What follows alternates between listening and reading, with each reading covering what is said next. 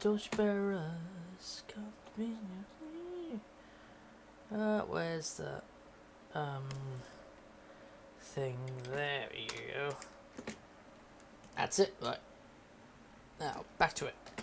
Sexy business. Mass gentlemen, sexy business. I also made sure I did kind of peek at some of the NSFW stuff, and it's pretty hard.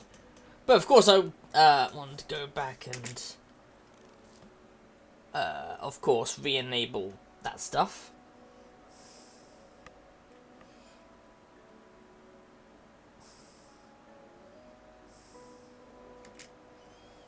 Should really? On the case. There? Let's go.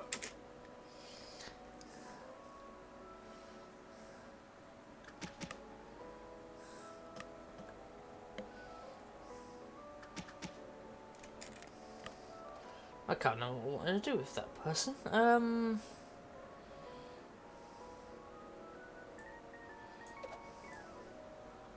Understood.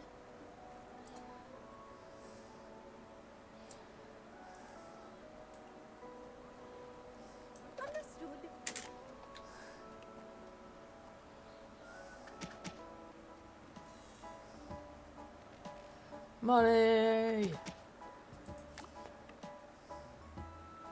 Buy more time. Oh, I need 300 coins for that. I mean, 300 gold for that.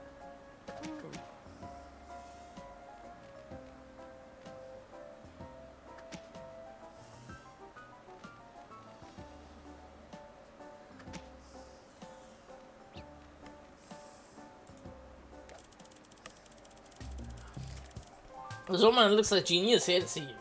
He claims that he'll grant you one wish for time that you saved him from an angry dog. That's the deal. We can wish for more loyal workers. Getting workers. We should wish for love, everyone. Stand love your empire. I don't recall doing that, but I could always use more money. No, more loyal workers. I think that sounds perfect. No more.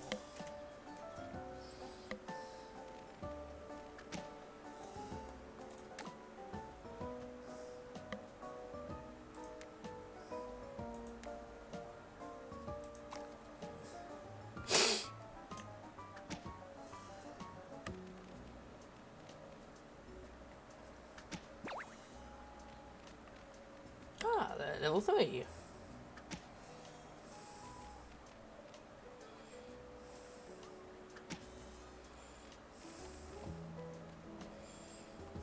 Ready when you are. There? Maybe making quite a bit of money.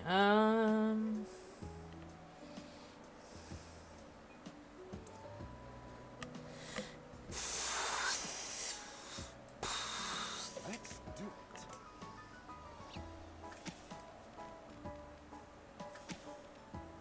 That's it, 2 CEOs at once. On your right. There we go. I'll be in my room. What do we get? Mustache. Who needs more of a mustache? I'd say she does, to be honest. There we go.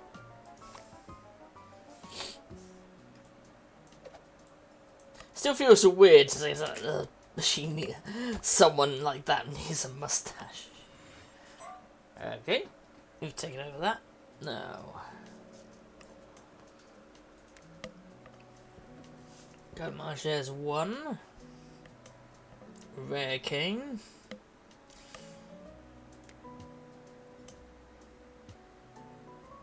Share 1.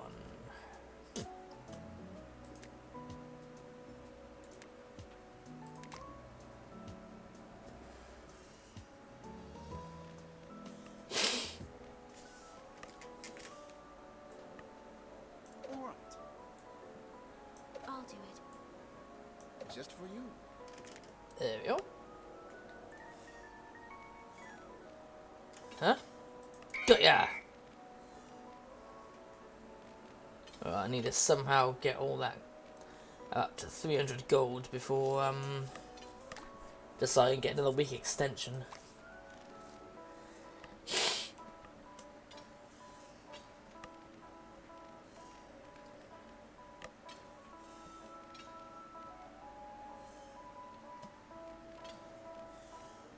Ready for action. Let's go another round.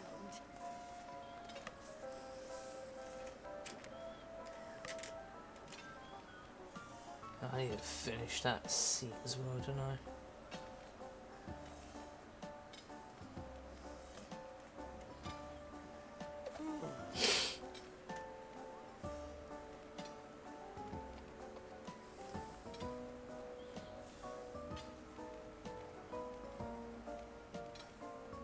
I need a nap.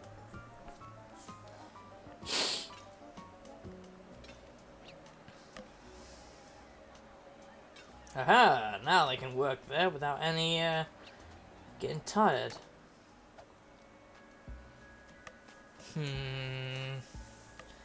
Have Let's vessel gloat. Haha.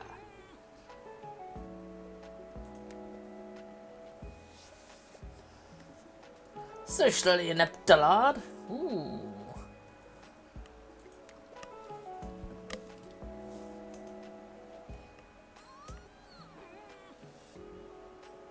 We are evenly matched. Ooh, nope. Damn. Yep, she won that one.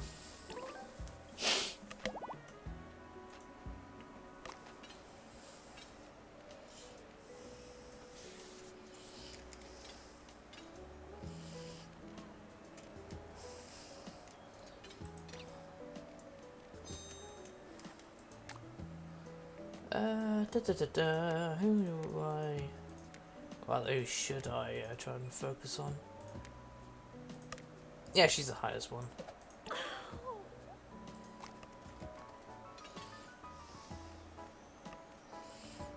Ready now.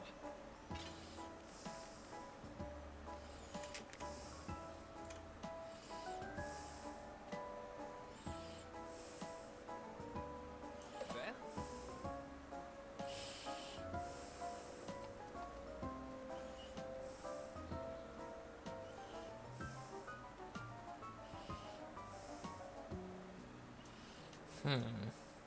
If you insist.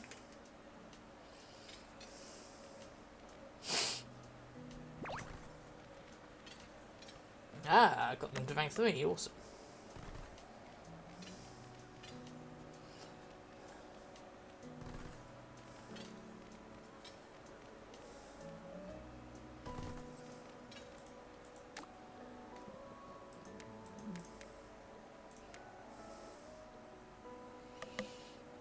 Trade secrets.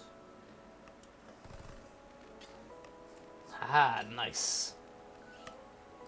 Now I can pay off that loan for a little bit week extension. 400 next time? Shit.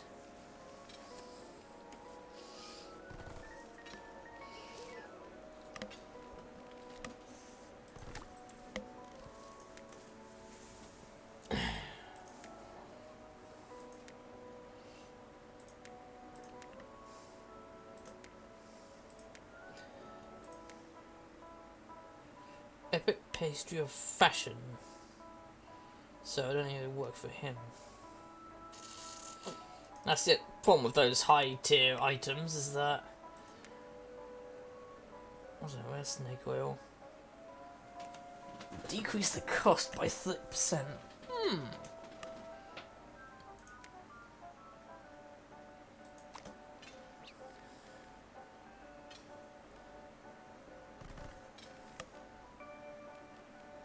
At the moment it's doing that, so...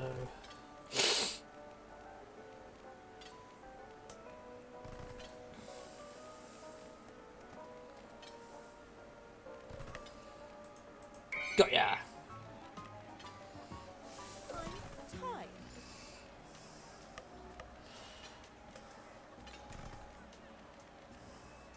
Actually, what's his fisticuffs now. I'm spent. Bloody high. On my way. Understood. Well, it's because we have a ship stuck in the ice in North Atlantic. What? Should we send a rescue team? You send me out amid the ice with my heat of volcanic personality. With one arm and two legs tied behind my back. What? Him. Because she's got the actual item that increases production of gold, I believe.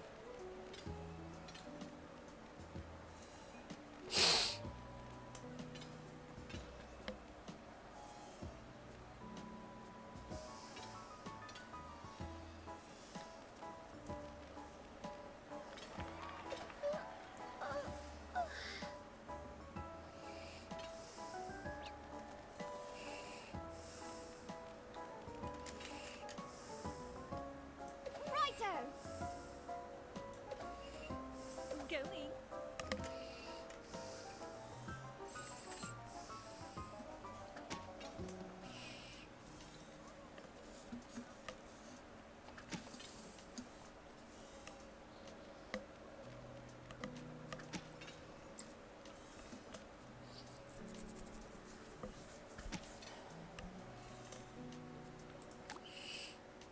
Big cash in 11 days. Well, fuck that. I'm not even near the chap. I'm miles away. And they expect me to beat him in fucking 11 days? My energies are aligned.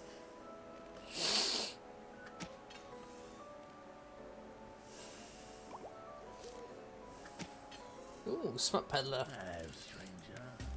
I've got some eyeglasses. Funny shuffle bottom. Yep. Again, because I'm streaming, Exhausted. I'm not gonna be sharing that with everyone.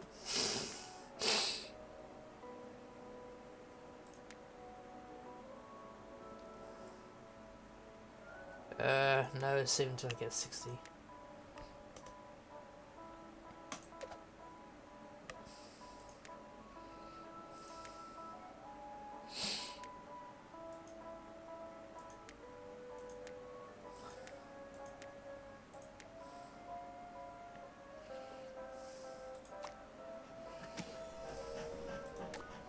Actually, wait, what is that route?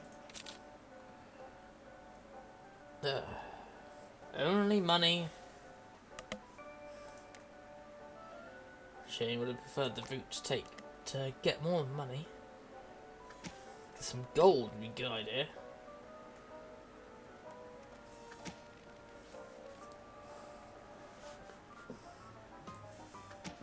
Okay.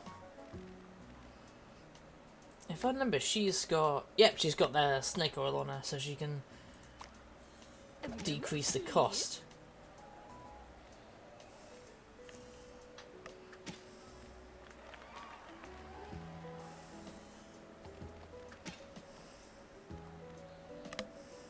I need a break.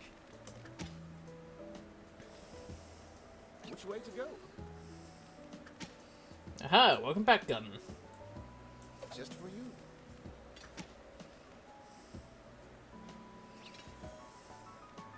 I did it! Whee! That's another one taken over. Increasing the market share for thingy. Now. Oh, if I go that way, I get 47 gold. Rare monocle. The rare cane.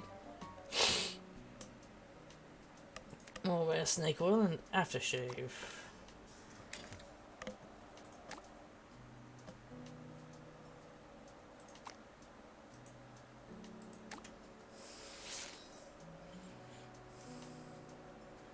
%. What she's got is 10%. So yeah, that will replace it.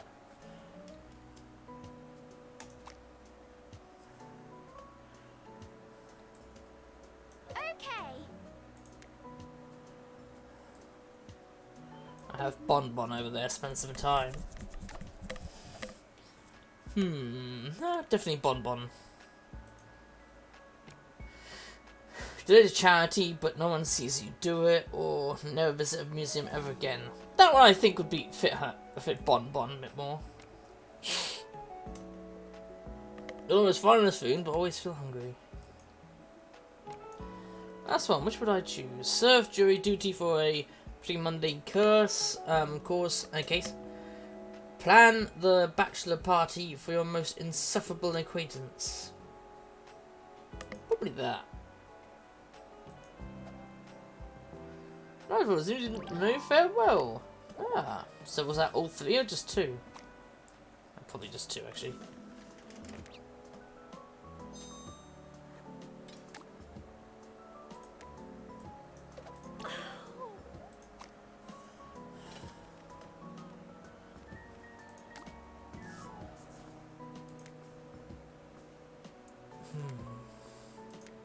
We do need gold.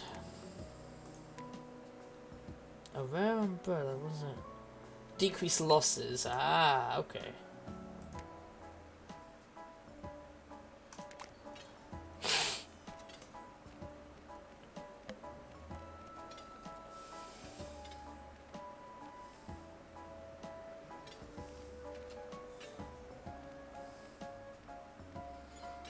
I need a break. Ready when you are. I'm done for now.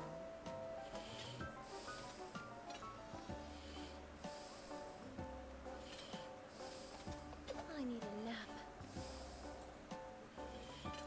Minus 11,000. Actually, you know what? No, keep her up here. But of course. So I like how the employees are all melded together now. So I don't have to worry about each individual person having enough employees. We've all got employees all together.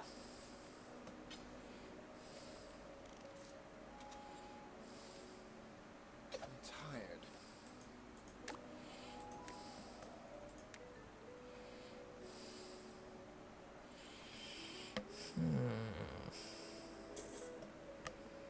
Oh, yeah, I keep exchanging those, don't I? With that, I could get a random asset. Ready for action. I'm at my maximum. On the case. Ready to go.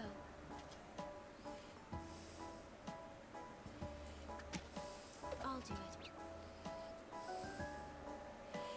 Couldn't activity again.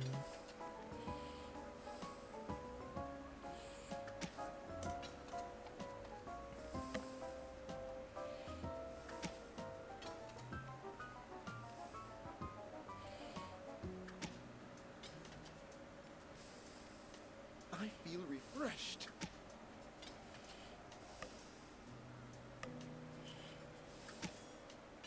You can count on me.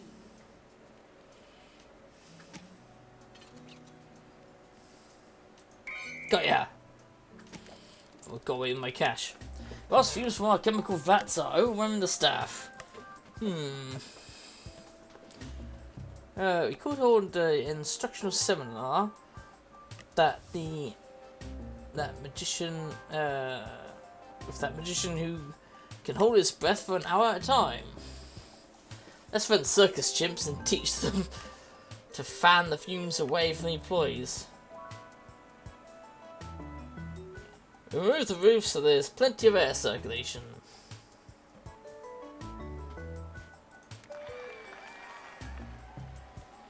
I mean, that's an interesting solution to the situation. Not sure I quite agree with that, but I mean, to each their own.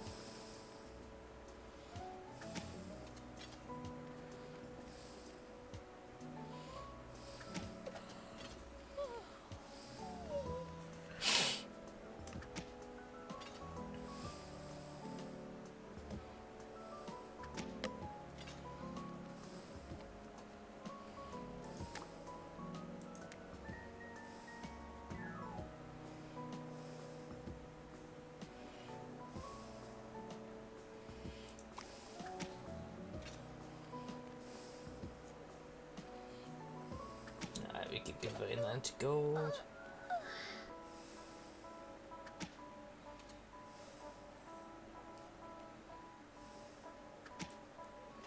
On my way.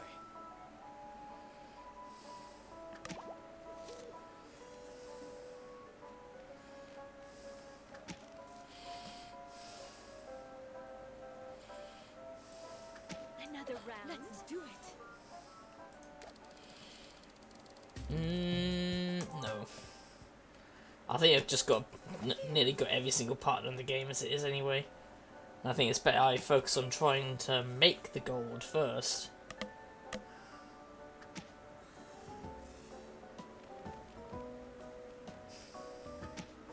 Ready to go.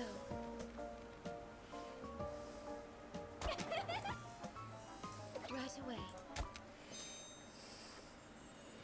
Aha! 47 gold. Brilliant.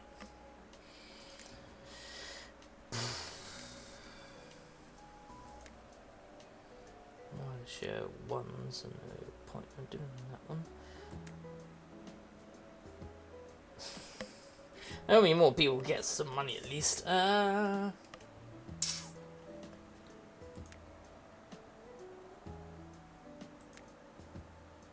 if I go straight there.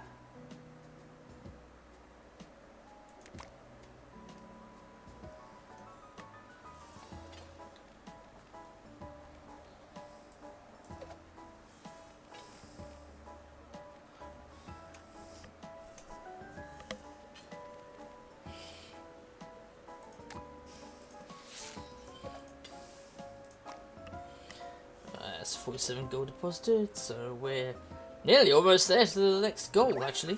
Go.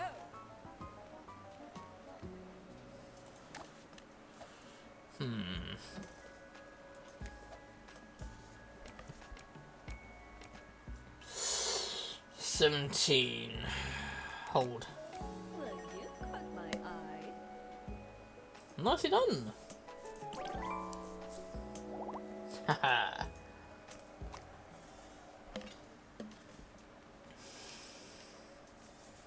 I'm spent.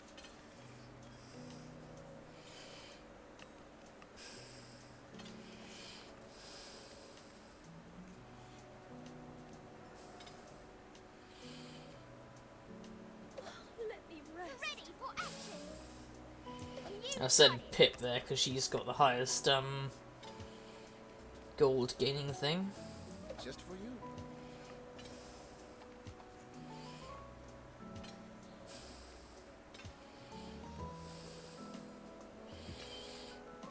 No, just about anyone here, really.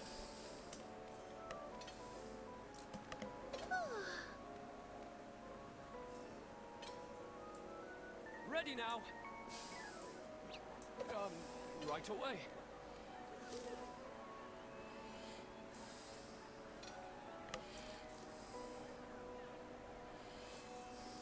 All right. Ready to go. Party's good on there, might as well.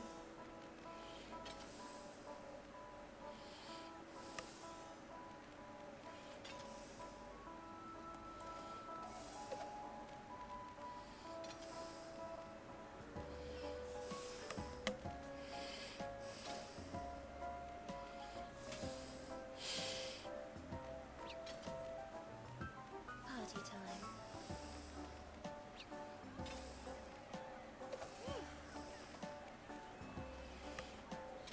Here, that's it. Send her to the money. Make more money.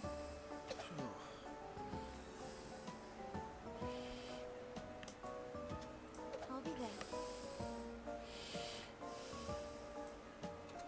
Okay. Go the fisticuffs and earn more fisticuffs.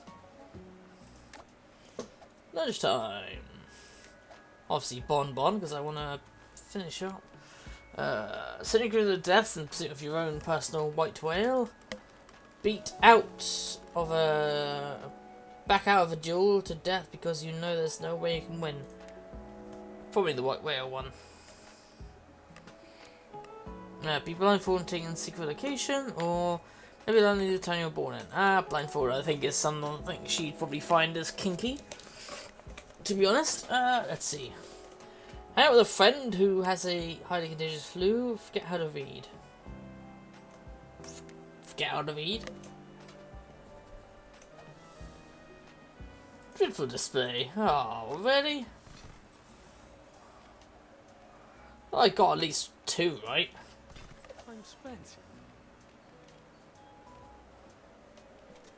Oh shit, there he is.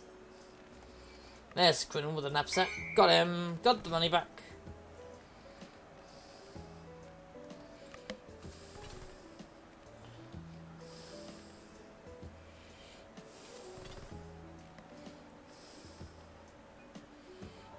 I feel refreshed.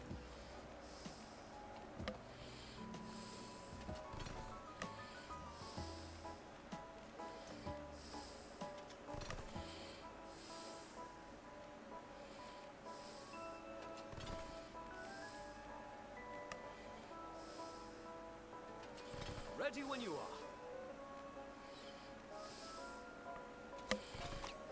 On my way. I'll be in my room. 12 was fresh. Updated industry awareness. Coffee things at the top, which I forget what that is.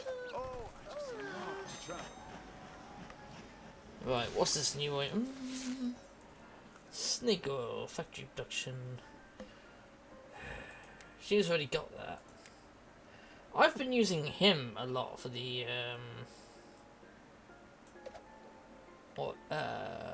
things, so how about that?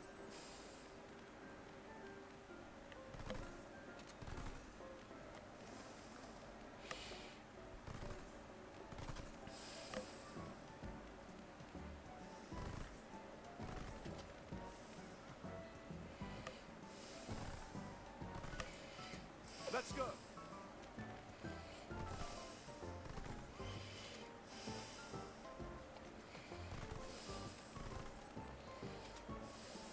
Full of energy.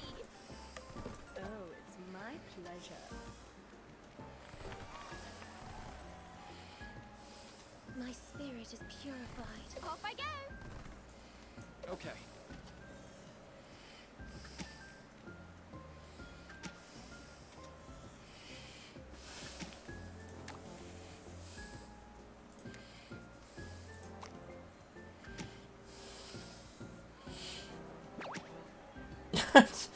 As soon as I leave that boxing bit, another party starts up the boxing arena. The internet's gone missing in the haunted mansion. Should we do something about this time? Perfect excuse for me to try out my new, absurdly real anti-ghost knife. Alright, off you go then.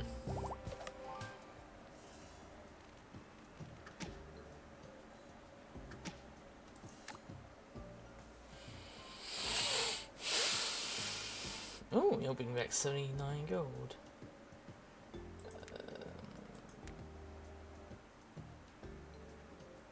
Epic mustache wax the rubber industry. I don't think I got anyone in the rubber industry, do I?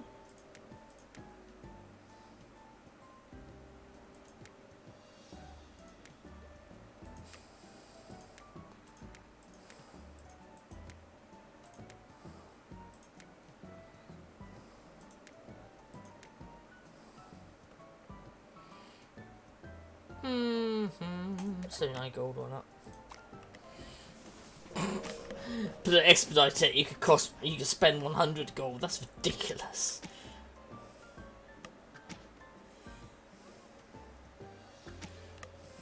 Wish me luck.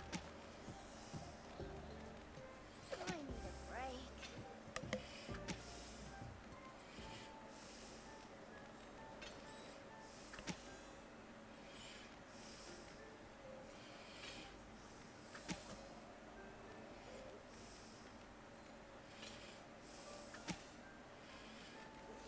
Right, with this person beaten, who is it that increases? I think it's, yeah, it's her. Her money increases, so we gotta work on that. Ah, stabby time.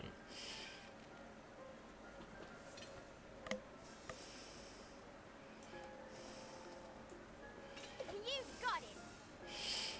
Firstly, we just beat the shit out of these people, because they're so close to the end. I did it. Woohoo! See? Just need to do one or two more smacks.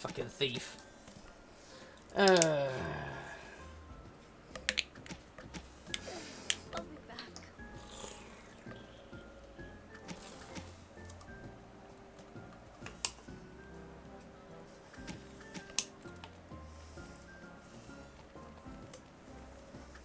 Phenomenal as always. Haha. There we go. Increases market share.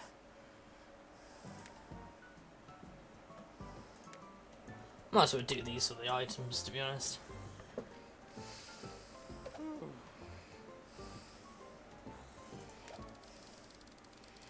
Actually, the animals have escaped and are running amok among the workers.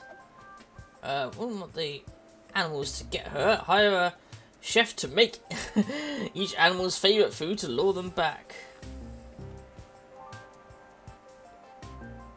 Gain a bit of money, gain that. It sounds the fastest way. Fetch my boxing gloves. Stat! Okay, people like that, and I get gold. Because... Keenest mustard.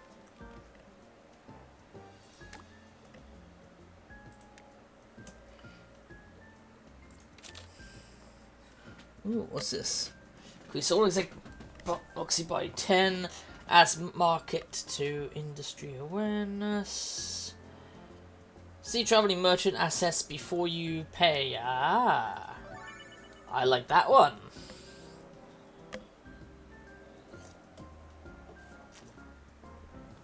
Food industry. Do I even have anyone for the food industry? I don't think so.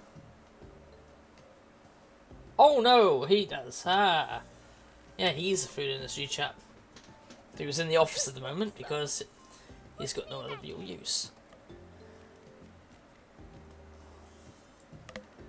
You got it.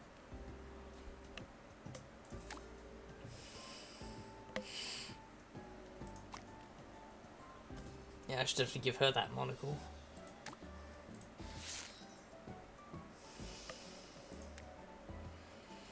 She's got that.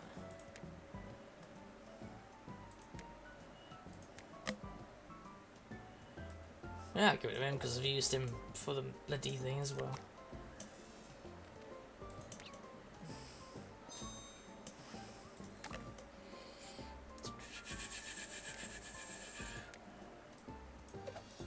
There you are. Ready when you are.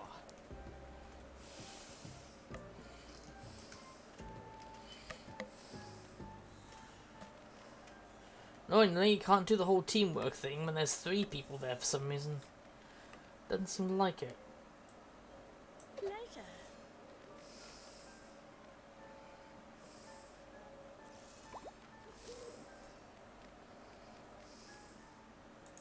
Oh, stranger. I've got some eyeglass for you. This is me, bunny outfit. Yes, we have it now. For reasons. Right away. He's 100 and something, so...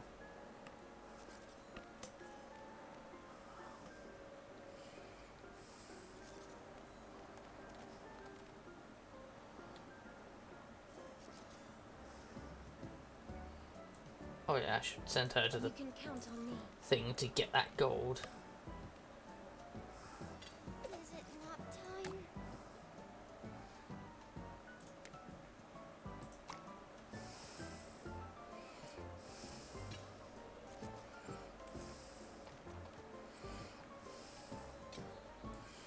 Or else something that's in there. Ready to go. 400 for that to extend it another week. Holy shit, it's now down to 3 days. I didn't notice that. Fuck.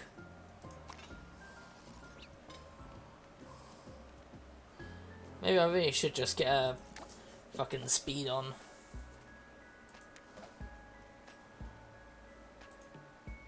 Oh god. Kind of quit his birthday party, same day as your birthday party. Disagree with everyone, no one likes you. Commit hours of public service that you weren't legally obliged to carry out. probably doesn't fit. Instead of you when you're being bested, no, adopt a flock of unruly feral pigeons into your home.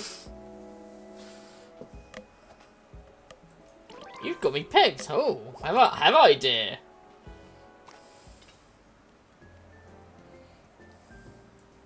Okay. Let me rest.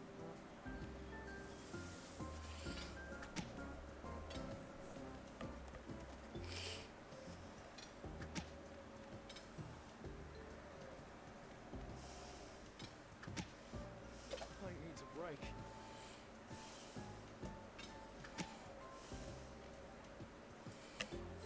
I'll be there.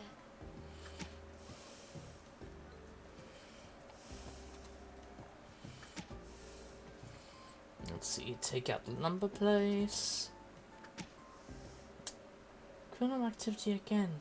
Break time. Motherfuckers.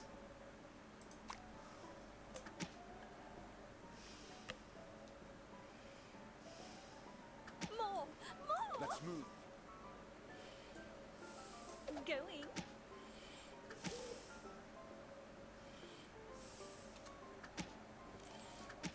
Understood. Ready now. Got ya! I win.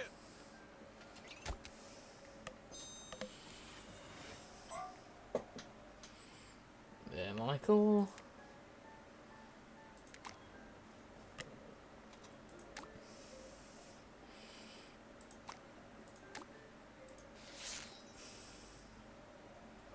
His is pretty high now, actually, and so is hers, so maybe I should...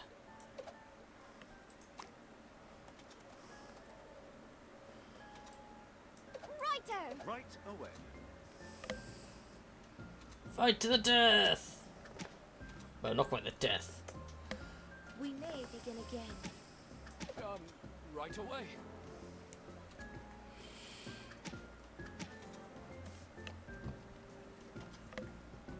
Big cash in 9 days.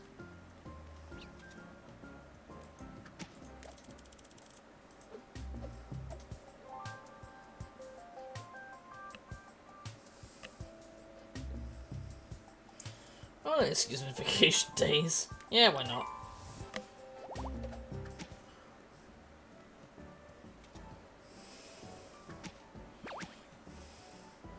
Something tells me after we finish doing this map, it'll just be a case of, oh no, we've been fucked over again, I'm guessing. So I kind of don't want to stop because I don't want to lose all the progress I've made. At least it's my theory anyway.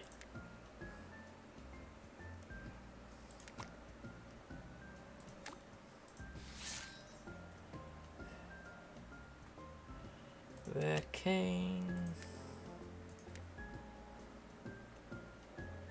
Oh, I can't give her a cane, can I? Because she's got...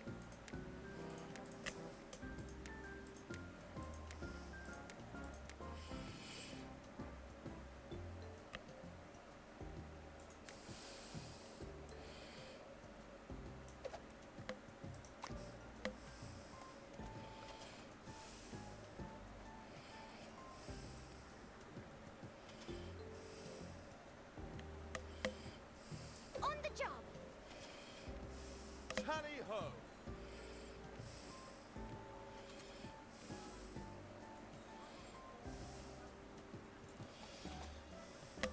Bloody hell. Oh! Now a party appears! Come on, come on.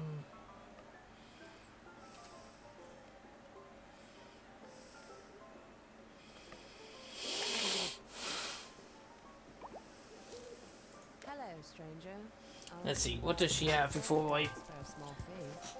Thankfully, I've got the magic ball there. Let's see. Decreased chance of rivals having traits. Increased training value at the boxing and added industry awareness. Greater chance of tonic rewards from districts. Bloody hell.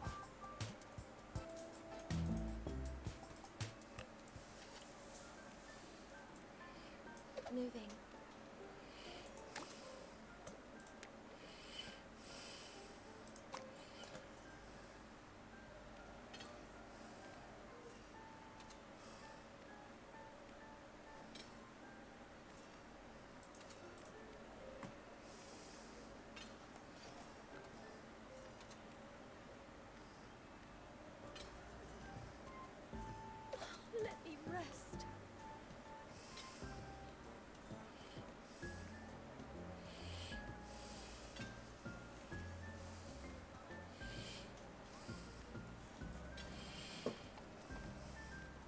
Yeah, take on that boxing thing. That means increase the fisticuffs even faster. And I think I've already pretty much I'm in tip-top shape. got more fisticuffs on everyone than anyone else.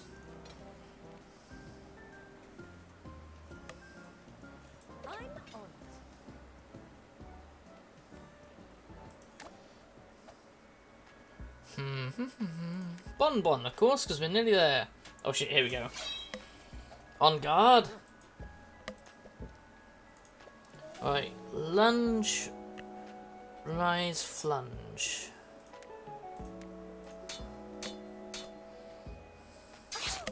Damn. Okay, beat, sweep, beat, sweep, lunge, taunt.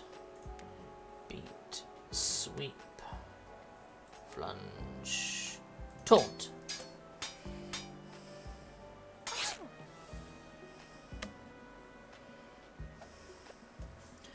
Okay, taunt, swipe, flunge, parry, backflip. Taunt, swipe, flunge, parry, backflip.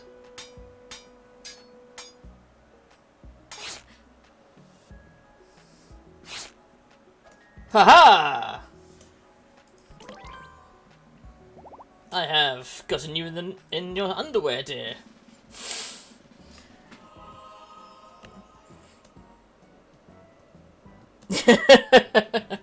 Yeah, I can understand that, geek. It is actually really fun, and smut aside, it is quite fresh and dusty. it's got quite a bit of sex positivity to it as well, which I think is great. You don't see that too often.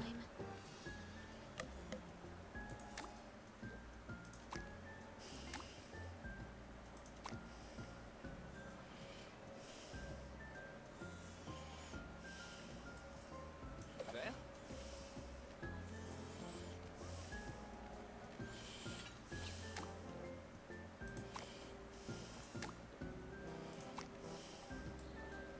Oh, it's my pleasure. Break.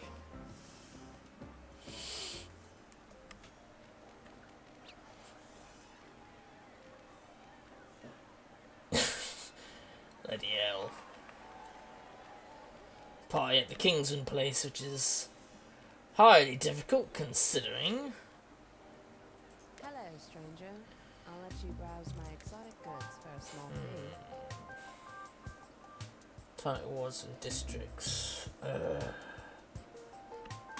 next time. That's probably the better idea, actually. Ready to go. Got ya! I need a break. Bloody thief. Alright, I'll wait for Pip to charge, and then I'll charge into the enemy and kick their ass. That seems to be the best plan. Ready when you I'll are. do it.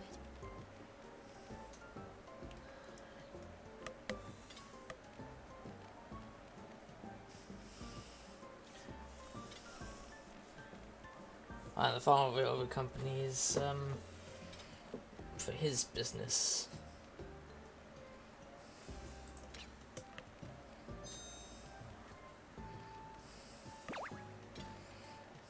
Put me in.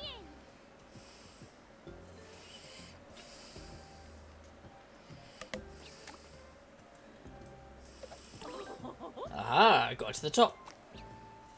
As I usually do. Sorry, bad joke there. 111 Valentine, date 5, the final date. Boss, 111 Valentine has sent us a party invitation. Actually, let me rephrase that. Bon has sent herself as a party invitation. I'd rather not lick stamps to send them. My tongue is best put to use elsewhere. Besides, I wanted just to talk to you both before the festivities start. Of course, you are both invited to dates. part of the celebration for coming out the other end of the Bothel's quarrel a better person. I mean, you do nothing unless me after the whole destroying other person's livelihood to mask my own insecurities. Who among us doesn't wildly overcompensate at any hint of our own imagined weakness being discovered?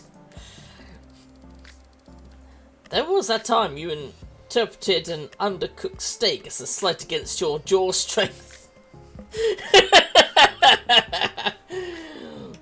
I like your creativity there. You gave me an undercooked steak? Do you think my jaw is not strong enough, sir? Well, it's time to go outside and do some fisticuffs.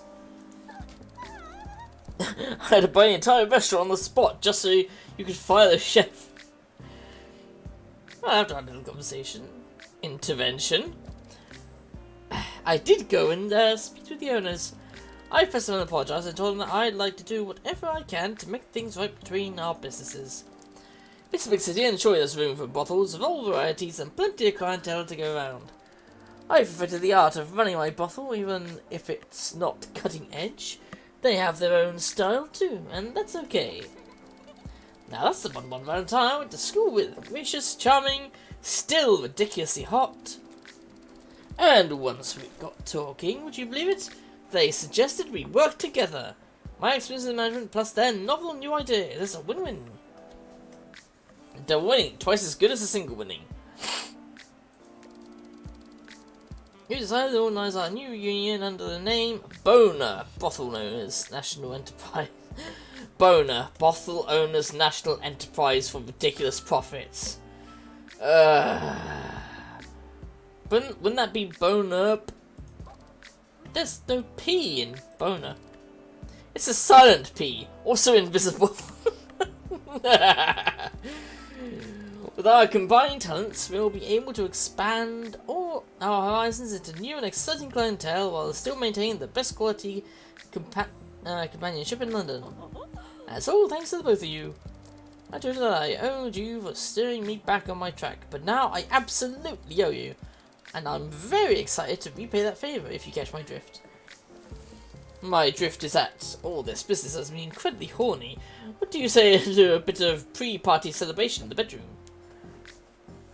First, yes. Second, is that why you brought a steamer trunk with you?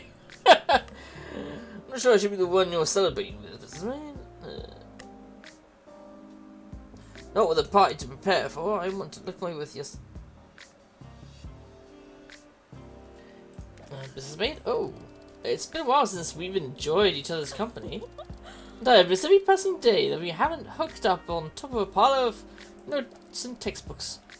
You're coming too, aren't you, boss? Even if you're not participating, I think I'd like to know how it feels to be watched instead of being the one who's watching. Not that I mind at all.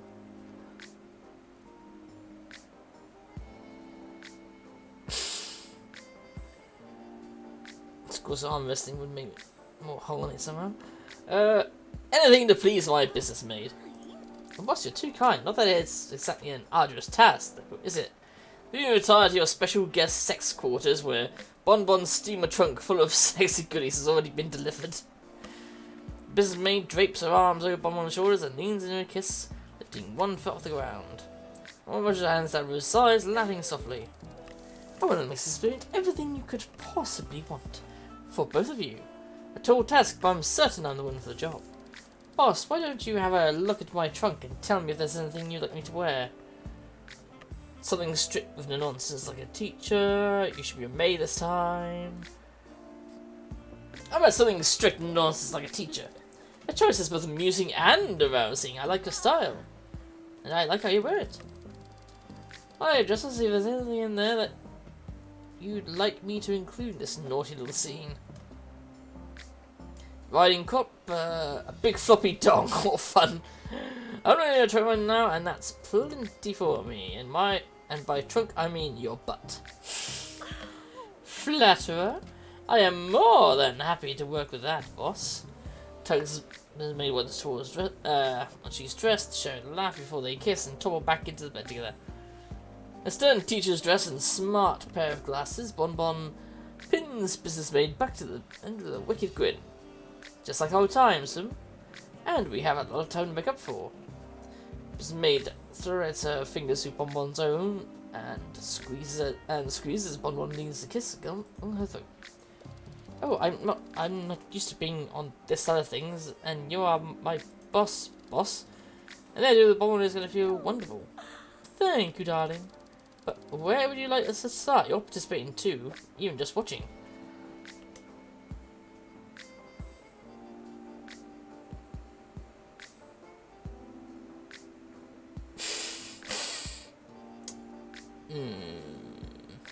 It's time to have your sissy revenge for all those missed nights of study, Rose.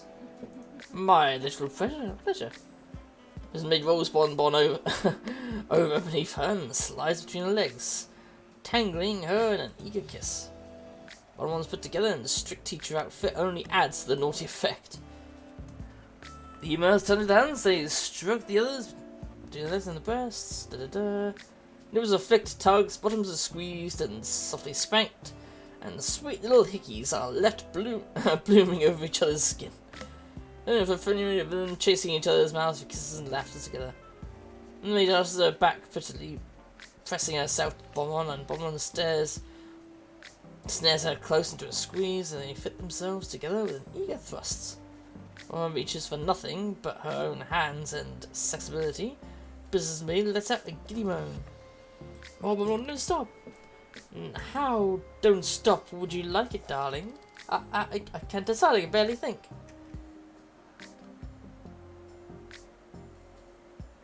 Slow and steady wins the sex race, that's my preferred point. Bonbon's use of her talented hands with such slow delivery and firm force soon has business maid trembling in delight.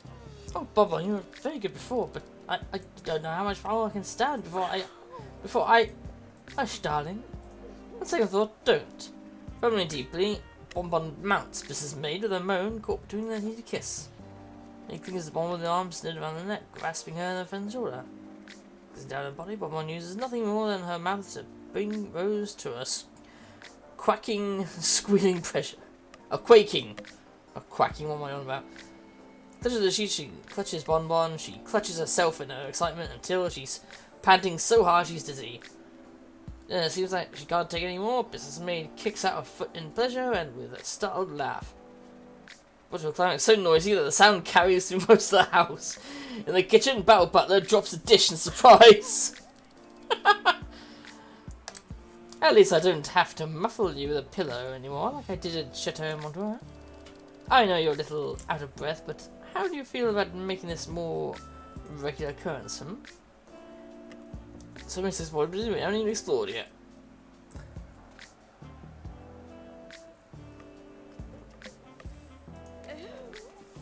Oh, is that a rose? Yes!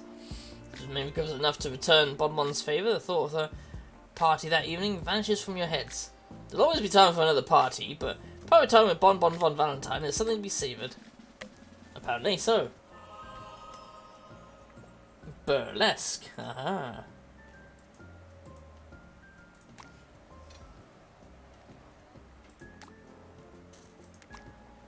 Wait, is she? Yep, she's ready.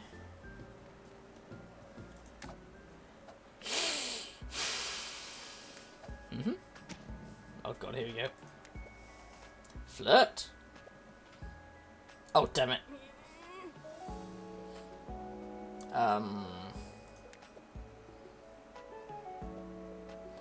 Let's make this interesting. Oh damn it.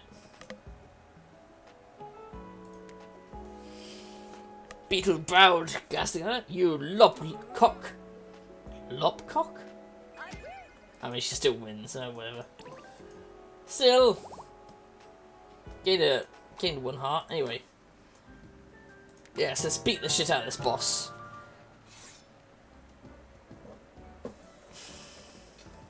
On the case.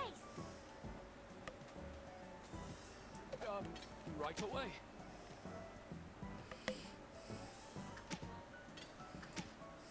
On it.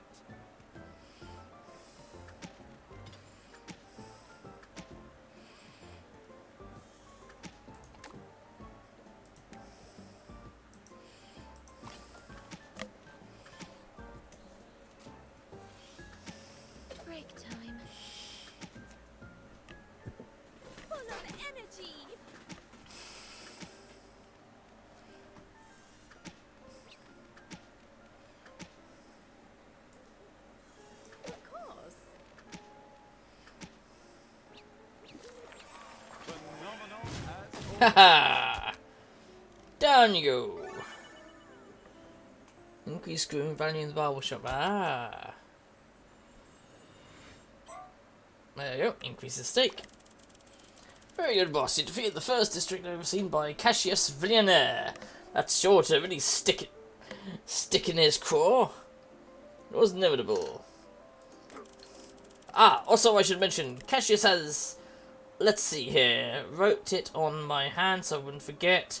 Kidnapped businessman. What? How can you have forgot? Why do you need to write that on your hand so you don't forget it? Fuck! He sent you this challenge, boss. Barbara hands you a letter written elegant crimson text upon black paper. It's hard to read, but it looks cool. Looks cool as all heck. Dear adversary, I have once again taken something from right under your nose. If you want to see your business made alive, meet me at my cliffside estate. Ooh, things are really getting hot now. I mean, things are already hot with the game as it is, and the fucking weather, but...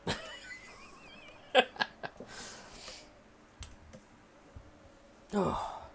Stubby, stubby, stubby, stubby, stubby, stubby, stubby, stubby,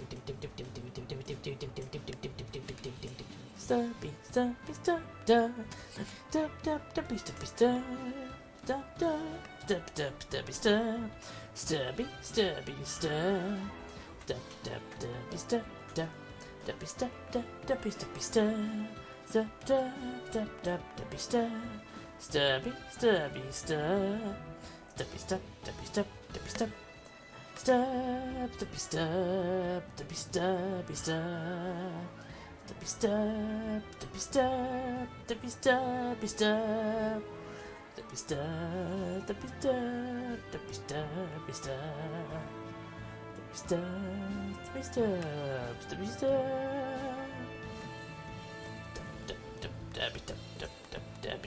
Ah, it's a warrior geek's got. Haha, they've only got healers left. Down they go.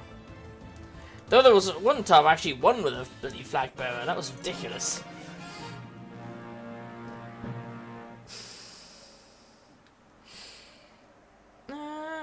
Should I bother?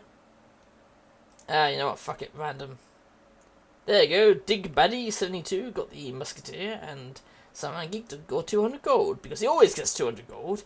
Even when I fucking randomize, he gets 200 gold. Oh, it's insane. Put Templar down so I can boost stuff. So I can at least try and get some. Oh, thank you, Cheer, for the epic warrior in the battlefield. Yeah, my cliffside estate. I have sent a carriage to pick you up. I have several cliffside estates, you see. This will just be easier than trying to describe which one to go to. I trust that I shall see you shortly. Sinisterly yours, Cassius Villianaire. This is why I insist business maid should wear a little bell so she wouldn't get lost so easily. Fucking hell, Battle Butler. She didn't get lost, she got fucking kidnapped. She never takes my tactical advice. Apologies, boss, it is my duty to defend your estate and I have failed you. I'll punish you when I get home. Yes, understandable, you're really more the offensive type. The best offense is a good offense, I always say. Carriage sent to bring you to Villianaire State approaches. Boss, what would you like me to do while you play into Cassius's obvious trap? Hide the shadows, protect me from obvious traps. Infiltrate his estate and rescue business maid while I distract him. Yeah, get business maid while I distract him. You can count on me, boss. Carriage pulls up. Curiously, there's no driver, but the horses seem to know where to go. With no other choice, you step inside. The interior is plush and dimly lit. Across from you is a photo of business maid with her eyes scratched out. Ooh! This guy's a sadistic fuck. Otherwise, the ride is pleasant enough. Carriage stops and you step out. an ominous structure looms over you, pitch against the already dark and gloomy sky. You approach the mansion, distressingly perched at the edge of the sheer cliff. Sickly grey clouds swirl above the estate. As you enter, the ostentatious interior design immediately puts your body into high alert. The rug is zebra print, the wallpaper is leopard print, each door sports a unique animal print. You're not sure how, but the chandelier appears to be snake... The chandelier is snakeskin? What on earth? The assault on your senses instinctively forces you to shield your eyes. You stumble towards a set of giraffe print doors ajar at the end of the hall. Burst into the next room, you find yourself in a cavernous dining hall. A huge black curtain covers one side of the room, fluttering violently from the draught. A figure stands at the back of the room, looking into the fireplace, arms folded behind his back. So kind of you to join me. Your sense of interior design is appalling. I found my aesthetic. Can you say as much? Come now, let's have a little chat. This is an obvious trap.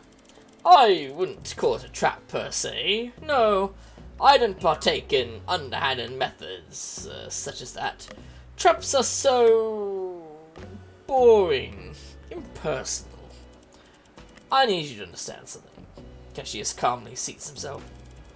I may possess the Sanctus Laptis Fortunae, yes, and yes, I may be able to use this power to direct fate itself by my very will.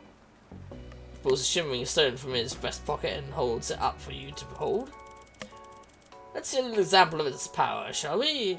Why don't you have a seat?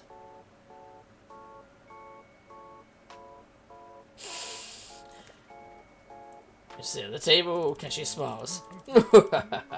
Yes, excellent. With this power, you'll find your options limited. But while I can use this power to bend you, I believe you'll need to be in complete control in order for me to break you.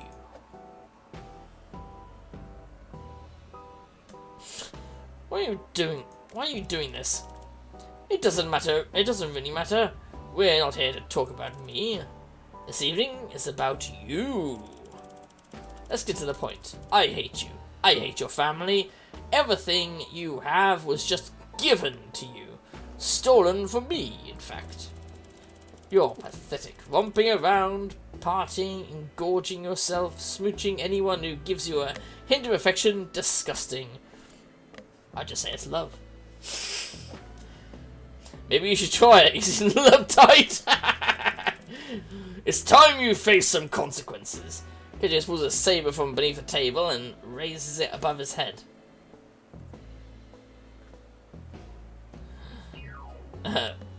Search at the side of the table for a saber. Pen on the outside of the table, find nothing but old gum. Cassius cuts one of the three nearby ropes. The giant black curtain on the side of the room goes slack and flutters away to reveal a gaping hole in the room. Outside the hole are businessmate and battle butler dangling precariously in cages over the cliff's edge. Good evening, boss. Apologies, boss. I appear to have been captured. Cassius, what the fuck? I know, right? Allow me to explain. Both of them hang 3 meters over the rocks below. A fatal fall, no matter how you look at it. Not to mention the sharks. From where you stand, you cannot possibly make it to me before I could cut both ropes. If you do anything untoward, I'll see them both killed. Now that you understand the circumstances, I'll make this simple. You must choose who dies tonight. That's an impossible choice. It's really not. It's quite binary. I could flip a coin if they really mean so little to you. I choose myself. That's cute, but those aren't the rules. I choose you! Really? No, of course not. You're still using the magic stone, aren't you? I could be, but I'm not. Look, there it sits on the table, not even glowing. This is just between you and me. What do you want? While I enjoy the begging, it's not what I want. What I want is to see you lose. And I'm going to get what I want. Alright, I made my choice. Who shall it be then? I refuse to play your game. I'm just going to cut both then. Fine by me. Kashi shrugs. He swings his saber and cuts through the ropes. You catch a shock of your servant's eyes just before they drop. Run to the cliff's edge. You run and look down towards the rocks. Although the bottom of the sea servants, though quite visibly squirming in pain, baffling, not dashed against the rocks. My goodness, you should see your face. It's like this. Oh, Cassius doubles over laughing.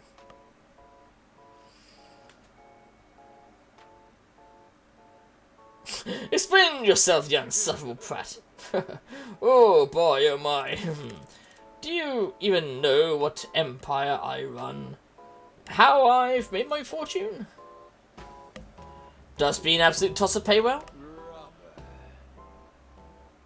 Rubber. My empire is built on rubber. Oh, I see. So he's the one that's in charge of rubber? But then, what? Do I take over his industry, or does somebody else? Or does he somehow work for me? A remarkable material that is used in the creation of many modern products. Tires, false teeth, sex toys. Rubber false teeth? Ugh. And stage props such as the rocks your servants have just landed upon. Not the most comfortable landing, but not fatal either. Ah yes, the look of utter defeat on your face. That's what I live for. I wouldn't kill your servants. Why, if I did, how could I do it again? Apparently, you see your servants crawling off the rocks just before they clear the water's edge. They're attacked by a frenzy of sharks. Your heart sinks. Oh yes, I did mention the sharks, didn't I? Are you fucking kidding me? Again? You fell for it again? Guess you swipes tears in his eyes. You've just witnessed another of our breakthrough products. Rubber dentures for sharks. It's a great way to keep them as pets. The fuck? You know, they say revenge is a dish best served cold.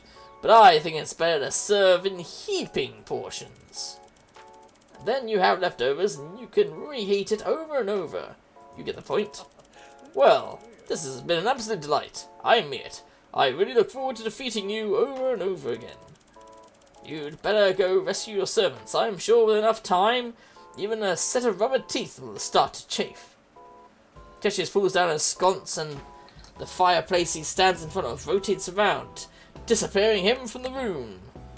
Like he's a fucking Bond villain.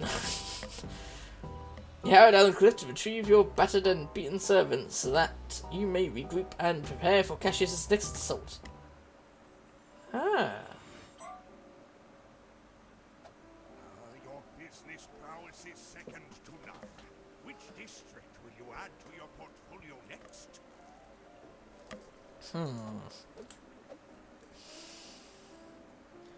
What's the model train? Increase favorable travel agents at station. Increase all executive moxie by 10. I think that would probably be good because I really wanna get some more people in. Do some more traveling. The boss is that. Holy shit. Pip is gonna get a fuckload from this place.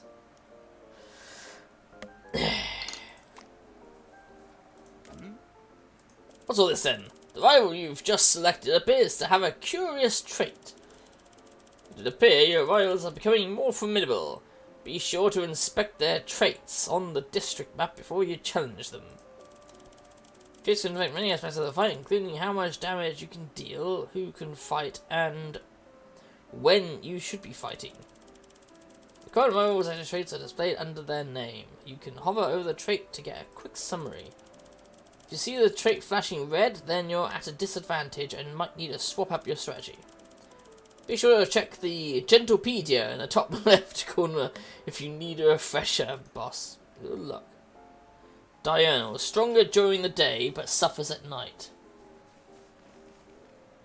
So he's shit now, but that's not really saying much. On the case.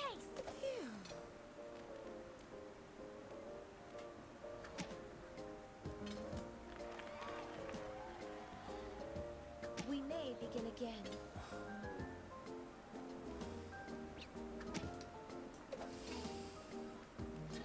Actually, On the case. Let's do it. because we're protected now because of the people there.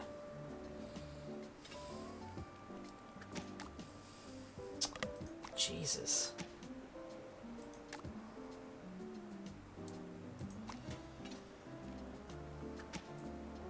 I'll do it. Ready for more.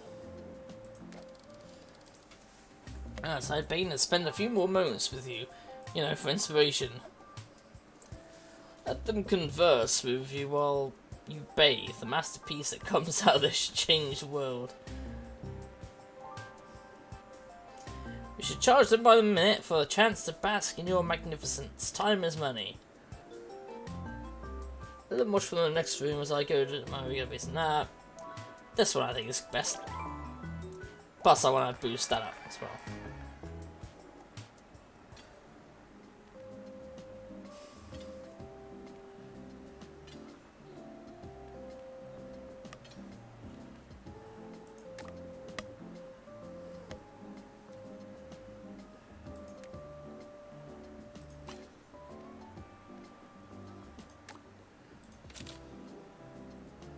Maybe I should just work on doing that.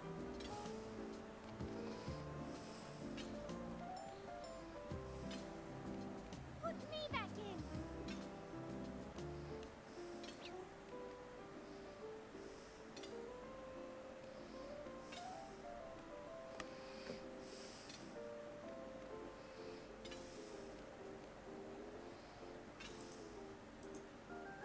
I'm at my maximum.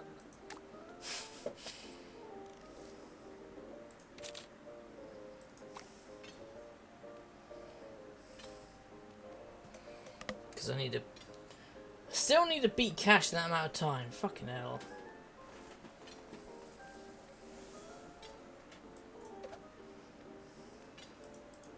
Got ya. You thief.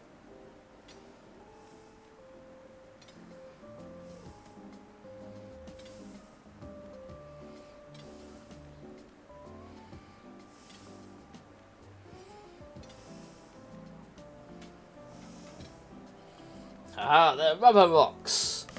They're rubber dentures for sharks. I'm ready now.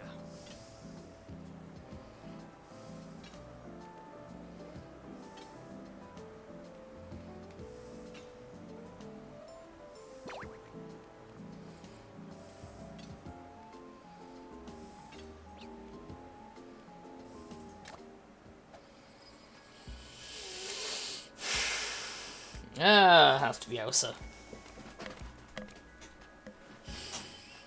13. Hit. I did it. Damn it! I got a 10, so I instantly fucking lost.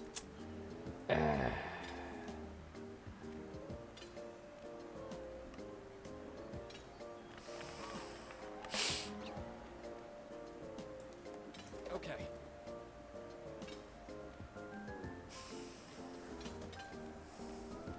Off the clock.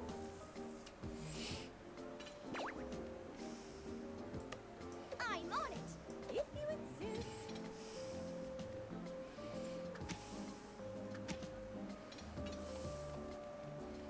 Haha. No time. So now his ability is fucked.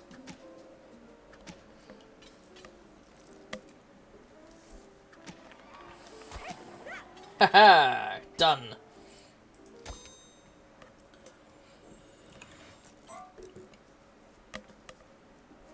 My market share has gone straight up.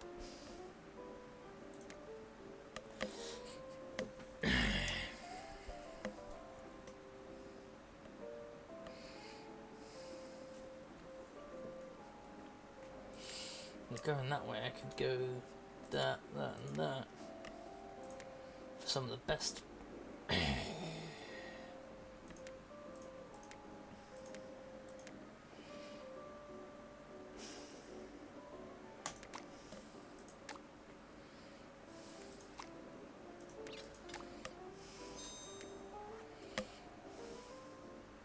Oh, he won't be back for a while.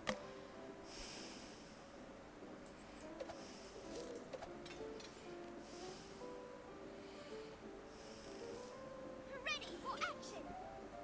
Damage taken over their own fisticuffs level is reflected back at the executive. Another round. Ooh. I'm in tip-top shape.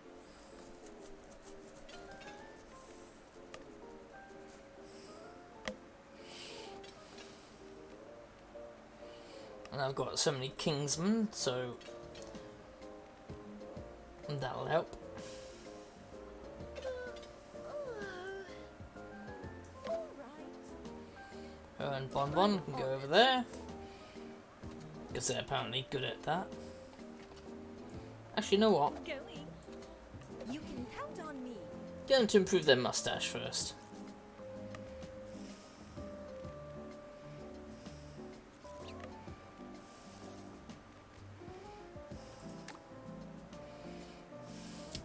Bonbon don't need it anymore. She could do the gift though.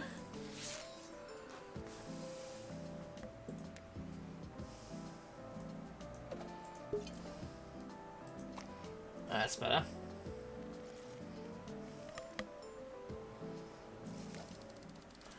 Venom Switzerland claims to have created a way to turn coal into diamonds. Should we investigate?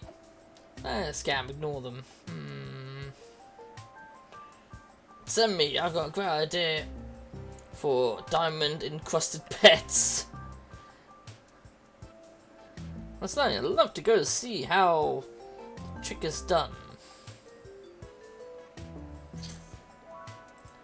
Fuck, I mean, I just sent her to the bloody barber for the mushroom, but fuck it. Mustache. Mushroom? What am I talking about?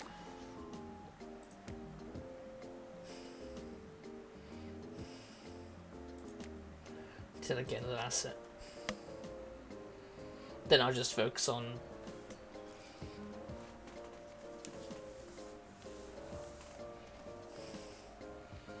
Ready to go.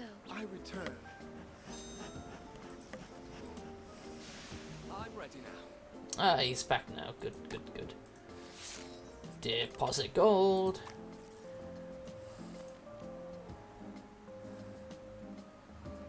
Because we need gold. Right away.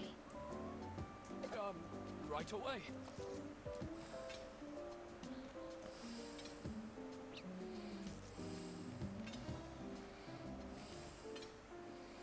Oh, great criminal activity. Got ya! Before I even nabbed my money.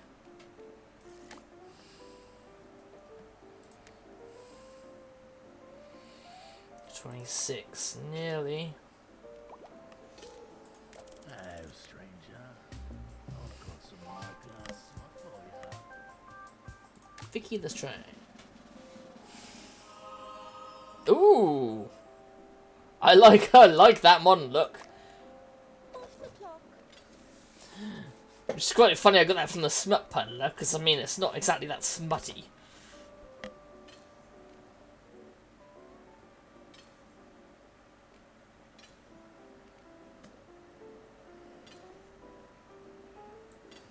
Off I go.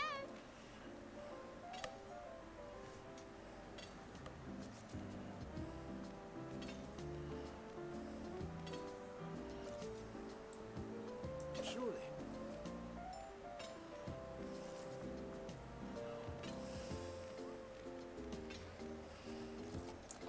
Come on, more gold, more gold, more gold.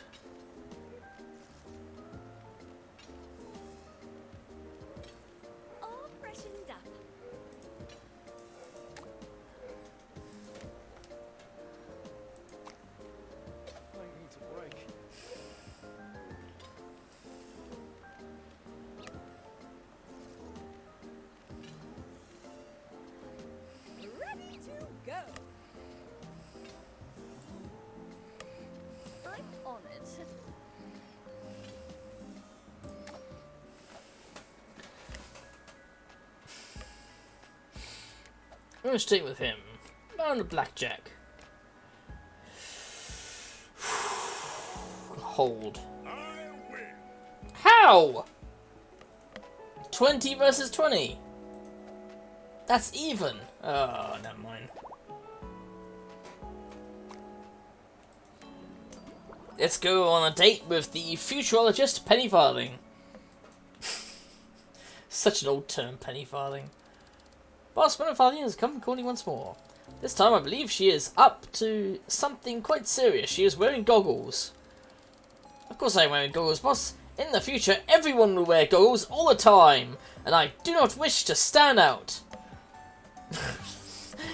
You know, I've not been out too often, Geek. Does anyone wear goggles outside? You mean, indeed, I have constructed a time apparatus, and today we shall take her on her maiden voyage. Whatever shall I wear? Anything with a profusion of unnecessary buckles, wires, and vacuum tubes should do the trick. You can sew those things onto a corset, so much the better. Come, the future awaits. While waiting for a response, Penny whisks you away to her workshop. It was a very cavernous room filled with dismantled steam engines, medieval suits of armour, and labyrinths of pneumatic tubes. Behold, the apparatus! In the centre of the room, the mass of other projects has been cleared away to make room for Penny's invention. It looks like a cross between a diving bell, a catamaran, 6 bicycles, and a grandfather clock. A heavy steel door stands ajar on the front of the apparatus. It is the only way in or out. It came to me after I was struck by lightning at the end of our last outing. How does it work? I'm glad you asked. The apparatus, you see, operates on the principles of chronosubjectivity. Perhaps you've noticed that time moves more slowly when you are bored, and more quickly when you are enjoying yourself. This machine amplifies the fun we're having via a series of electrodes, and then projects that subjective time current into the sails, launching us forward in time. That's an interesting idea. What kind of fun are we talking about? I'll let you decide what fun we'd like to have. But I have a wide variety of board games inside. Here we go. You know what? That isn't so bad. A wide variety of board games. I think that sounds perfectly fine. 2 years decorated like a high society sitting room that has collided with a clock factory. 2 overstuffed chairs on a ornamental rug. Oh wait, is it battle time? No, it's not. We're surrounded on all sides by clocks, watches, gears, and pendulums. A console in one corner consists of several dials, a naval chronometer, 2 banks of electrodes, and a steel calendar. Steel? Let's start conservatively. How about 100 years? Penny closes the door behind you, sets a dial on the console, and busies herself fixing electrodes to each of your heads. She flips a switch on the console, and you hear the steel door lock with a thunk. She beams. Now, in order to travel through time, we need to have fun. How should we accomplish this? Let's kiss through time. A capital idea. Kiss me, you mad adventurer. Ooh. I like to be called that. And kiss you do. For a moment, time seems to stand still. But that's the opposite of what you want. So you keep kissing until time speeds up again. You kiss so hard the electrodes come off your heads. Oh no, we can't keep canoodling without the electrodes. It'll be a waste. Penny expertly reattaches the devices to your respective heads. As long as I'm up, I may as well check our time progress. Just a moment.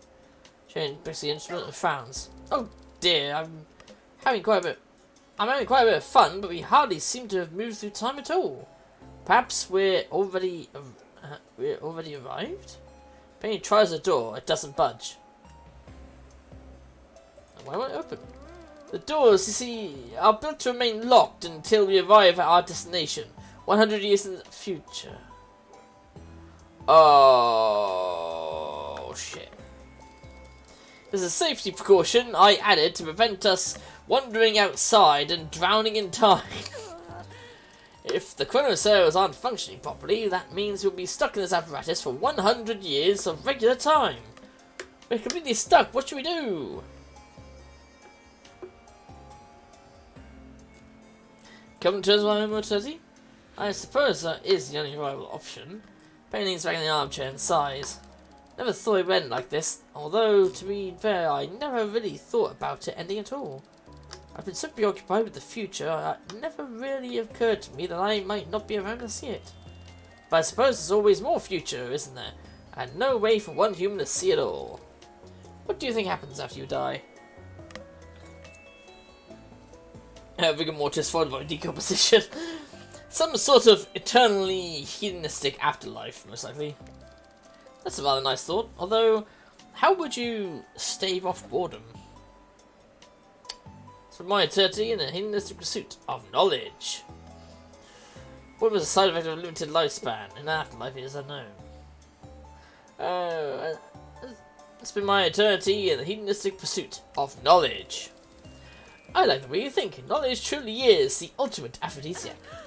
And come to think of it, with each new person that joins the afterlife, you'd be able to ask them all sorts of questions. You could find out what was to come after you passed. It's a bit roundabout, but it's comforting to think that I'd finally find out what the future holds. I suppose we'll all be gaining some knowledge soon enough. What it's like to die inside a steel coffin built for two. Not that it's knowledge I'm particularly excited to gain. Seems to be quite a bit of friction between my opposing ideas, doesn't there? Wait, friction, that's it! If we can generate enough static electricity, we should be able to short out the electromagnet which governs the locking mechanism. But how can we possibly generate enough static electricity? Oh, I know where to generate some static electricity, alright. Let's make use of this box of party balloons you stopped. The party balloons! A marvellous idea! I stopped them for fun. I never thought they'd function as an emergency saving device. Inflate several party balloons and rub them vigorously against each other's hair. Then, careful not to discharge their electricity, you approach the door. Okay. 3, 2, 1. And zap in unison! The bolt unlocks with a thunk and the door swings open. But it looks around, you are both still clearly in her workshop, and it doesn't appear to have been ravaged by time, even a little. No, it didn't work at all? Not even a few years? Time, butler, what year is it? A Welsh corky holding a timepiece trots out from underneath a pile of scrap linens. Oh, it seems we weren't even in there for more than 5 minutes. Gives the timekeeping corgi a pat on the head and then trots off. Well, that was a rather harrowing adventure, wasn't it? It's a good thing I had you by my side, otherwise things might have gone quite differently. The madness of the Victorian period. For one madness, we enter another. Battle time. Stabby, stabby, stabby, stabby,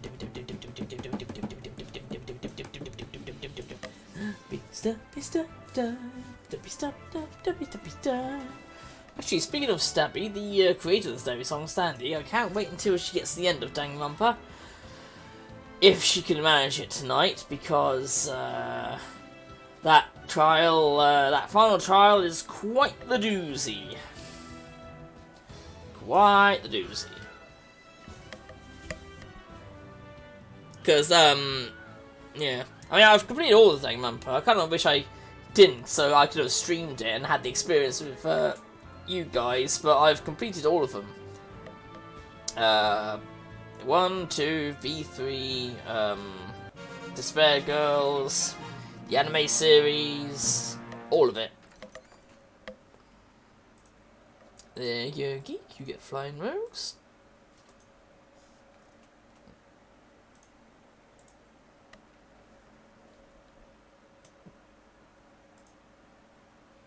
Now, what's on the quests bit? Win 5 battles. Should be fairly easy. Win 3 battles. Okay. Place war beasts. Place warriors. Plus, I quite like the warrior there, giving people buffs to like damage and shit. It means he's fairly useful. Anyway, yeah, otherwise things were quite differently. If you haven't found your way out one way or another, let's see. It was my pleasure to be by your side and your other parts. The pleasure was all mine. In any case, the experiment was a failure. I'm glad I got to share my failure with you. And perhaps it wasn't such a failure after all. But she did bring us closer to each other, as death traps and shared trauma are known to. Perhaps I can rebrand the machine as a romantic room escape. If you'll excuse me, I have some revisions to work on. Leave it as a workshop. A DL. Ooh, mermaid. Nice.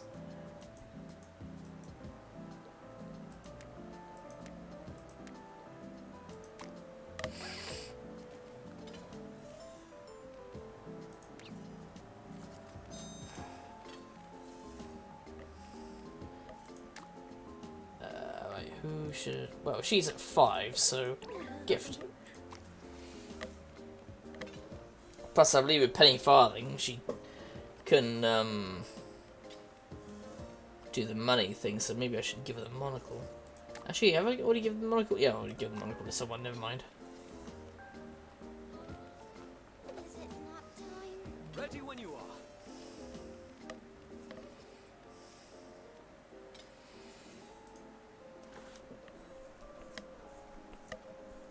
Tired.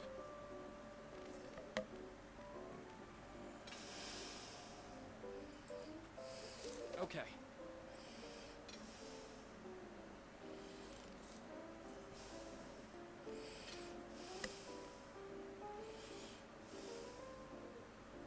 Break time. Off I go. I'm on it.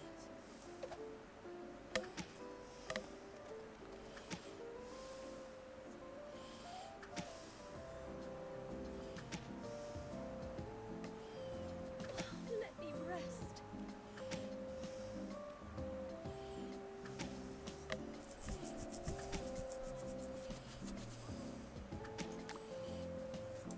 Yo.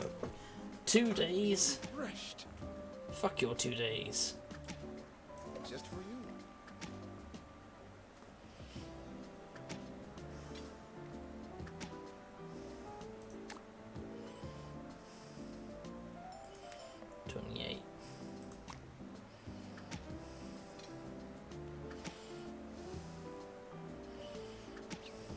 Ready to go. Mastermind has asking you to race a pod of dolphins across the channel. Let's do it for the exercise, provided it's there and back again. Just a mere school of sharks instead. Let's secretly bet £1 million against you and throw the race to turn a profit. Yeah, that sounds good. Plus it increases our thing and we get more gold, which is exactly what we need. More fucking gold. Moving.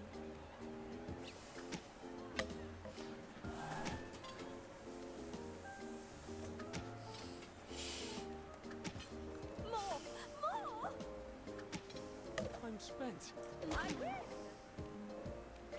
Ta-da!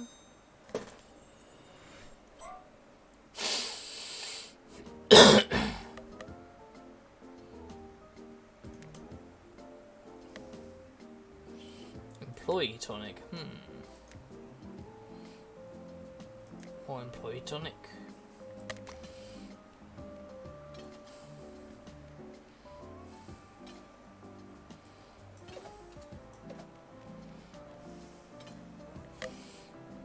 Actually, you know what? Send her there. On me.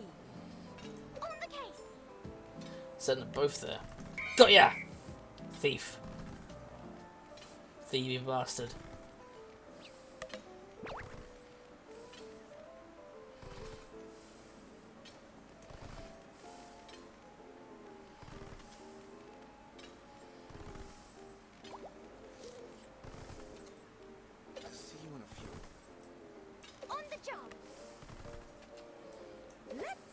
now.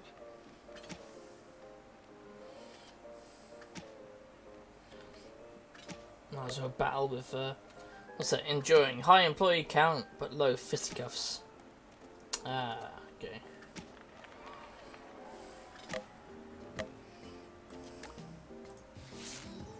Be cashiers in one day. I mean, it doesn't matter who I give this to, just because our pool is shared. There we go. But now I can pay for an extension on the week. Jesus.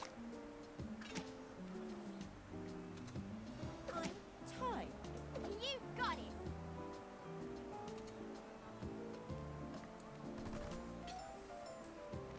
If you insist.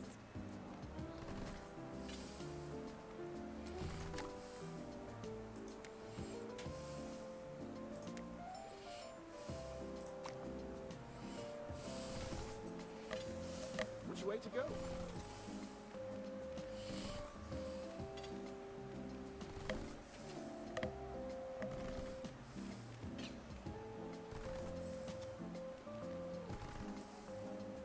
You got it.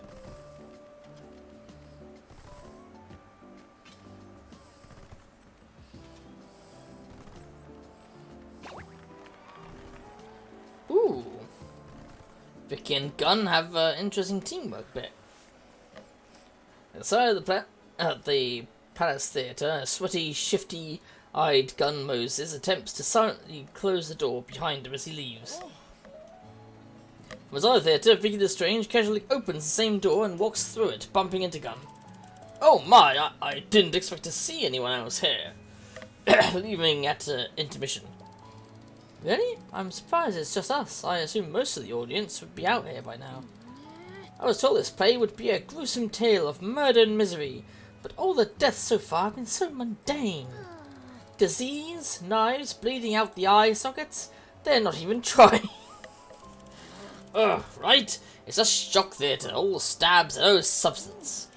I strongly prefer sex, trash and murder in my fiction when it is artfully delivered. Why didn't they simply compensate for the lack of plot with more kissing? It's the least they could have done. Franklin looks around him to ensure no one else is listening. Though, I'm sure the playwright gave it the best effort they could. That could be true, but even if that is, it doesn't make this sexy trash murder play any less bad. Anyway, I was just coming by to say hello before I depart. It's nice to see you. A true pleasure to see you as well. I hope it doesn't appear as though I'm unhappy to have you nip by. Oh shit. I'm only unhappy to have been caught red-handed. Leaving a party at intermission is not very gentlemanly. Gentleman never skips out of the third act, or what's the fourth? Good God, how long is this play? Sounds like a pretty arbitrary rule to me, but you love rules, so I guess you'd be into that. Like for us, we came here alone, right? Gosh, that would have been an awkward conversation. How do you explain that to a date? It's not you, it's this atrocity of a theatrical production. You know, that would be quite a unique thing to say. It's not you, it's this fucking movie.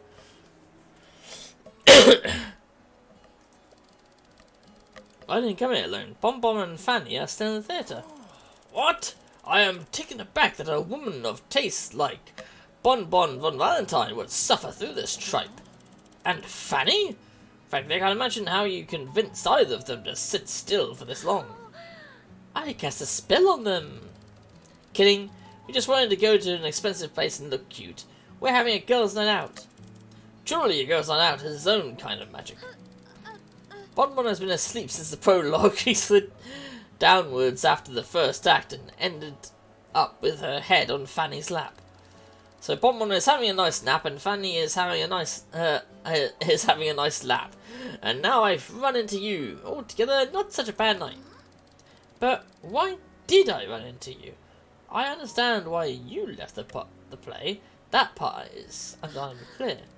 Why did you attend in the first place? I always assumed you had high standards. I didn't anticipate that the production would be a rancid sewer slurry, but I need to keep my eye on what other authors, playwrights, poets, and so forth are up to. It's market research. And even shit ideas can give some kind of inspiration. Even if it's a complete pile of shit, you might get something out of it. And it turns out that some of my fellow authors, playwrights, poets, and so forth are creating unfiltered butthole juice. Now I know. Still, I do feel so very ashamed of my early exit. I'm fortunate to have bumped into a friend who won't speak of this to the papers. You seem to be able to live with yourself. What's your secret?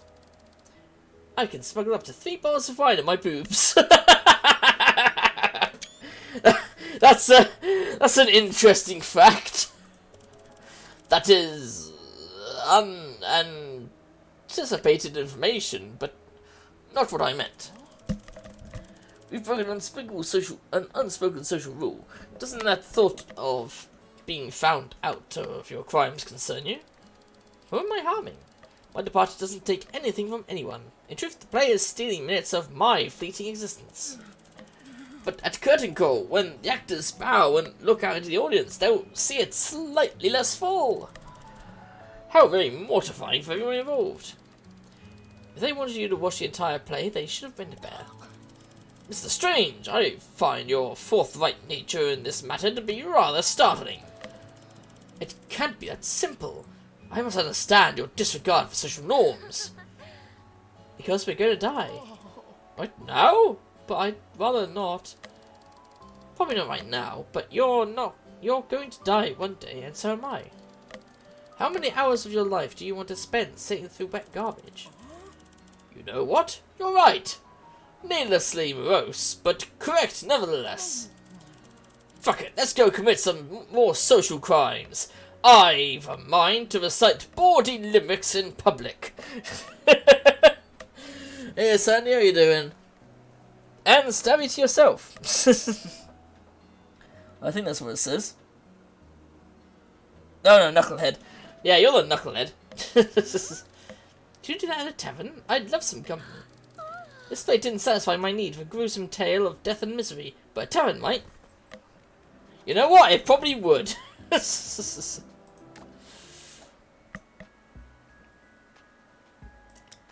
try with Ilsa. Insult. Codswallop. Dim-witted louse.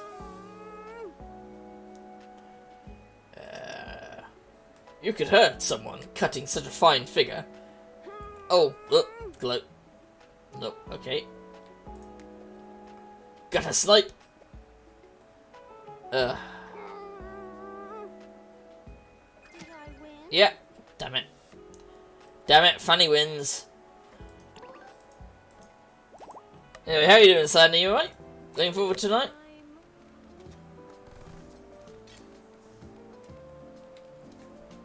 Just got the final ending, and it's a hell of a thing. But I won't spoil it for you. I'm just gonna say it's a hell of an ending.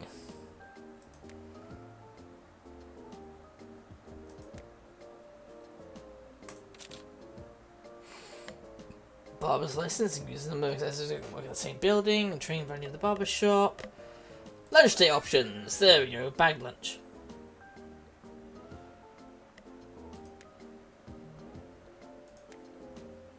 Yeah, do that.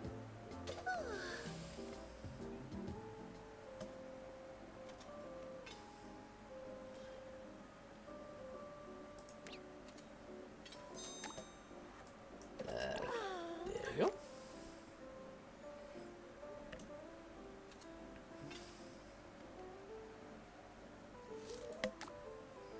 Honestly, what kind of loan requires you to pay like an increasing amount of gold every week?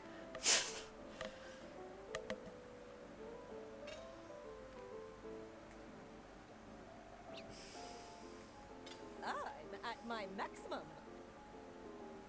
Good for you. You can count on me. Righto! I'm done for now. Yeah, more gold bars. We're gonna finish the tonight and have a birthday party tomorrow. My Nice. angels are aligned. Again, have Hope you enjoy a birthday. Hope you have a good birthday party, rather. I can speak. I swear I can. 9-day journey for 130 gold. Umbrella. Oh, rubber. Nope, that's not gonna work.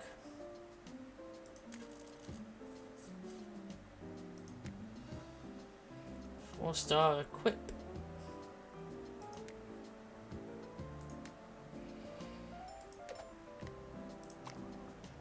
Oh wait, shit. No, I should have stopped there. Oh, never mind.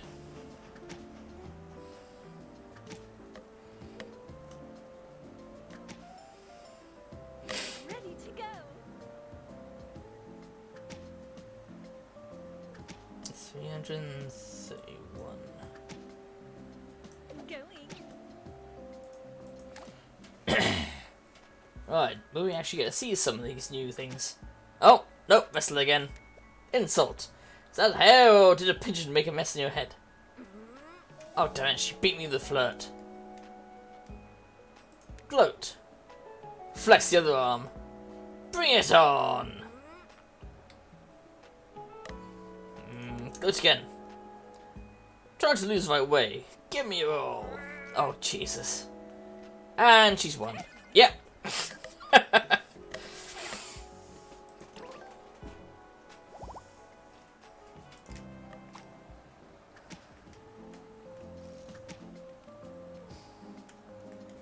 But still, she and Pip kick major ass.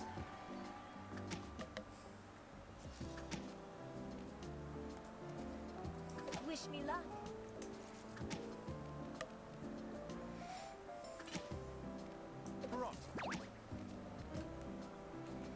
Aha!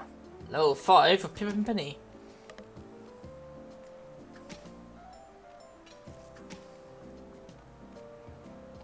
I need a nap.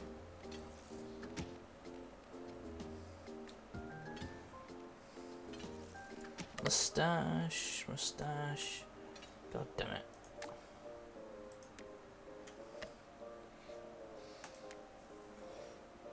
That's it.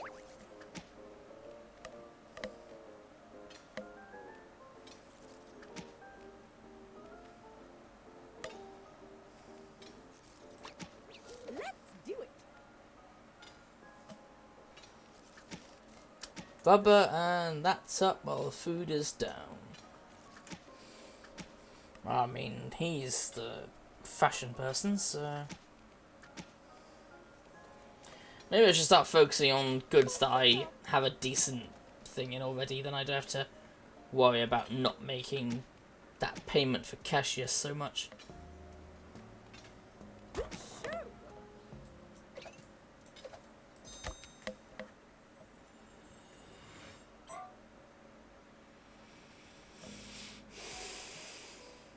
Yeah, because all these ones are more important to me than...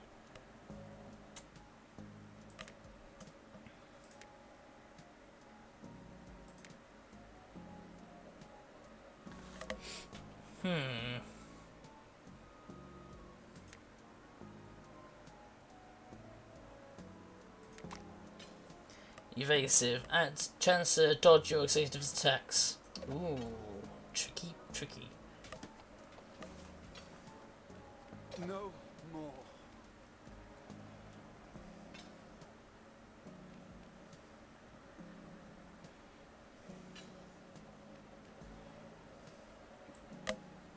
There? Of course. Also, I'm going to report whether it's bringing down morale. This enormous golden lamp to fool them into thinking the sun is out. You can paint beach murals on the walls to make the workers feel more relaxed. Double everyone's shifts so they don't have to go outside. You know what, fuck it, I want to get more money. Boo yourself.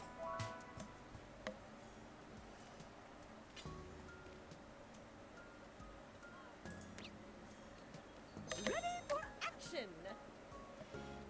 Where's... Yeah, she's nearly at 6.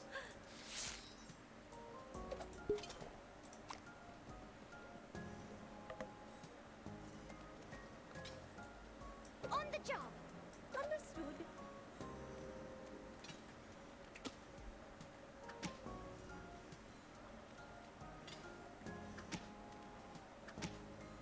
Oh, I see. Sometimes they miss.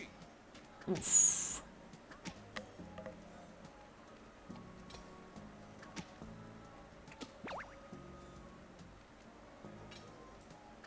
Okay then.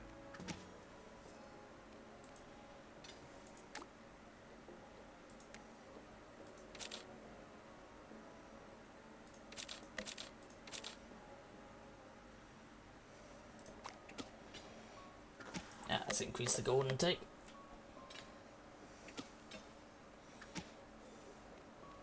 Susan's bitter news.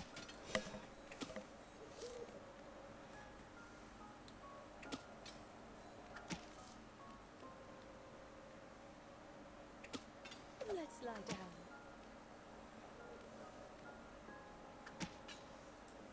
I'm Let's go. spent.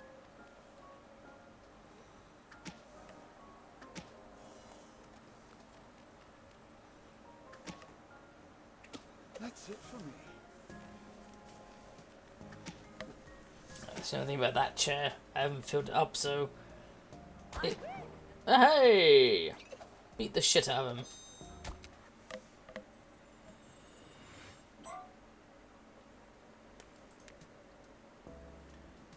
Duelist.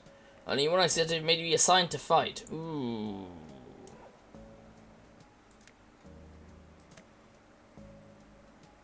For the attorney.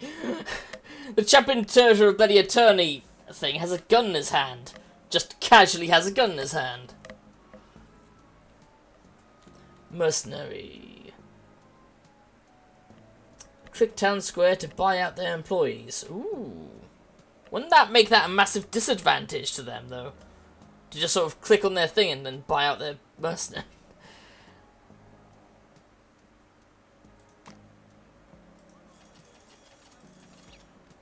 Yeah, see, I can just buy them out like that. It's ridiculous. Ready to go. Righto. Understood.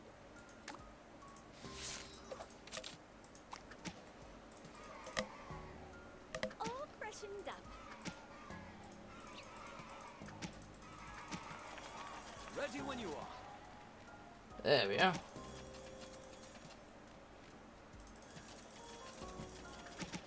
That's gonna kind of make this easy because I'm just gonna spend money to buy out all his employees.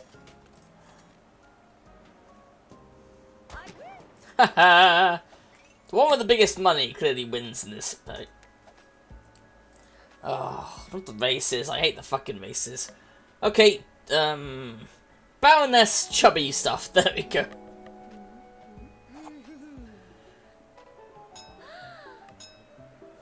Oh, I hate this one because it's so fucking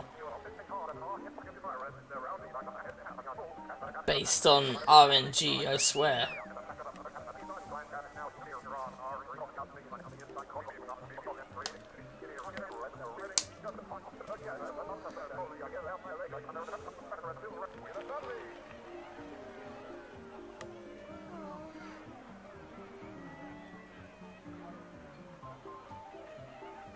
Ah, I only used one treat.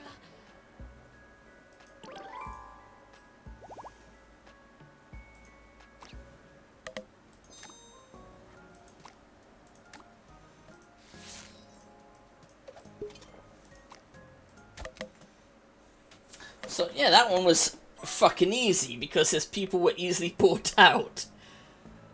Glass cannon, high fisticuffs but low employee count. Dishonorable, ignores Kingsman. Ooh.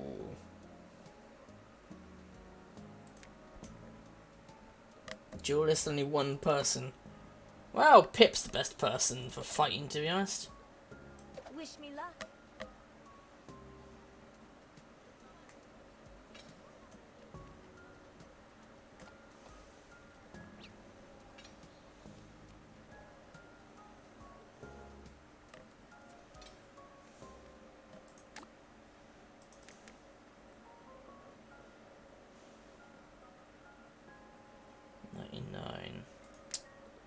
Start doing that again.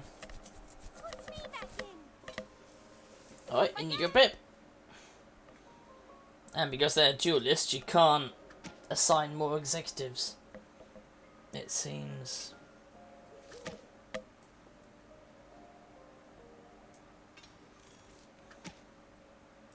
Go ya! Bloody thief. I'm in tip-top shape. Let's do it.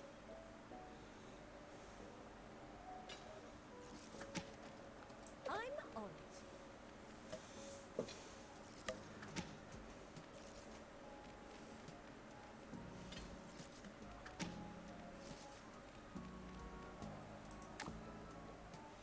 Yep, 8 biz favors for trade secrets.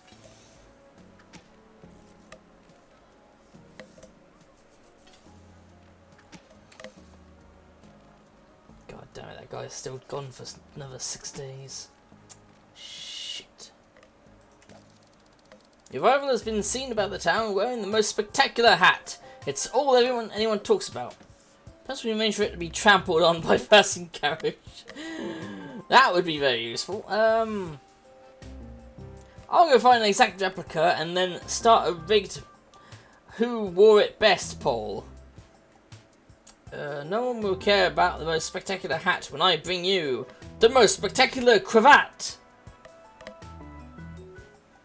I'll go for that one. Fuck if I lose 10, but I've got max on there, so. And it gives all of them a nice little boost to the hearts. Now I can buy out that guy when I get a chance.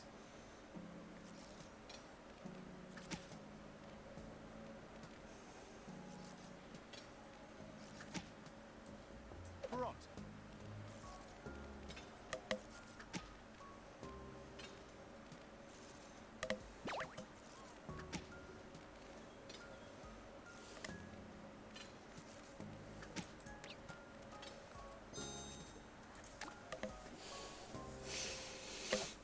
There we go. Penny farthing.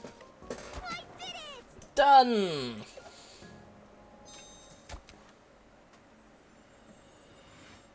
Because she just kicks ass. 193. Ooh.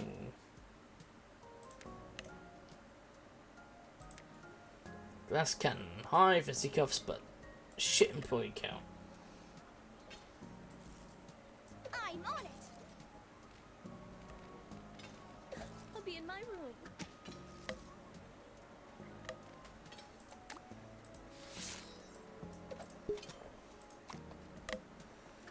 Oh, I'm done for now.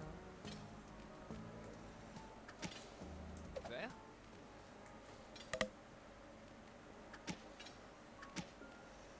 Come on, beat the shit out of him.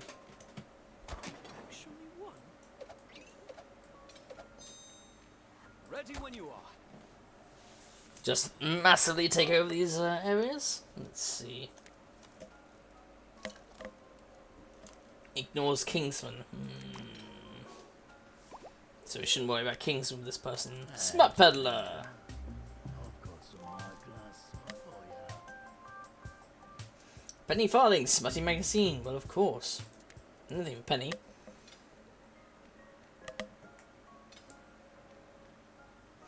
I need a nap.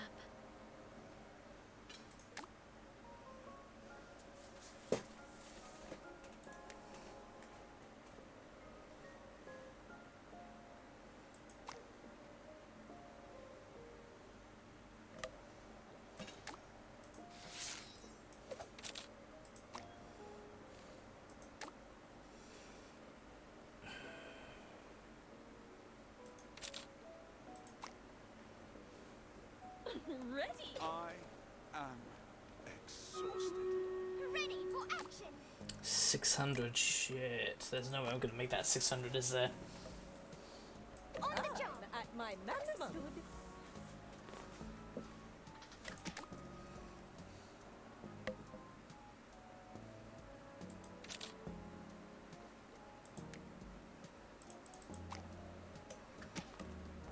Was that? Oh, battle time again. Dishonorable. Ignores Kingsman. just bloody bullshit. Spent all that time making those Kingsmen, and he fucking ignores them. Right, let's go into battle time. Thank you for the epics, everyone. And you, Florian Spitzer. As I was saying earlier, creator of the stabby being in the chat.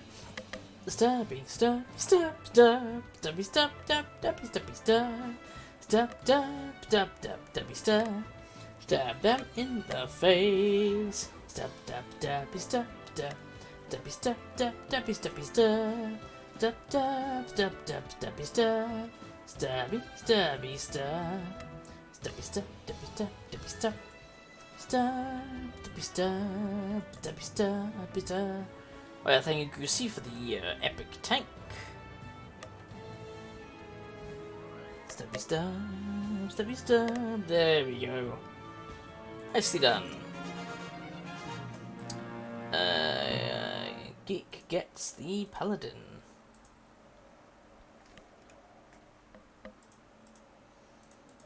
Save the Zab, save the world. What the fuck is a Zab?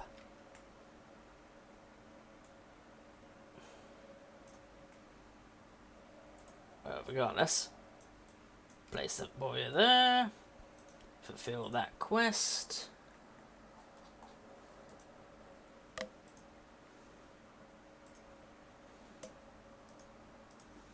I really need to get around to doing dungeons sometime. Maybe find a game I can do dungeons with while playing it. Like with RimWorld.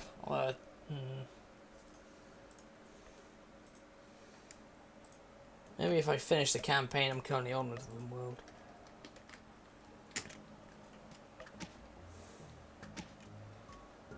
Ready to go. Right away. Let's go.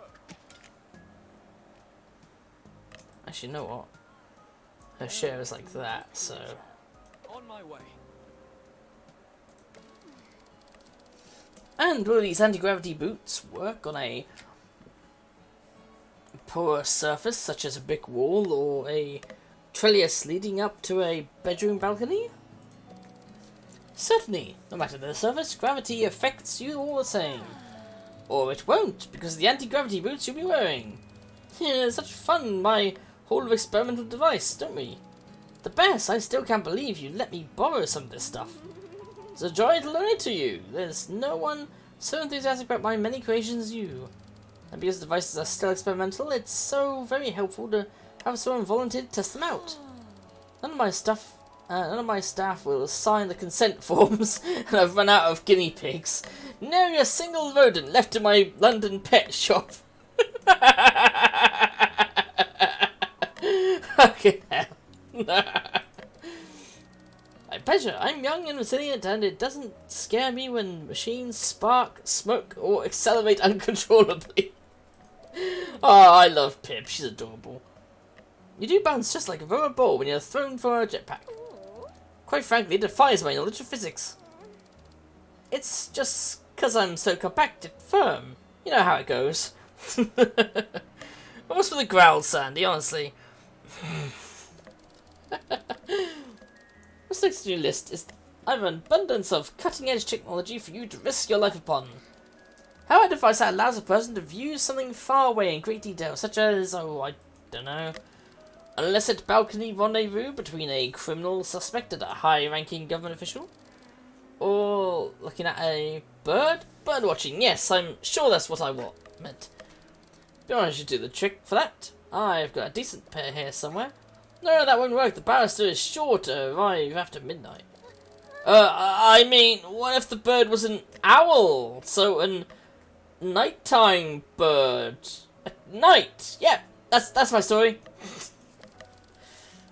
I'm so glad you clarified. You'll want my patent-pending night vision Omega Zoom Omni Eye instead. I'll pack one up for you. Marvellous, I knew you had something. You're so smart and you're so good at science. Oh, you do flatter me so. Come on, come now. What else do you need? How about this experimental device? A few of us from the Futurological Society have been tinkering with it. Fascinating stuff. It's called a hologram projector. It creates an illusion of light that tricks the eye into seeing a three-dimensional object. Meh. Now, let's say I wanted the ability to listen to a conversation happening in another room. An eavesdropping machine? No, of course not. That would be wholly out of character for me. What I meant was, what if someone were to play music very, very softly in another room, and as a lover of music, I would need to hear it clearly? I suppose it's true that you do enjoy a good tune. Well, there's the Auxiliary Ear 5000. That could do it. I'll add it to the bag. Fantastic. Do you have some sort of wearable mechanism that will allow the wearer to see through things? Through things? Like an X-ray machine or such? More like objects. Just maybe, I don't know. I'm just spitballing here. A door or a wall or the cover of a locked diary. Which reminds me, I'd also like something that could open locks. So you're asking me for a lockpick now? No, I would never! Clearly, if something is locked, it should. I would have no business being in that room or diary or safe deposit box. No, I mean, what if I were held captive by a rival and needed to remove the lock on my chains as seamlessly as possible? If so, that I may replace it precisely in order to fool my rival into thinking that I had not yet escaped. How about that sort of thing? Doesn't that sound thoroughly plausible? Pip, I do hope you're not using my devices for any nefarious deeds I disapprove of. Me? What? Nefarious? Never met her. Don't play ignorant and adorable with me, lest I pinch your cheeks and spank you once up upon the judge. Took us. Is that in the cards? Let's discuss this further. He's more excited at the idea of being spanked than, I know all about your vicious prank war with Max Gentleman. I won't have you using my devices for such trivial ridiculousness. Penny, I can promise you, cross my heart, I hope to croak. Stick a dagger in my cloak. I will not use your stuff to prank Max. Starting now. I'm so glad you do the right thing. I won't go that far, but yes, I agree to your terms as stated. Now, about the pinching and spanking you mentioned earlier, is that still on the table? What must be done to get it back there? Never change, Pip, never change. I need to work on her. Let's see. Blackjack. Shit, 16. The card possibilities up to 10. There's a 3 there already. I've already got a 5, so it's not likely to get another 5. I play it safe because I'm a coward. No. Oh, I won! Deal a bust with a bust. Oh my. That's good. Yeah, played it safe.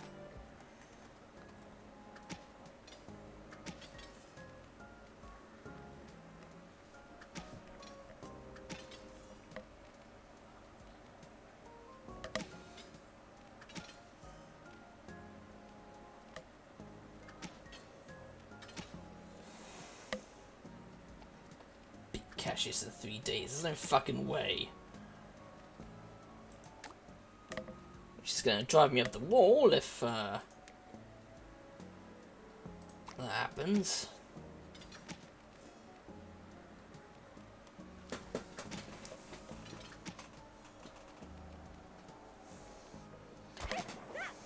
Haha!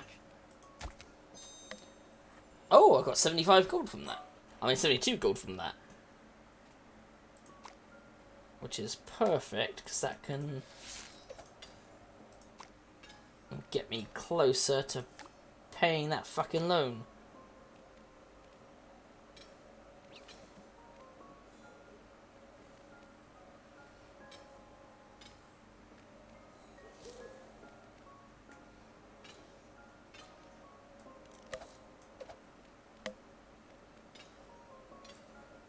On my way.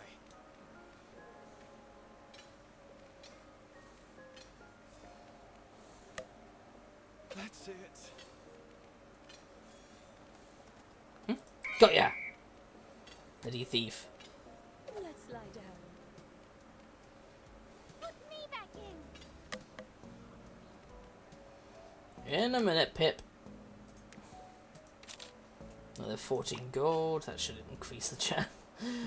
That'll increase my chances of hitting 600. Jesus.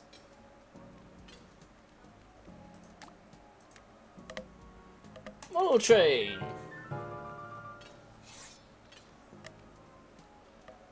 Boss, so no At my traits. maximum. Off I go. I'm on it. I'm on it. But of course.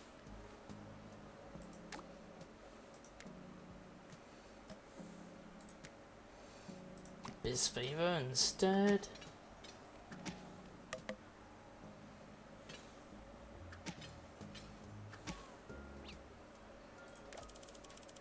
What has been reporting a strange, mild larcenies from the locker room.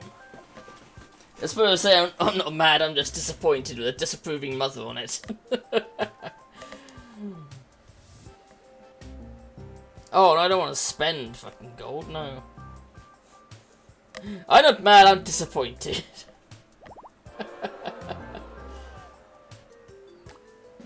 Oh, because I built up Battle Butler to the top. Ooh. I quite like her modern style. Don't mind if I do.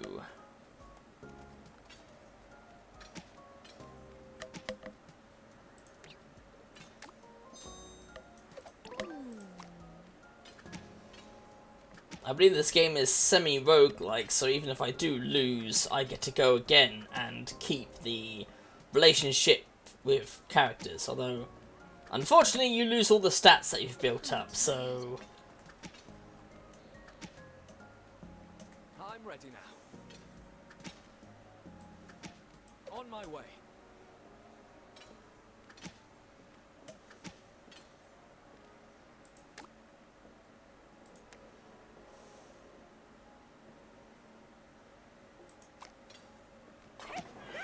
Haha! Off the clock. Nice. Too much.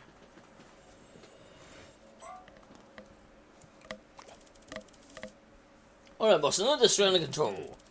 Incidentally, I have related news. I have captured our foe, Cassius Villainer. You what now? Captured him, boss. After the embarrassment of last time, allowing business mate to get captured, getting captured myself.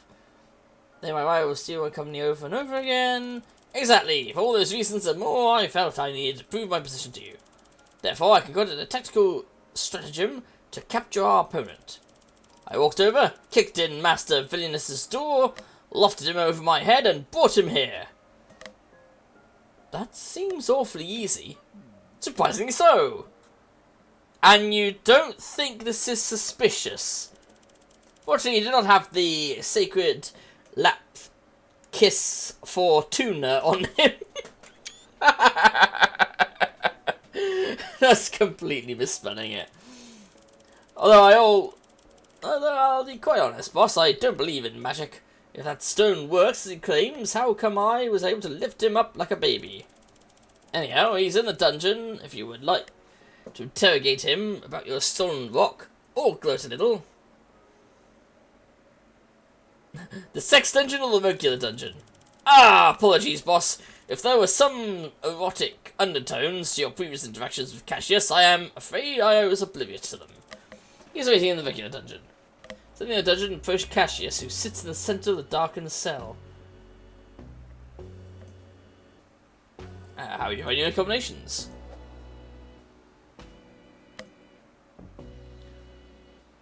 Is he dead? Doubtful, boss. He punched me a lot while being placed in the cell. Cassius inhales slowly and lets out a heavy breath. He looks your way with contempt and a hint of boredom in his eyes. So, you have me in your clutches. Do you have even the slightest idea what you're to do with me next? Standing here and relish the irony for starters. You'd better figure out your next move and fast, because when I get out of here, I'm going to utterly end you. Peace fine for someone behind bars. I'm sure you'll find that even behind bars, even without the assistance of the Sanctus Lapis Fortunae, I am in control. You don't even seem to realize that I've come here at my own volition. Preposterous! You are here because of my excellent capturing skills. Boss Cash is obviously lying through his well-groomed mustache. Shall I run over to the sex dungeon and fetch us some whips? A few good lashings will knock the lies out of this snake's mouth. That wouldn't be necessary. I will answer your questions. Well, then, go on. What answers do you seek? Where is the Sanctus Lapis? Hidden away. If you were to somehow deduce which of my secret layers I have hidden it in, and if you were able to infiltrate my defenses, even then, you'd never stand a chance of finding its location or cracking the code to the safe. Maybe if I were to stay locked up in here for a few years, you could stumble upon it, but I don't plan on staying very long. Now then, are you sure that's the question you wanted to ask? Why did you steal it? It was no yours in the first place. I have just returned it to its rightful owner. Kesha turns his back to you and steps into her shadows. A strong waft of villainous exposition energy washes over you. Our great-great-grandparents knew each other. Were you aware of that? They were worldly famous explorers, rich in both treasure and glory. They not only travelled the world together, but they were lovers as well. Perhaps, had events not transpired as they did, we could have been related. It's clear to me from great-great-grandfather Thaddeus Villionaire's journals that his love for your great-great-grandmother was one for the ages. The camaraderie they shared, oh, it stirs my soul. Which makes your ancestor's son betrayal all the more bitter. You see, it was an expedition like any other. They were to track down a legendary relic from a long-dead civilization. They'd face unknown dangers together, jump across a crumbling corridor and avoid traps, claim their prize, kiss, celebrate, the same old formula. But this time, something was different. The treasure wasn't just some large gem or an old nap. What they found was an honest-to-goodness magic relic. Sanctus Lapis Fortunae. He loves saying that word. They soon found that with the power of the Sanctus Lapis Fortunae, they could bend the will of others. They had incredible power at their fingertips. On their return trip to England, your great-great-grandmother abruptly deserted Thaddeus on a remote island, all to steal the relic for herself. Your great-great-grandmother discarded everything they had for her own selfish desires. Thaddeus was stranded on that island for years, a broken man. They never saw each other again. By the time Thaddeus was rescued, his fortunes as well as his faculties had left him. My family was banished to a middle-class status for generations. I am the first billionaire to rise from the ashes of what your family ruined. And what of your family? Well, I'd say it's obvious. Your family has been using the Sanctus Lapis Fortunae to thrive. That is why I've been plotting your demise all these years. It is why I will perish until you are thoroughly broken. No, I will persist until you're broken. The same way your great-great-grandmother broke and destroyed the billionaires. Yeah, I don't know what's responsible what some dead lady did to some dead guy. I've said my piece. Are we done here? Are you sure you wouldn't rather spend some time in the sex dungeon with me? Very well, it seems it is time for me to make my escape. Haha, I don't see you try. I forgot the only set of... Looking for these? Keshi's holds with iron dungeon keys. What did you... Normally I would not suffer the indignity of thrashing about as you carried me, but it was the perfect opportunity for me to grab these off of you. Well, but I... Good luck getting through me!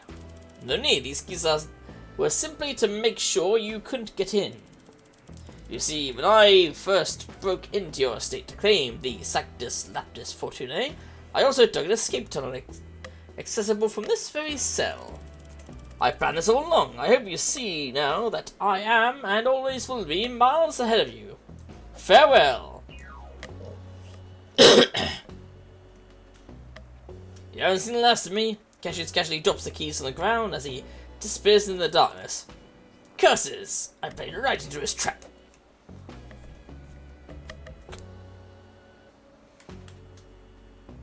That's why we need to take this seriously. Indeed, boss. So, one more stop, then we're at Cassius. Won't know what hit them by the time you're done. Which district should we focus our attention on next? Company newspaper doubles the effects of repetition and morale. Reduces the cost of training Kingsman facility. That one.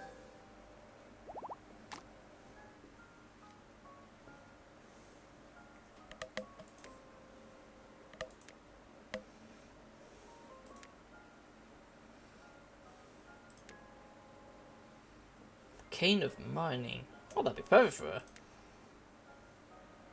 I think I prefer to get that to get the gold, because I'm getting close to the end of this place.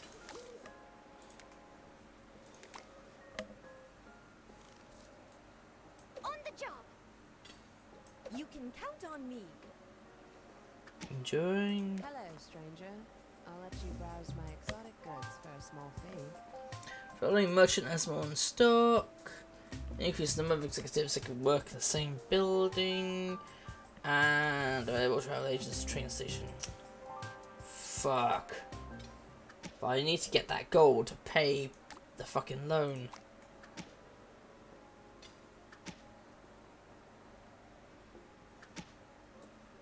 Okay.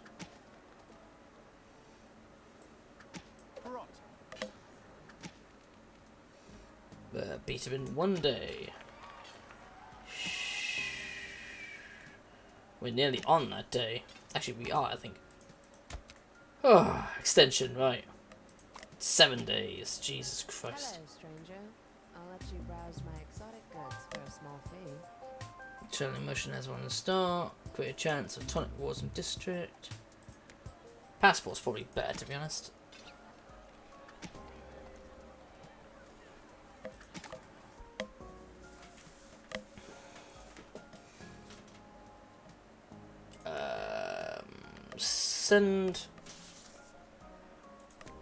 Send that guy. 2-day journey, so that should be easy enough. Hi. Let's do it.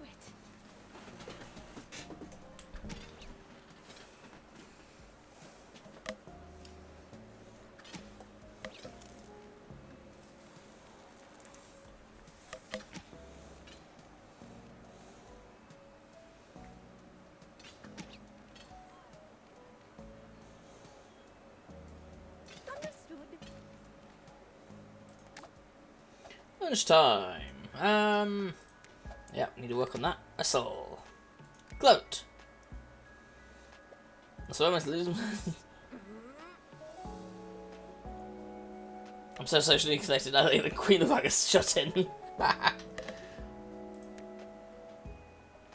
Shut your bone box. Beat the wrong end of the horse to calmly. Gloat. A billion push-ups. Yaha! Well, 500 more. Finally! Good show. Ta-da!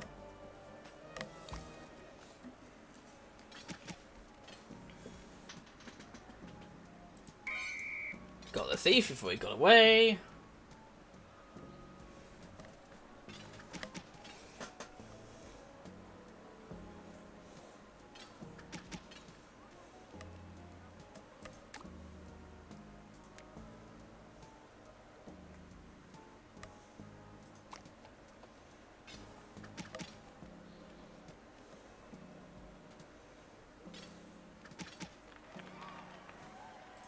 Stranger, I'll let you browse my exotic goods for a small fee.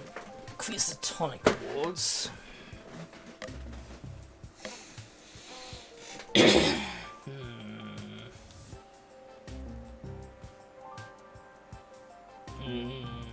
No, save the gold.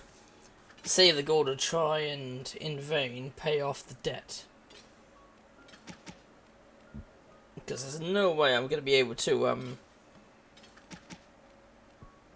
get so much gold so quickly. I'm tired.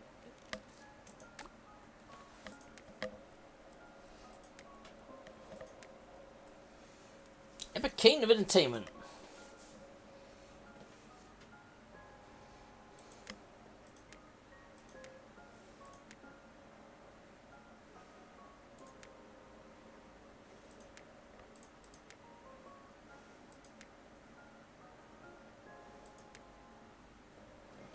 Rare mustache wax. Oh yes, he's about to get there. We can trade a bunch of items that might be able to help with. I'm hoping to get some items that help with the fucking gold, to be honest.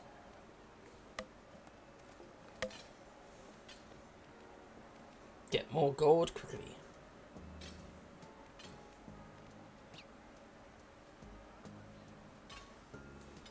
I'm on it. Off I go.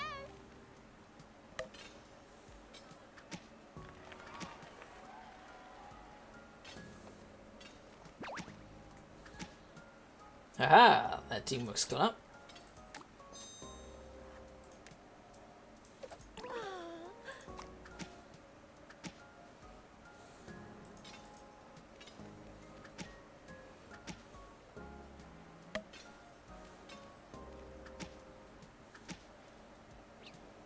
Waiting to break.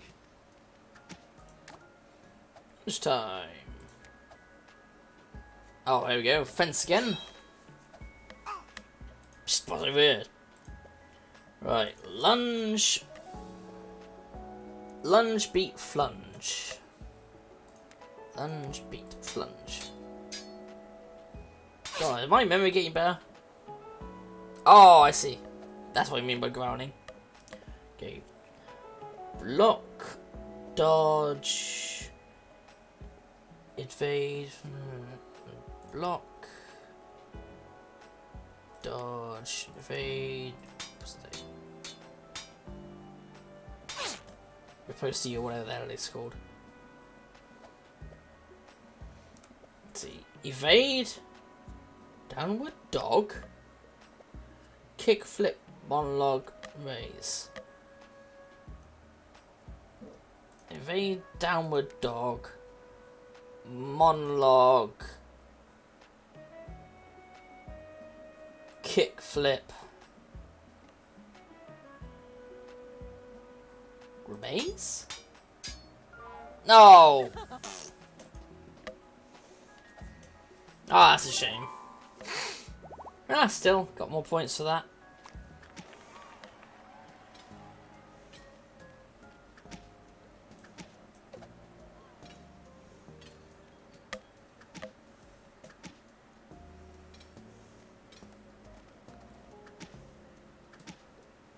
On my way. I'm tired.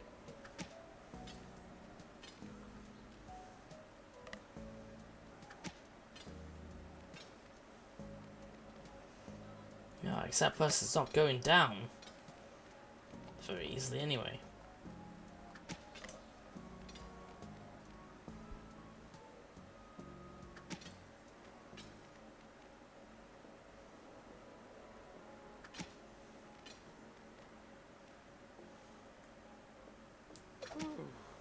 I'll be in my room.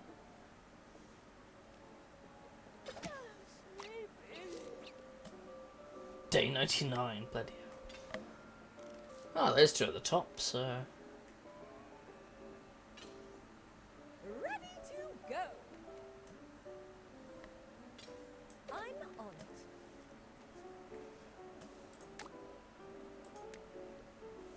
it. Aha! Needs to be refreshed, so...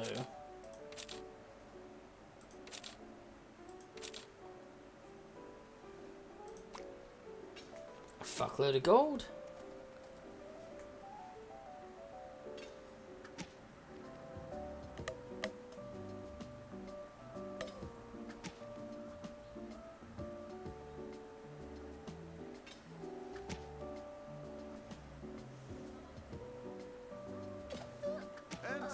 Stage right. Ready when you are. The hell? Oh, here we go. Assets upgrade. Good, good, good. Increases gold production. That is exactly what I needed. I just wish he had more. But regardless, we get faster thing. Increase executive office frequency. Yeah, I think that'd be good. Reduces the gala cost. Decrease destination unlock costs. Make lunch date activities visible beforehand.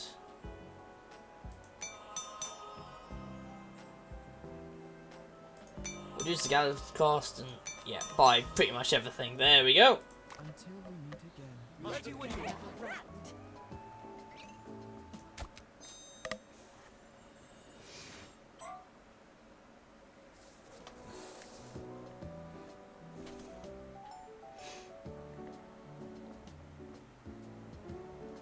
That's the wrong symbol for fisticuffs. That should be whatever. Alright. Honourable. Fight with Kingsman instead of fisticuffs. Oh, you rascal!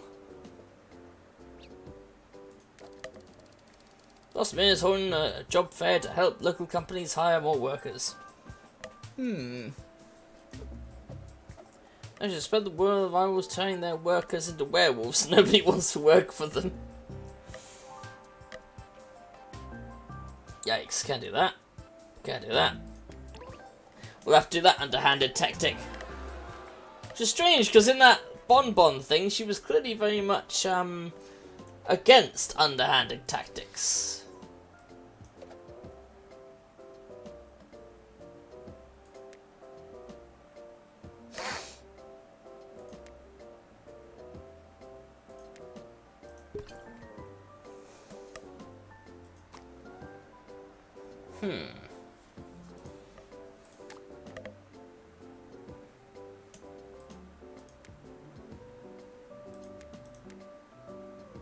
Love tonic. Epic pastry of lumber. Wait, what? Rare boxing gloves.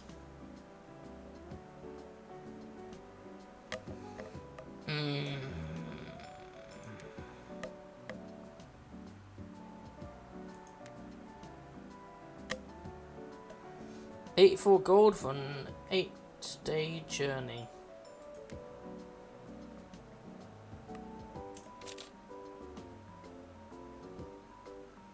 $42 gold for 3 days, fair enough. Right, let's go back into the stabby. Thank you, MattGo20 for the epic, and Geek for the 2 epics. Bloody hell. Stabby.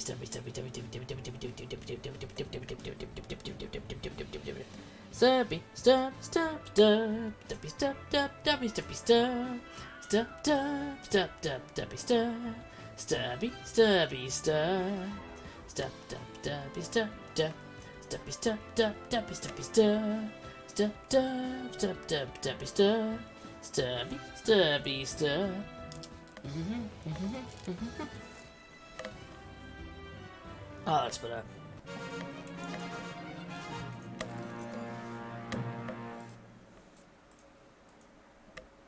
Geek and Teddy Rex store gets the other musketeer. Don't know why my voice decided to break then. Win X amount of battles, for fuck's sake. Oh, if we go this way, we can hit green and then gold. I think that's the best idea. We hit green, then we hit gold. What the f... More B-Zab. 50% speed increase to allied units. Ah. Can I put War Beast down again? Nope, I'm just gonna have to go with a fucking Necromancer just for fun. Because I so rarely use them.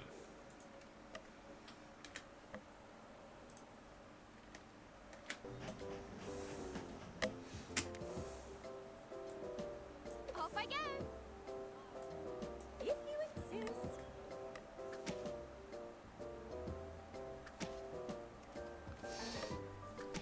Yeah, instead of bloody Got ya! Yeah, instead of bloody thingy, they've got a shitload of these chaps. The Kingsmen, that's it.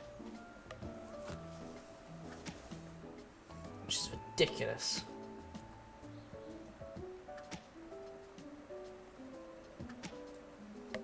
On my way.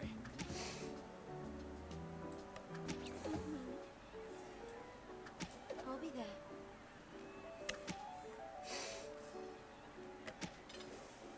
There we go, more gold.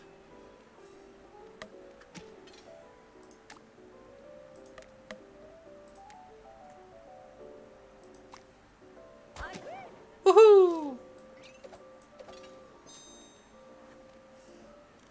Let's increase the gold increase as well. Very nice, very nice.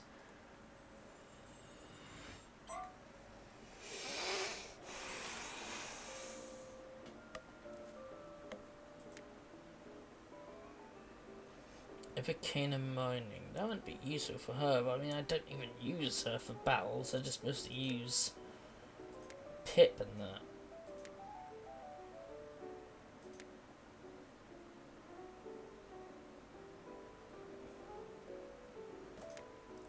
That would increase her share and such. Mysterious. A hidden trait until challenged to a fight. Okay. Let's see exactly what you got up your sleeve, you sneaky bitch. Raring to go.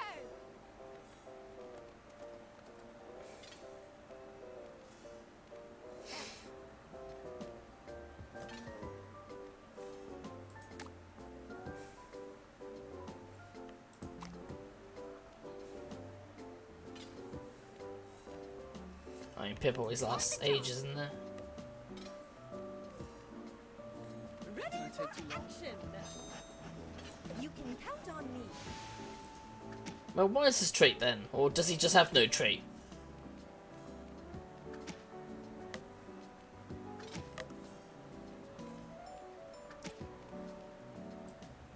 Of course.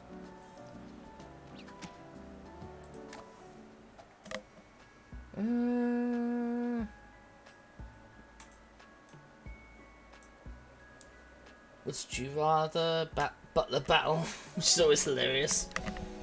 Blackjack arm wrestling. Arm wrestling with her. Insult. Your breath makes sewage smell like posies. I could win blindfolded. Yeah, that's not gonna work. I've seen dirt roads with less wear and tear than you.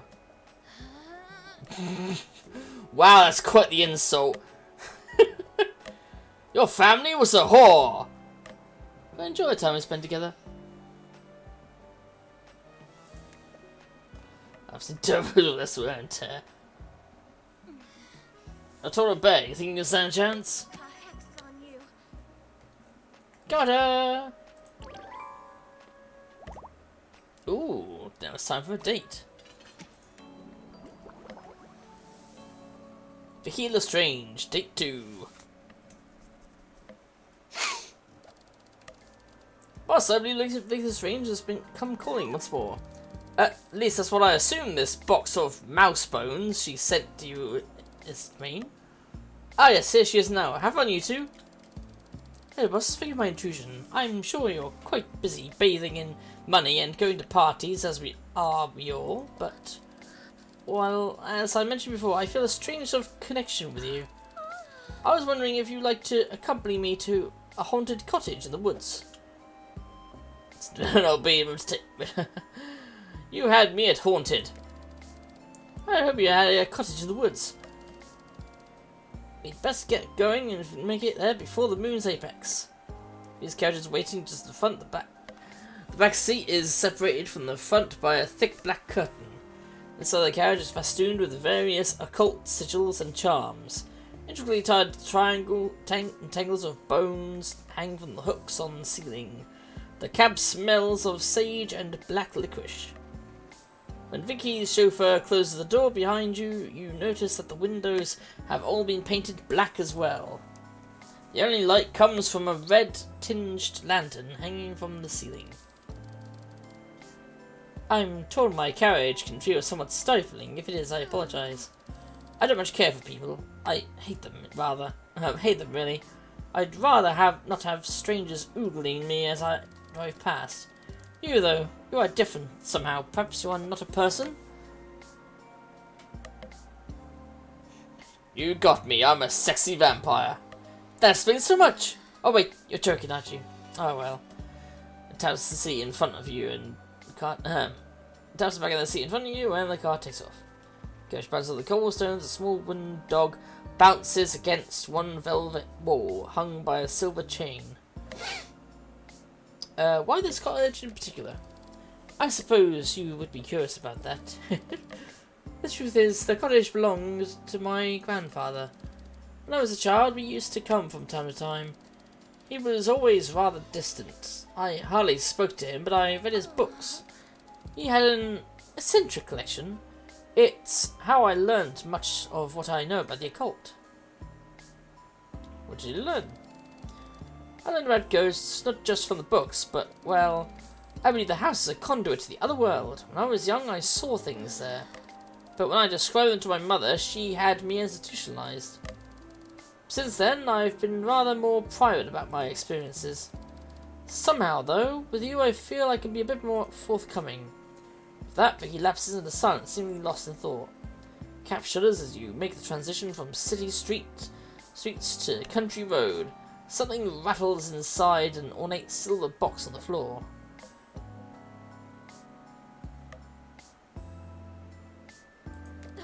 Alright, that would be asking, what are all those weird organs doing in your torso? Some of them are charms to ensure safe journey, others make me invisible to evil spirits. Some of them just smell nice. Any specific token you want to know about? A fist-sized eyeball in a glass vase. The iron cage with a little wooden man inside. The golden clamshell case with the word no etched on the surface. Cosmetics! Yes, that is all.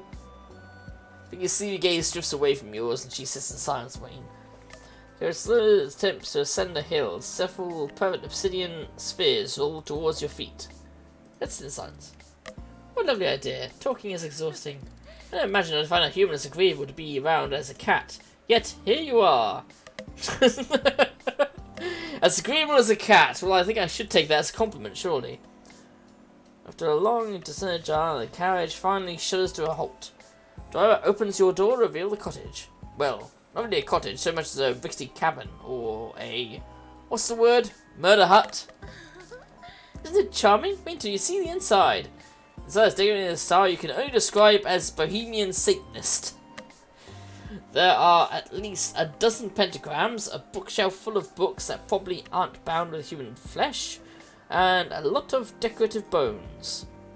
You didn't think octopi had skeletons, but you're not sure what else that thing on the wall could be. Did I decor? I've put my own personal touch on the place, though the books are mostly my grandfather's. Speaking of which, ever since he died and left this cabin to me, I've longed to speak with him again. We never got much of a chance to talk when he was alive, but I thought, well, with your powerful aura and all, perhaps we could have a pleasant little seance. Just a tiny occult ritual? There's nothing tiny about my occult rituals, if you know what I mean. I'm not sure I do, but I'll take that as a yes. Wonderful, I'll get some blood from the icebox. You're helping you paint a series of complicated looking sigils on the dinner table and some nice chilled blood. She's even thoughtful enough to provide a jet black robe in your exact size. The sigils are complete and the candles are lit. Vicky grasps your hands and closes her eyes. Her palms are slightly damp, but her hands are warm. Grandpa Mephisto, we gather here tonight in the hope that we will receive a sign of your presence. Please feel welcome in our circle and join us whenever you're ready. Any moment now. The house creaks. No.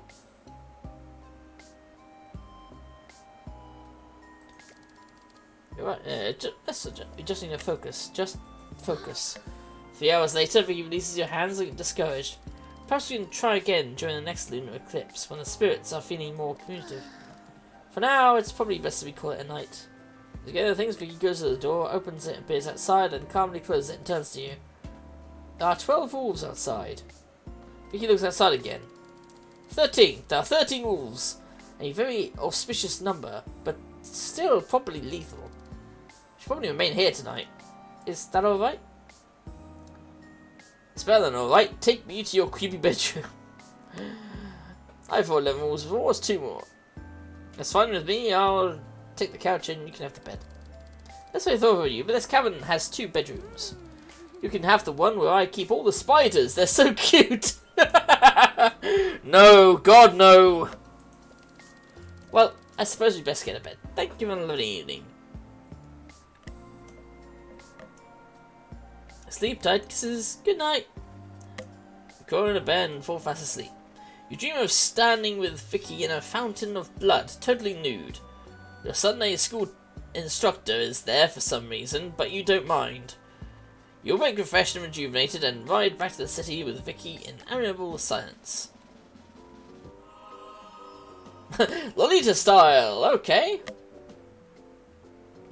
You know what, this actually suits her more than a modern style, so I'll give her that. Let's lie down.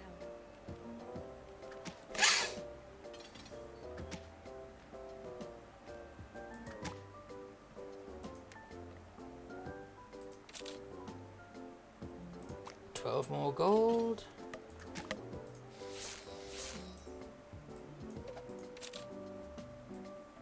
130 gold. That should get us close to the next weekly installment.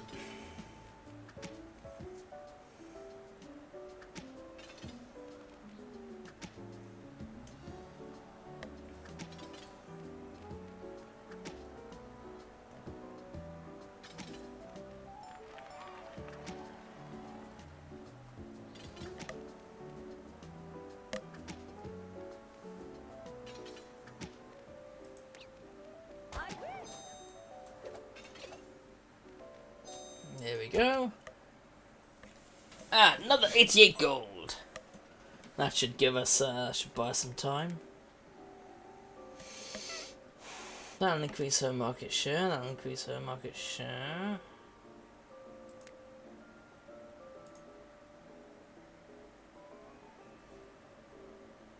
The increase in her market share will just make it a ridiculous amount of money you'll be getting. Ready when you are. Man-eater. Deals more damage to male executives. Huh. Interesting. Yes, darling.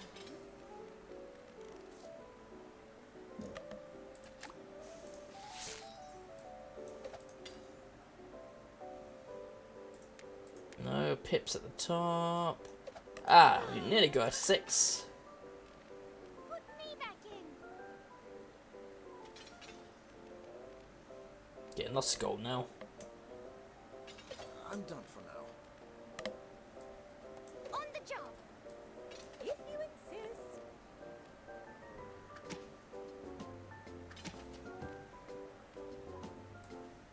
There?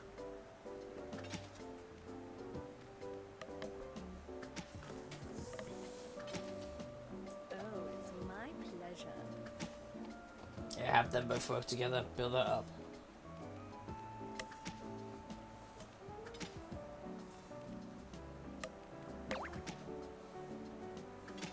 And bonbon increase. Good, good, good.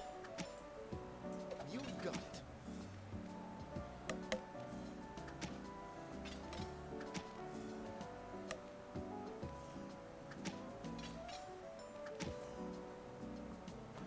Right, I can pay another week extension. Jesus Christ. It's getting almost unbearable.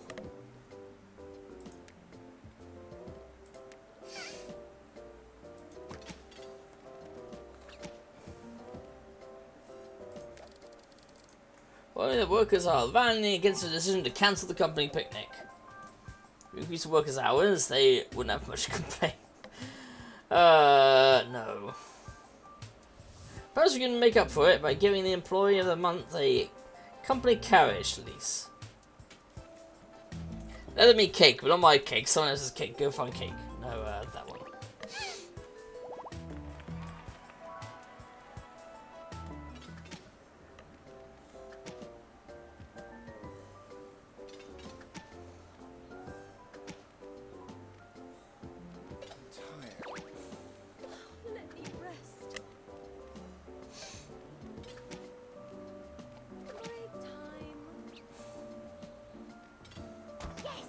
Haha!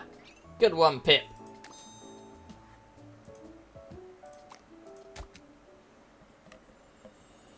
That'll increase her incoming. That'd be great for her, but the thing is I don't actually use her. She's in the office.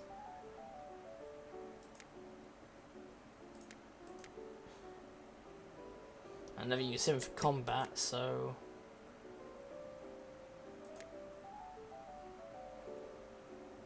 Lady Killer! Deals more damage to female executives. Okay, that's worrying.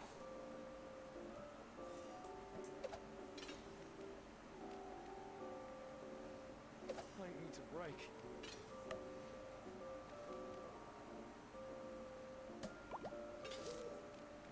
Smut peddler. What smut do you have? Bomb mounting dress outfit. Penny farthing XXXmas. Which we're not seeing because we're on Twitch. So of course I can't show anything.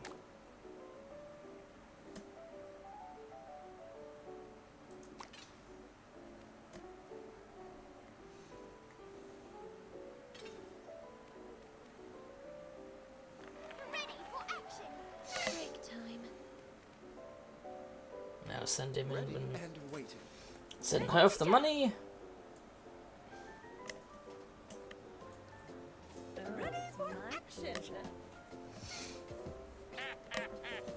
Ah shit, someone stole the money.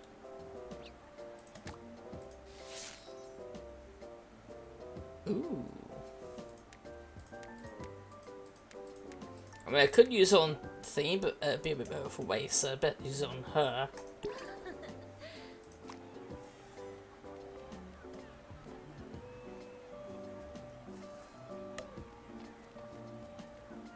Ready when you are. On my way.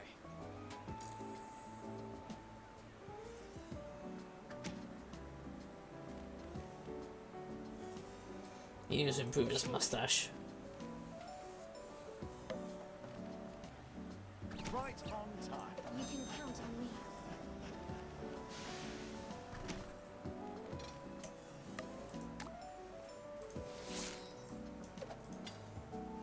Bunch of gold. Fencing. See how well we do with fencing.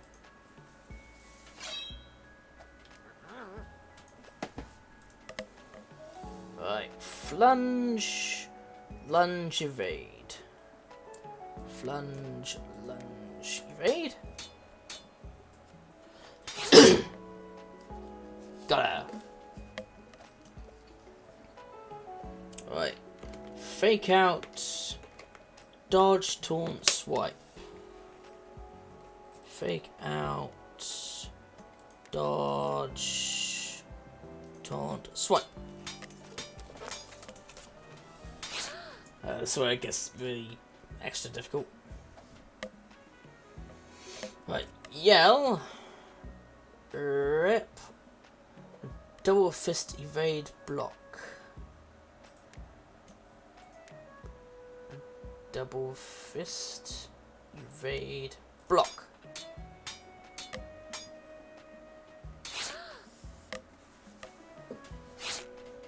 Your underwear, miss.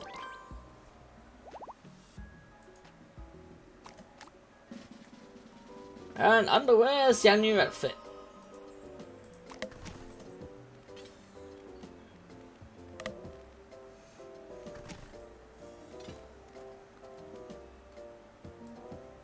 Right away.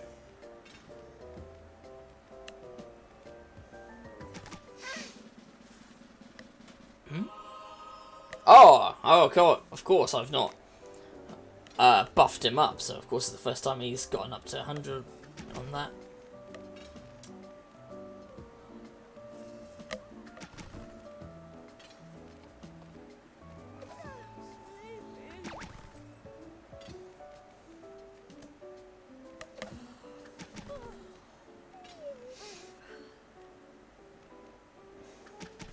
Yeah, this person's lady killer, so if I use women, it's not going to end well.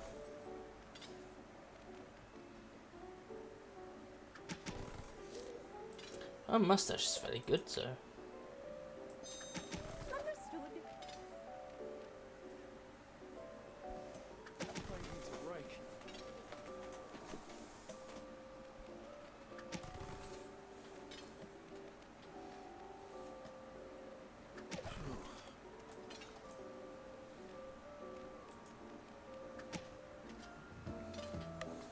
Put me back in. Who wants some? On the job.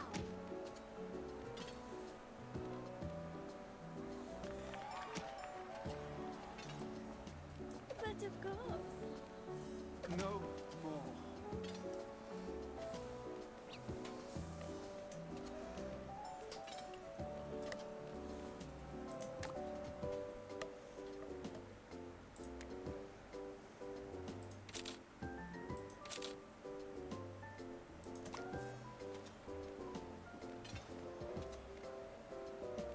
Ready now. Boss, our company has offered to price match whatever it is we sell and attempt to steal our customers. Yeah, let's do that. Fuck them over.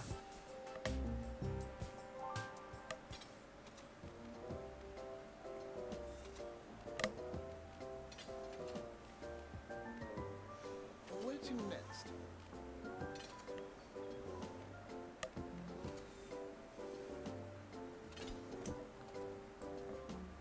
Right. Maybe I'll boost up their mustache. I mean, they're fighting. And they can do a bit more damage rather than just losing fucking people all the time. I'm tired. Got ya. Break time.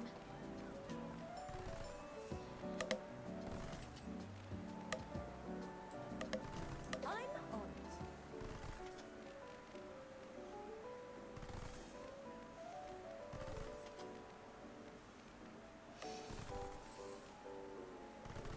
Keep them going till they're worn out. I'm spent.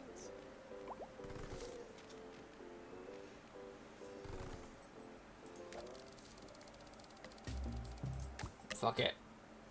Hiya, Santa Claus. Well, I want to meet you. I love meeting new people. I'm a very loving person. I hope you don't mind a bit of positivity now and then. That's why I started a bank. I feel like they always get a bad rep. Yes, because they're pieces of shit. And the people running them are usually evil, not bloody nice. So I always make a good bank. Quite the undertaking, I must say. I'm hoping that joining you will help us to achieve my vision. Let's do our best.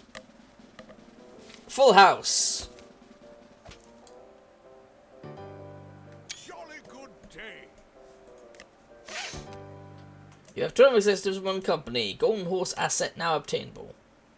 Nice. I need to break.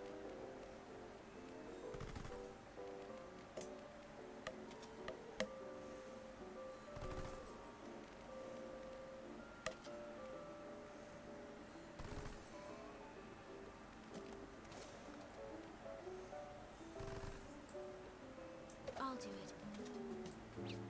Okay.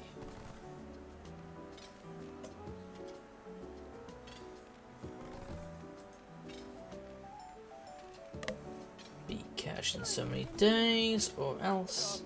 Right away.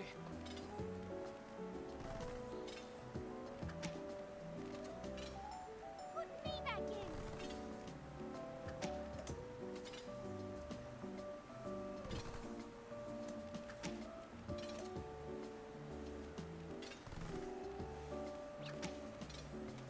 Things been there going on, I must say. The races. Yeah, because I need to increase our bloody thing. Viscount Short Claws. Bigfoot. She would have to pick Bigfoot, wouldn't she?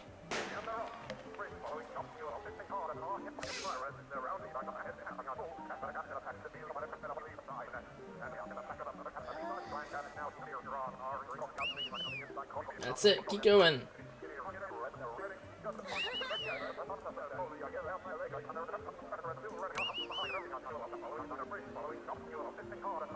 Oh, for God's sake. No! Stop digging.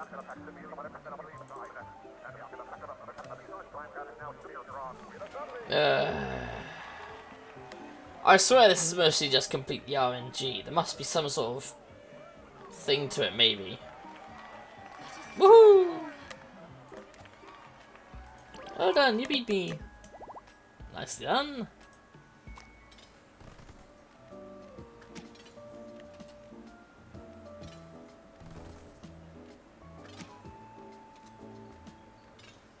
Taking 5.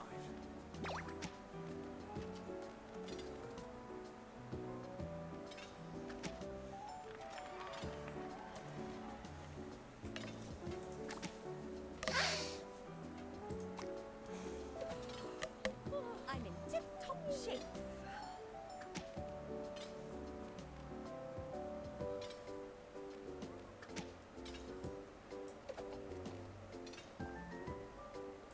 Might need to break.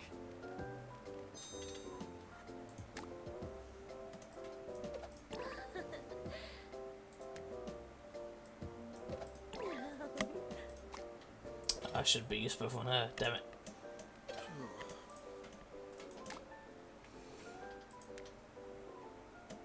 Send off Santa. Thing of lumber, 100 gold.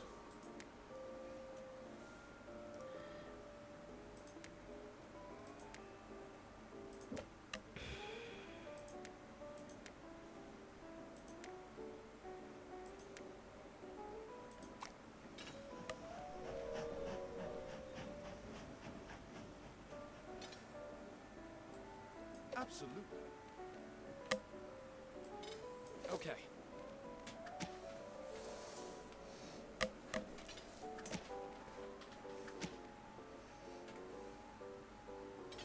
I'm sorry. Nicely done.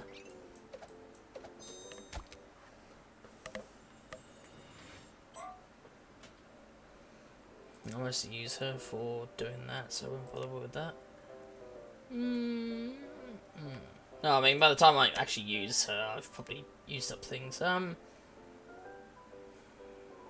Timed. Time limit to victory. Let's go another round. They're both very strong. Back in action. Add him to it. Yeah. Fuck it. All right. On the job. No, you. Let's do it. Where to next? My pleasure.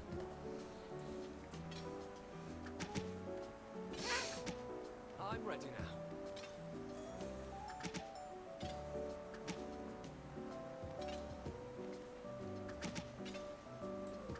She's got a mustache, so put her over there to recruit more people.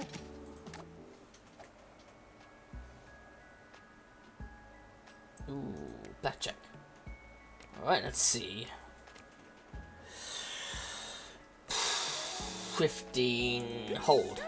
Damn it, she wins. Oh well, still nearly filled to the top.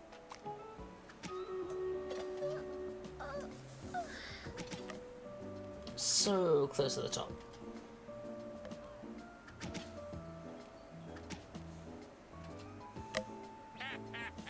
Ah, bastard.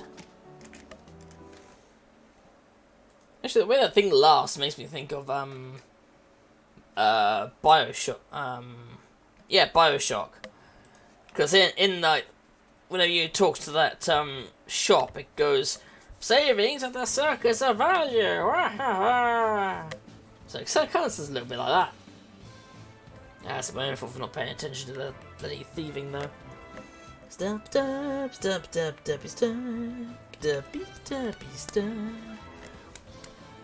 Might make the stream go a little longer than usual because I'm thinking of raiding into Sandy's thing when she starts.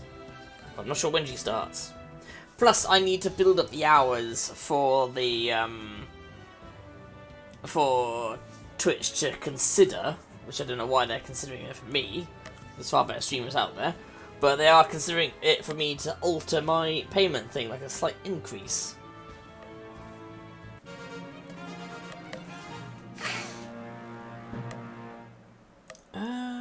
Summon Geek, there you go. Let's keep going.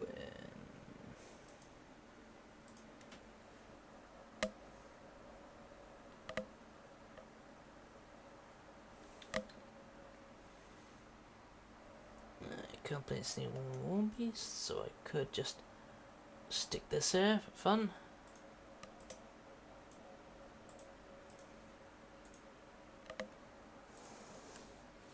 Win the 3 battles, kill 3 melee units. Should be easy enough. The assists are what I always suffer on.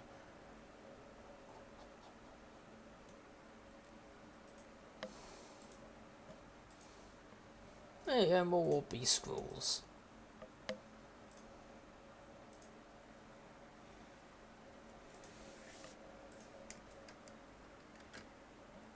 Always need more War Beast scrolls.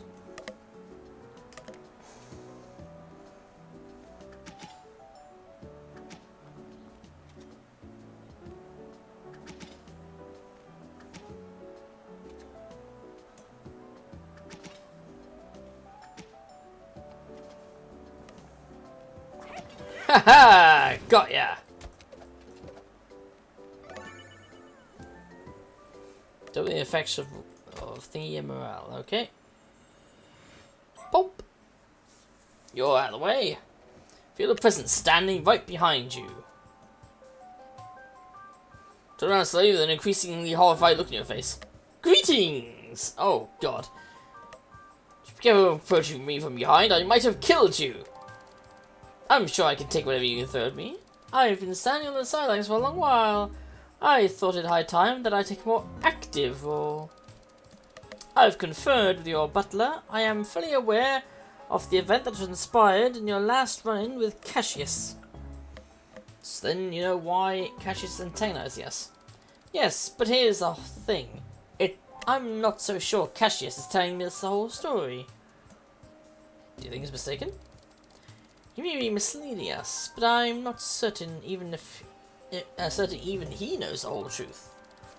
I'm just going off of a hunch, but when he told his side of the story, he cited his source as his great-great-grandfather's journal.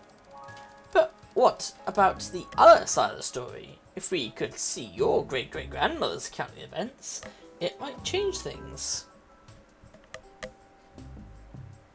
The Great Horsefire of 67. But I didn't even know I had a great-great-grandmother. I thought I came from a long line of rich orphans. But we keep all our family records in that old haunted mansion on the hill. No one goes there anymore.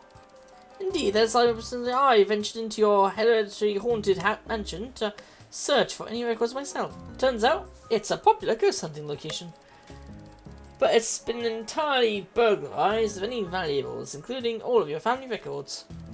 But as it turns out, one of my black market contacts has just informed me of a very curious item.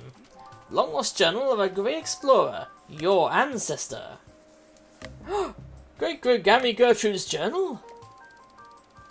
We have to get our hands on that journal. I suspect Gertrude's side of the story will shed some light on this whole situation. The journal is going up for auction tonight, but this won't be one of your fancy everyday shindigs. No, it's being sold at an underground market. Interest me, I have many shovels. We'll get there in no time. This is going to be harder than I imagined. I have some experience with the workings of the Underlayer City. I can guide you through the event if you like, but you'll stand out like a sore thumb at a hand model audition. Would you like to go about this? Can we seduce our way to the journal? Angel leads you the journey through shadowy alleyways and hidden passages, deep into the city's underbelly and the secret underground meeting hall. The people around you are seedy figures, cloaked in shadow. They regard you with skeptical looks between their secretive whispers. Angel elbows you and nods towards a rough-looking man, roughly the size and shape of a large icebox, covered in scars and laughing loudly. My contact told me that's the man who bought Gertrude's journal here for the auction. He works as a fence for one of the local organised crime groups. We just need to intercept him and distract him. Offer him something, well, something a little more personal than all this business. I bought my childhood teddy bear, Second Lieutenant Reginald Cupcake Fitzgerald. I bought pictures of my family, and I could regale them with stupendous tales of vacationing. I have my own diary from my teenage years, stuffed full of embarrassing anecdotes and bad poetry. You know, that one would fit better. No, but I meant fucking. Once he's spent, he'll fall right asleep, and then we grab the goods and run. So who's going to do the dirty and get the diary? Can we just jump him and grab him? I've only volunteered to saddle up that stair-shaped criminal. That's one way to put it. Sure, sounds great. Anyway, good luck, don't fuck it up. The moment you approach the man, he takes a liking to you. You share drinks and stories until finally the fence leans closer to you. You aren't like most of the scum and villainy here. There's something different about you. What's your story? Told my whole life until now. I'm just looking for the right man to show me how things really work around this place. A wink. A wink. Rather than winking, a wink.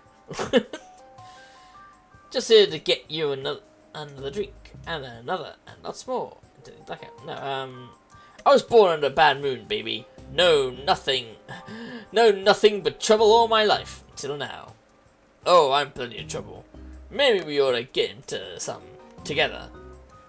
The time you're in the fence share together can certainly be called a time, and as Angel predicted, he's soon fast asleep, face down and snoring. It's easier than taking candy from a baby to dig the diary out of the poor-loined wares, and soon enough you're on your way. Having retrieved the journal, and you and Angel abscond back to your estate to read its contents in private. Slowly reading through the pages, Angel impatiently snatches the journal from you. Give it here, I'm a speed reader. She flips through the pages. Ah! May 4th, Thaddeus, Linda, and I made a curious discovery. Whilst playing a game of cards with the crew, we had an uncanny winning streak. Thinking it only luck, we returned to our quarters for the night and found the relic we'd recovered glowing unnaturally. Terrified at first, we decided there must be some odd property of the stone we do not understand. We are not to tell the crew, as they are superstitious lot.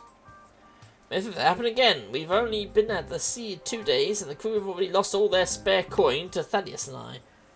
I suggest we return our winnings, but Thaddeus protested. We are still weeks from home, and I do not think it wise to travel with a crew that despises us. Yeah, that makes sense. You don't want to travel with a crew that hates you. The rock was once again aglow when we returned to our room. May 6th, an uneventful day overall. The crew was sparse as we decided to give them some room. Strangely, the rock did not glow today. May the 12th, I barely believe this as I write it, and I must further test my hypothesis. But I believe that the glowing of the rock is somehow tied to our good fortunes. I struck up a conversation with the captain and we decided to play a friendly game of dice. I won every time, and as had been observed from before. Upon return to my room, I noticed the rock was glowing once more. The rock always glows when fortune smiles upon me. I can't wait to tell Thaddeus. May 13th. To test our theory, we lent the stone to the captain as before. His luck was a matter of fact. We couldn't win against him in a single game. Captain suggested we throw the rock overboard, but of course we could not. Thaddeus seemed quite excited about the potential uses of the rock. We decided to name this godsend stone of good fortune the Sanctus Lapis Fortunae.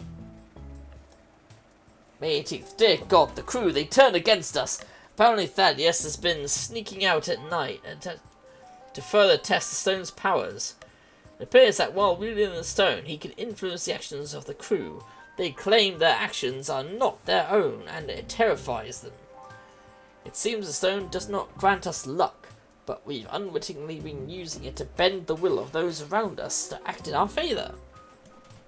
I'm not comfortable with this violation of agency, and neither was the crew. They've trapped us in our cabin, but thanks to the power of the Sanctus Laptis Fortunae, Thaddeus is keeping them at bay. There's our infighting. He wants to use the stone to force the crew into submission. I keep trying to convince him that's deeply wrong. He also keeps trying to sell me on the idea of using the stone to do whatever we want to whomever we want.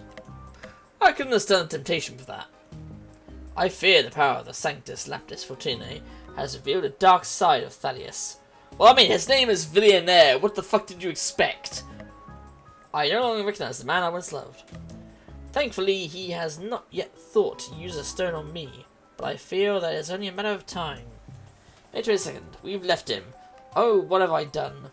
No, I did what I had to do. Thaddeus was out of control. He told me his plan for the Sanctus Laptis Fortunae. The way he spoke, his thoughts, they were diabolical. There's no doubt in my mind that he had to be stopped. I had to keep him from the stone. The crew and I planned it. We made a deal to leave Thaddeus and the stone on the island. What I didn't tell them is that I kept the stone. It's too much power for any mortal to wield. I can already feel the allure of its power creeping into my thoughts. When I make it home, I'm going to seal it away, deep beneath my estate. This is the only way no one should have its power. I'm so sorry, Thaddeus. I dearly hope you will be alright. Stops there. Well, not really. The rest of the journal appears to be tragic poetry about her and Thaddeus Billionaire, and a bunch of recipes. Cassius was a bad guy all along. You would think it obvious last name like Billionaire. This sells it. We are the good guys, and Cassius must be stopped. All that's left is defeat him and take the stone back. No biggie. I believe in you. Now let's finish this.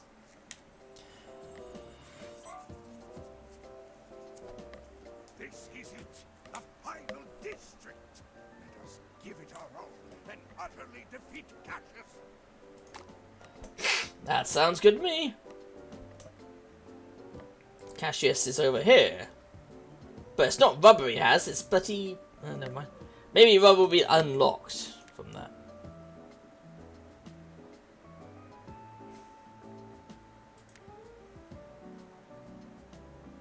Epic mustache wax of metalwork.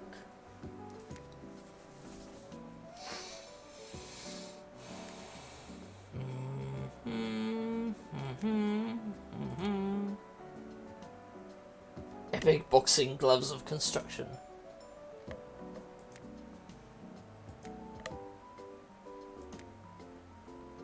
Some of those sound really good, actually. Like coming up here and getting the wax and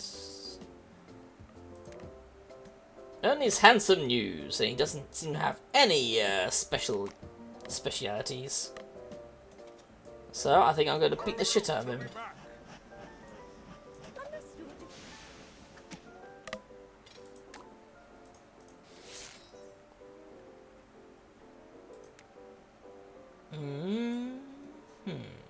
No, I should use it on someone who's already got a high mustache count. There we go. You just can't stand to be away from me. Well, I've got so much stuff to share. I've got so much love to share. Upgrades the partial chair to normal moxie drain. Good, good, good. Upgrades partial chair to normal moxie drain. Wouldn't that upgrade it even further? Oh, never mind. Increase all moxie by 5. All moxie by 5. Moves the negative in trending in the industry and triples the effect of reputation and morale. Bloody hell. Please come again. Ready when you are. Up. Ready for more.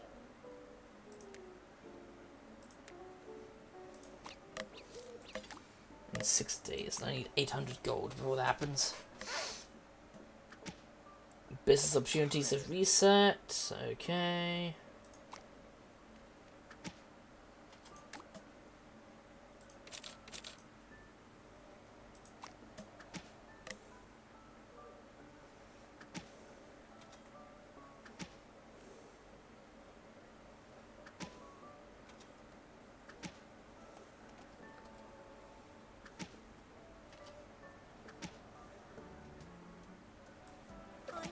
me luck.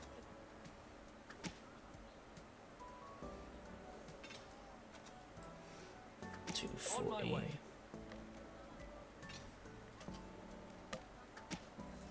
Paint? I don't think I've got anyone that does paint. Santa does the banking, but I mean his thing is ones, it's pointless to do that.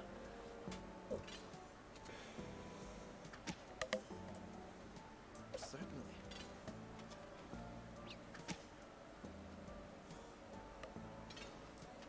I'm on it.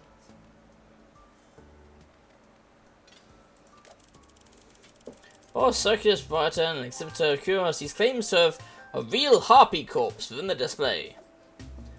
Sure it's fake. Let's craft a better fake in the factory and scare employees. No. I'll go push it for you. It would be marvelous in your personal, no persons allowed private museum. Inclusive proof of such creatures of allow me to go on an expedition to catch us our own. You know what? I wish you did catch one on your own. Ooh, new costume for Valentine.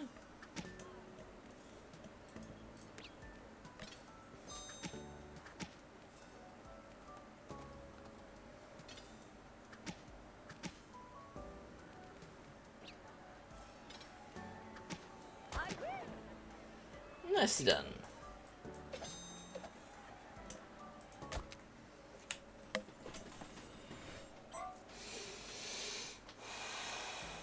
Go that way, we get more gold.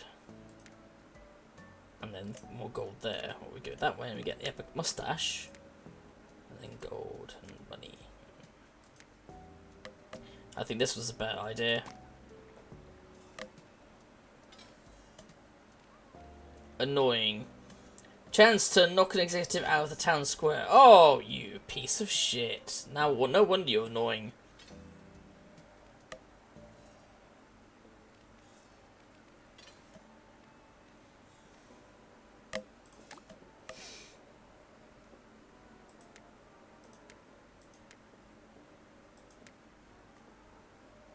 Boxing gloves of print? No. Lots of gold. Lots of money. Oh look, 20 gold and I can send them off.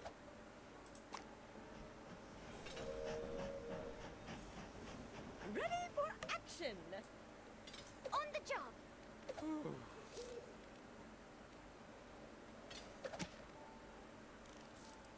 Yeah, she get no. Righto. Fuck off. All right. I'm on it. Yeah, no wonder it's annoying. Keeps knocking me out.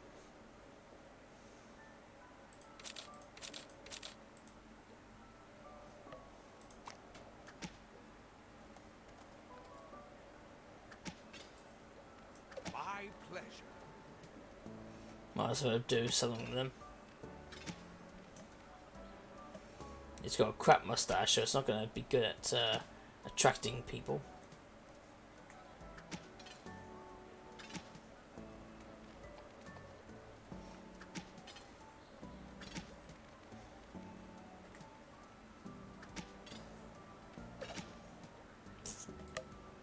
Ready now. On my way.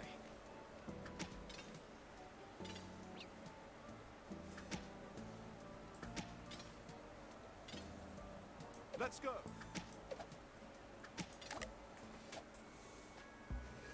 Her, of course. Fencing. Right, beat. Beat, lunge, flunge. Beat, lunge, flunge.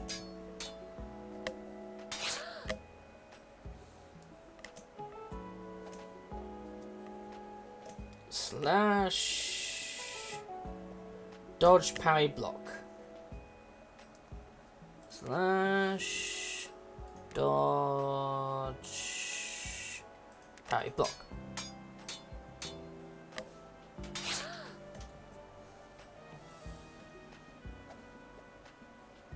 We'll open with fake out. Then stab, switch hands, puff, sweep. Fake out, stab, switch hands, puff, and sweep. How puff is a move, I don't understand.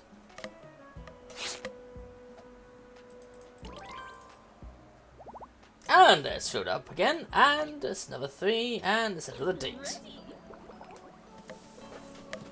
With Vicky Lestrange. Boss, 9 black cats have arrived at the estate, each one carrying a bundle of frankincense in its teeth. I think Vicky is on her way again. Oh yes, here she comes, emerging from the creeping fog as usual. Good evening, boss. Forgive me for not calling earlier in the day. I saw a raven and lost track of time. I quite enjoyed our last outing. My only regret was did not manage to summon my grandfather's spirit. But it's a triple blood moon tonight, a time when the veil is thinnest and spirits walk among us. I hope that we might try again. I'll tell you where else the veil is thinnest, by innuendo. No, let's get wrist deep in some eldritch rituals. Oh, this would be just the beginning, if you do it properly. We'd best get going. My carriage is outside, and the cabin, as you recall, is quite far. Would you care if I dropped a potentially lethal hallucinogenic potion to pass the time on our journey? You've been holding out on me this whole time? Not intentionally, I wasn't sure you were the type. Here. Hands you a vial of inky black fluid that smells of lemon and gunpowder. It sounds as if it wants to tell you a secret.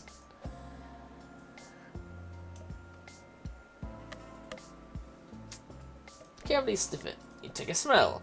Your nose hairs fall out. Oh, I should mention the fumes are quite potent on their own. You probably don't need to take a dose anymore. Let me know how it is. I've never tried it myself. Vicky's carriage, which is pretty impressive for someone whose arms and legs are melting. It turns out the carriage is jam-packed with occult nonsense. It is not an ideal place to be contending with the rapid dissolution of yourself. It doesn't help when you realise that the silver bell hanging from the ceiling is actually your dentist. Wow, how did you mistake your dentist for a bell? Honestly, he looks a lot more like your brother, a butler. Hey there, boss. Great to see you. And your teeth. Speaking of teeth, can I borrow a few just for a couple of days? I'm not asking for me. It's for a spider I know.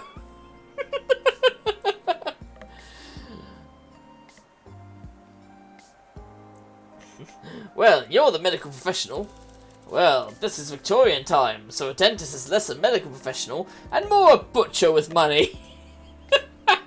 So true. But you know what I say? Don't negotiate against yourself. Let's have those teeth. Always eager to please, you go on a magical journey inside your own mouth that only stops when, boss, we're here. You sober up a bit before entering the cabin. The cabin isn't quite so shocking this time round, nor is the fact that Vicky has already covered the dining table in bloody satanic sigils. Make yourself at home. I'll go get the robes and the animal sacrifice. Be dismissed before you can say anything. She returns moments later with 2 jet black robes and a pair of obsidian knives, and an adorable sleeping bunny rabbit. She places the bunny rabbit in the centre of the table and graciously passes you a knife.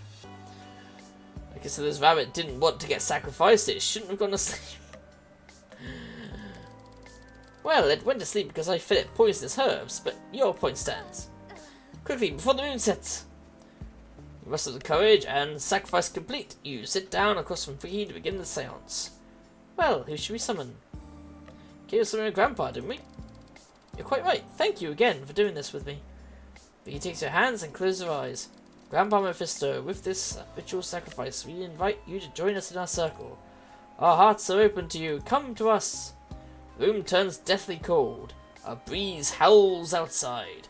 Then all sound ceases, as if your head is buried in cotton wool. All you can hear is Vicky, breathing. Grandpa? Is that you? You think you hear a voice on the wind. Of course it's me, you little harlot. Who do you think you were summoning? That's, well, it's hard to be sure these days. Maybe the way you summon, you'd call that a sacrifice. In my day, we used whole children. That's frowned on these days, Grandpa. How are you? I'll tell you what I found on, Victoria. I found that outfit. What the hell are you wearing? I was just trying to... Just trying to what? Embarrass me to double death? Your summoning spell barely even worked, by the way. I just dropped in to tell you what a disappointment you're being. Ooh, harsh. The candle's in the room warms and sound returns. Vicky lies back in her seat, looking exhausted and miserable. Want to try summoning someone else? Yes, I'd rather not end up on a bad note. Who should we summon now? Is there anyone else you've lost who you'd like to reconnect with? Why, yes, actually. One of my cats, Cornelius, passed away 3 summers ago. I've never tried summoning an animal before, but Cornelius had such a strong personality. It's worth a try. Dearest Cornelius, please grace us with your majestic feline presence. Let my body be your vessel, your voice, my voice, your voice. You are welcome here. Lady suddenly sits bolt upright, her eyes go wide, and she looks at you as if you are a stranger. Vicky very deliberately reaches out and knocks over a candle on the table. The rope begins to catch fire. Meanwhile, Vicky gets up, goes to the bookshelf, and knocks the books off of it one by one. Things seem to be getting out of hand. You should probably put out the fire. Go over and throw on the fire. Puts out the fire, but some of it gets on Vicky too. Hiss! She leaps on you, clawing and hissing. You suffer several serious scratches before you get her calmed down. Oh goodness, what happened? Why are you all these books on the floor? Why am I straddling you? You explain as courteously as possible. Ah, yes, I suppose dear Cornelius did have a habit of destructive leaning. Oh, how I miss him, though I don't miss how often I had to rebuild my estate when he was around. We should probably get this cleaned up before continuing, shouldn't we? Get everything back more or less how it was and return to the estate. Who should we summon now? Is there any historical figure you'd like to meet? Well, most people don't know about me, because my other eccentricities tend to take center stage. But I fancy myself a bit of a painter. I've always dreamed of meeting Michelangelo. We could summon him. Join hands with me, I'll try. Oh, Michelangelo, Lord of Painters, we welcome you into this space so that you might share your noble wisdom. Vicky's voice trails off and a strange look enters her eyes. Pache caso sono qui? He examines her own body with a shock and alarm. Sono una donna adesso.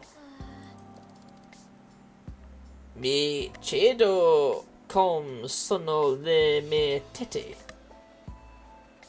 You sound like silently undress herself. Something's not right. Rebuca and flawless Italian. Good thing you spent several years volunteering in a home of Italian perverts.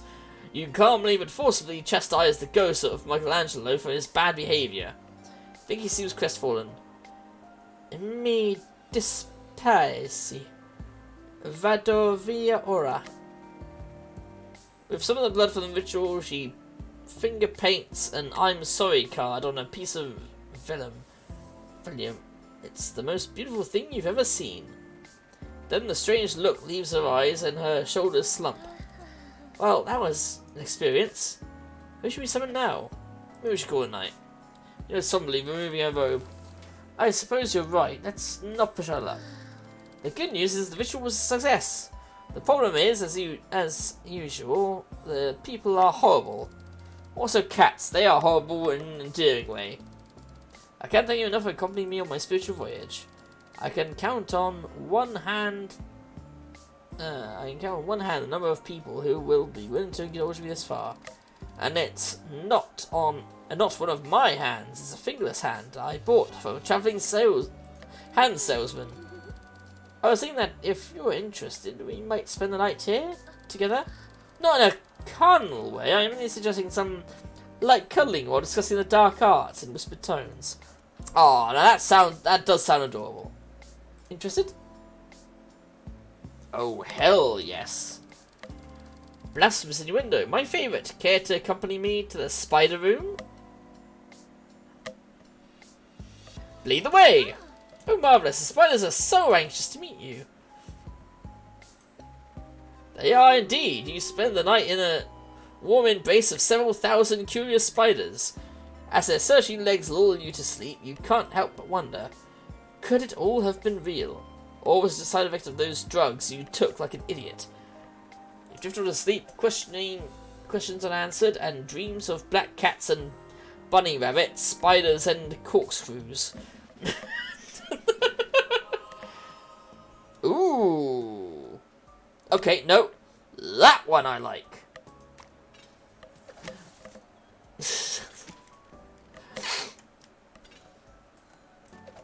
Oh shit. Pippi's just beating the shit out of this person who likes to keep kicking our people off the thing.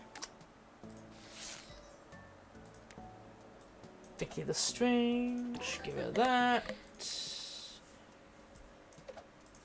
She can take the mustache tonic. And we've also got another battle to get to. Oh wait a minute, let me check something. Oh, whoops, left on there. No, she's not on yet. Okay, just wanted to double check that. Alright, story time!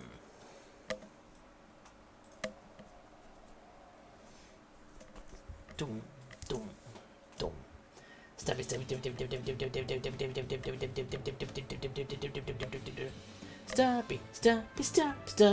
stabby, stab, stabby, stabby, stab, stab, stab, stab, stabby, stab, stab, stabby, stab, stab, stab, stabby, stab, stab, stabby, stabby, stab, stab, stab, stab, stabby, stab, stabby, stabby, stab, stabby, stab, stabby, stab, stabby, stab. Dabby stab, dabby stab, dabby stabby stab, dabby stab, dabby stab. Very nice, everyone. Forgotten Dragon Bite gets that.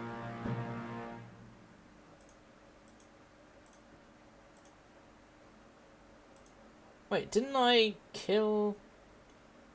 I killed 3 melee units easily. I guess I didn't kill them correctly. I don't know.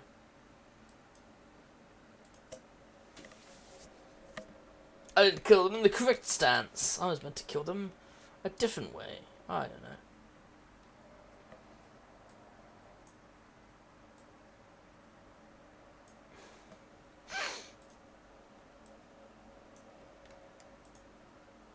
Didn't say it had to be in a certain pattern. Stupid thing. There we go. Right. Display capture off. Back to the game. Where we beat the shit up. You got it. And it's always minus 10 when they knock you out, even though Pip is always minus 5 with fighting, as that's her speciality.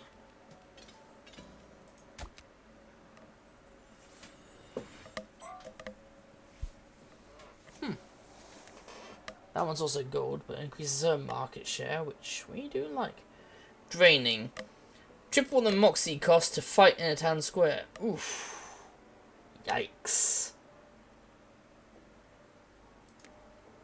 Then I'll go up there and get that. Get that.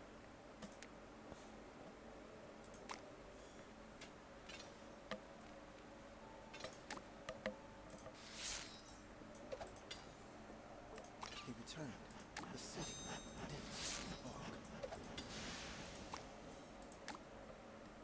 800. I nearly got it. Break time. Nearly got the 800. I need a nap. Nearly got the 800.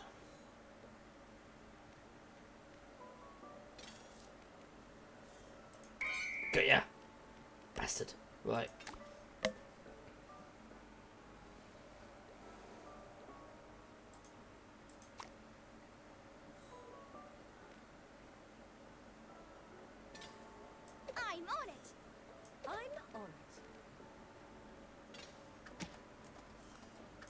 of course.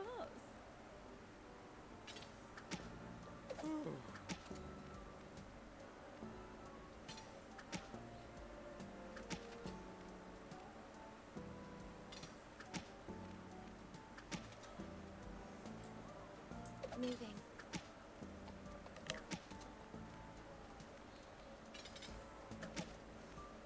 Tell me where to go! Done for now.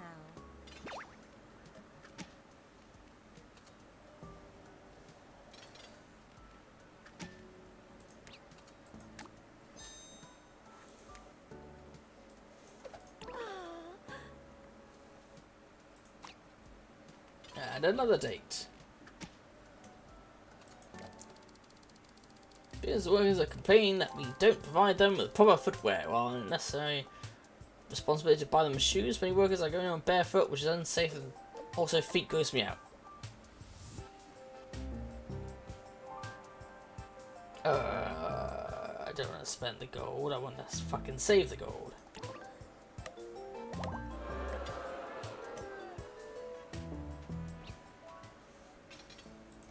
Right, date time! Date 5 with Penny Farthing. Boss, Penny Farthing has come calling once more and she seems very excited. Of course I'm excited, boss. I have finally devised a foolproof way to catch my white whale.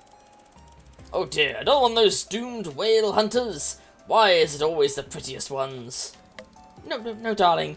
White whale was in the case of a metaphor. Quite a hip one too, as the book Moby Dick was only very recently published.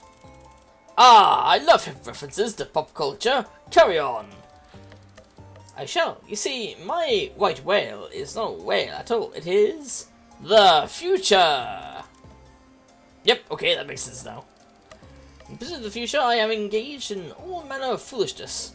Secret societies, occult rituals, fan fiction, nearly getting us both smothered to death in an iron coffin, when the true solution was staring me in the face all along.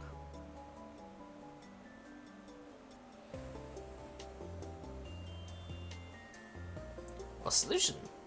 I'm so glad you asked. The solution is to bring the future to us by building a future of our own. Come on my workshop, I swear there's nothing lethal in there this time. There are little hundreds of lethal things in Penny's workshop when you arrive, but none of them are actively pointed at you. She unfurls an enormous scroll of drafting paper and produces one pencil for each of you. Here we are, my clockwork dove, the brainstorm to end all brainstorms. We'll simply write out our vision for the future on this paper. Then, instead of waiting in vain for our future to be realised, we'll make it a reality right here in this workshop. First question. What sort of clothes do you think we'll be wearing in the future? Brightly coloured leather bodysuits. Capes! Only capes! Intriguing. The future must be much warmer than our present. But what could possibly cause that?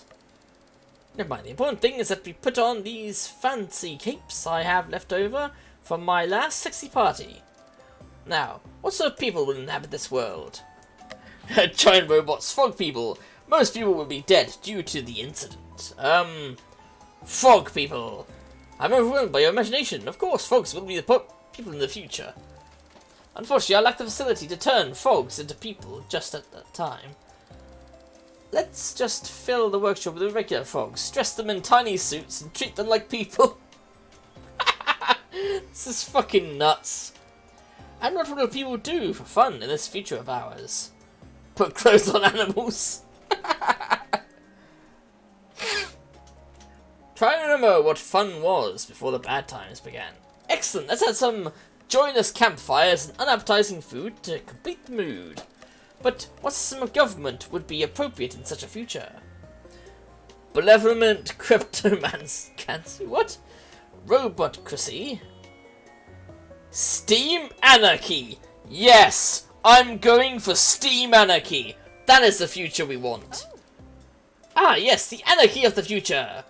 I'll haphazardly scatter loose machine parts and rusted nails around the workshop to simulate utter futuristic chaos. And finally, what sort of music will be popular?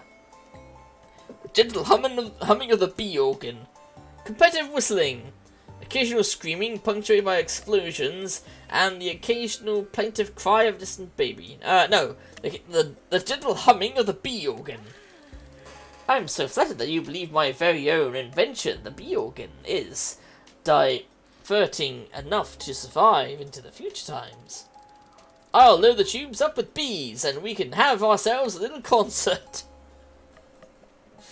Bray looks over her work with obvious satisfaction.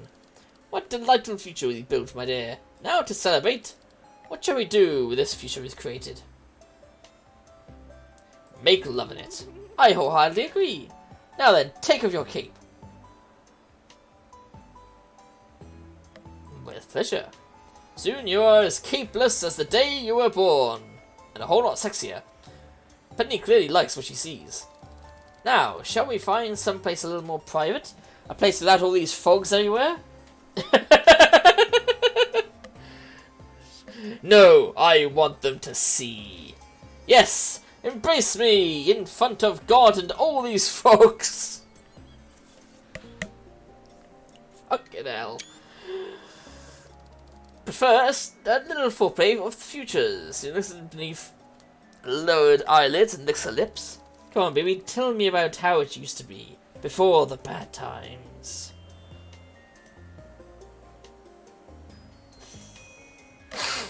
The sky was not a uniformly malicious green. Ooh, I like it when you talk nostalgic to me. Payne's hands start between her legs. She moans. More, more! Spiders were regular size! Oh, I can't take any more. Come here, you font of historical information! I don't contain yourselves any longer. You embrace passionately, feeling, smelling, tasting every part of each other's futuristic bodies.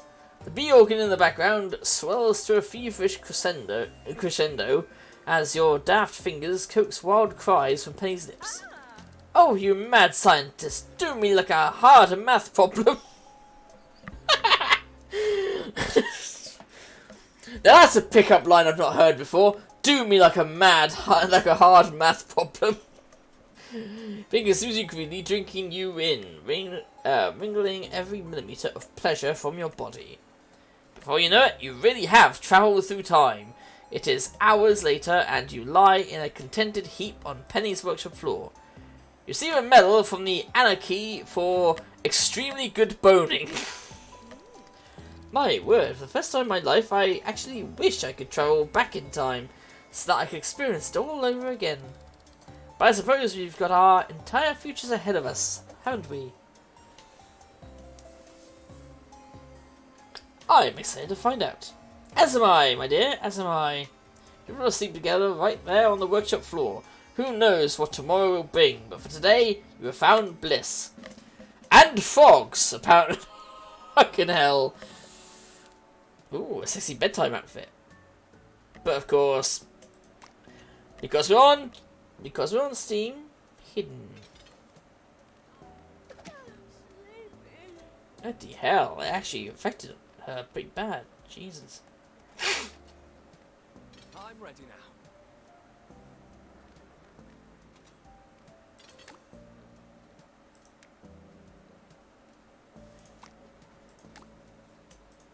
There we go, another bee extension. Lone Ranger. Wait, what was that achievement? Lone Ranger. Pay off 10 loans in one run. Oof. Well, I wasn't meant to pay off 10 loans in one run.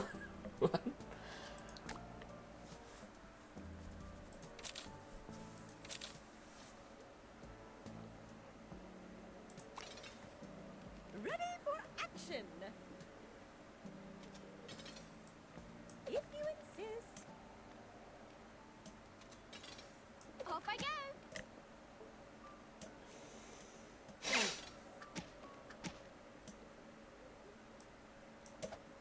That's it for me. Ooh, Smut Paddler. Stranger, I've got some eyeglasses. Summer Starling Labyrinthium outfit. Ooh, penny farthing winter outfit. I want to look at this one. New question like labyrinthine. Ooh, I love to look at that one. All kind of futuristic and awesome.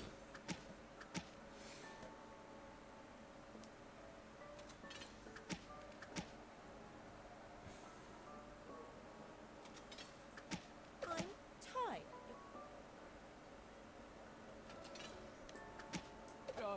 Right away. There we go. We just need to beat the shit out of this person, which is getting there.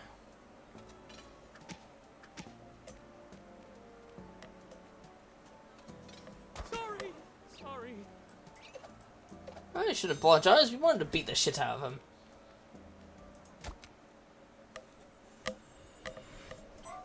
Alright, another 108 gold.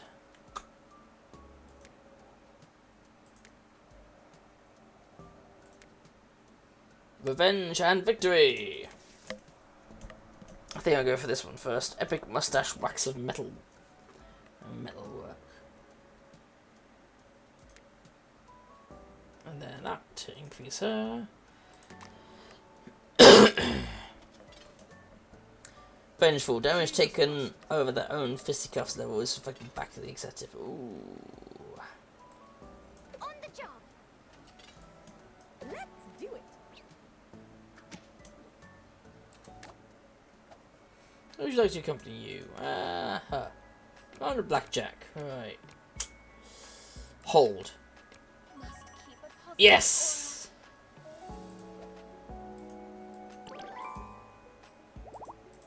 Very nice.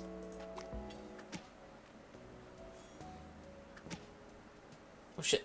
Got ya. I'm ready now.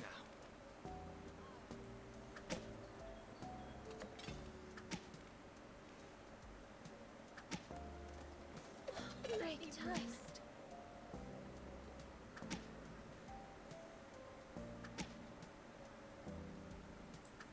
Of course. And he's under the damage, so he won't get affected by the attack being reflected back at him. Or shouldn't be.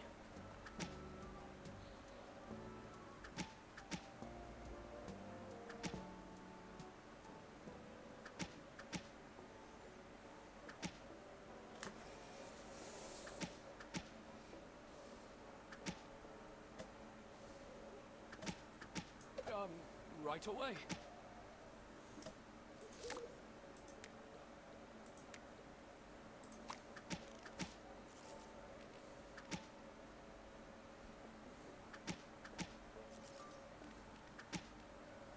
Who wants Party some? time.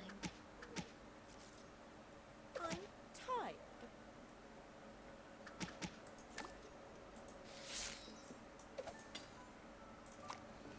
There we go, another 108 gold. Cassius in 9 days. 900 gold for that extension. Fucking hell.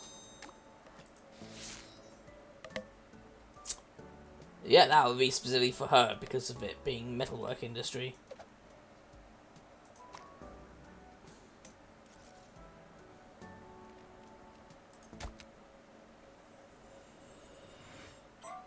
Speaking of, is what I'm going to choose for next, and then I'll see about jumping to that one. Duel list. Only one incident may be assigned to fight. If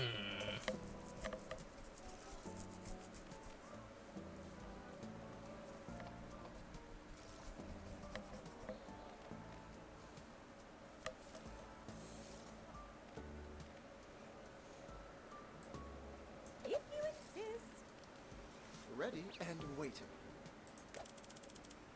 But it's one of the employees' birthdays. You put up decorations and bring out the wine. That sounds like a good idea to me. Costs quite a bit of money, but I don't give a shit about the money. Makes people happy though.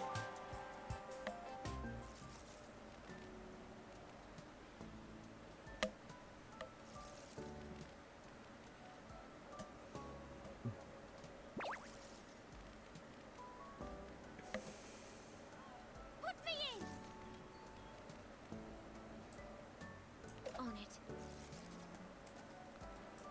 pleasure. Get in there, Pip.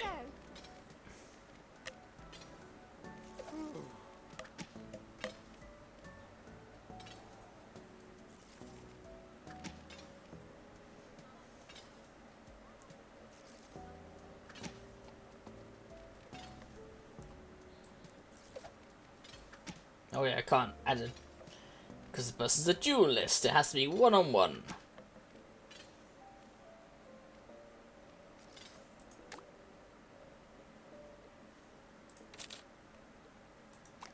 $60 more gold.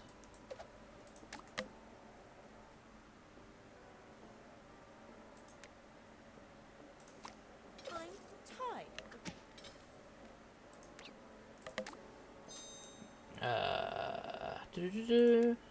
Give it to her.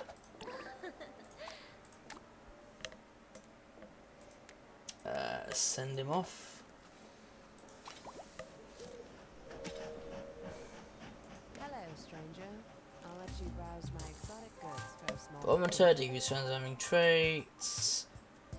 Increase grooming thing in the barber, adds market awareness. Adds 10 moxie. And market awareness. Until next time. That makes sense to me. Increasing everyone's moxie.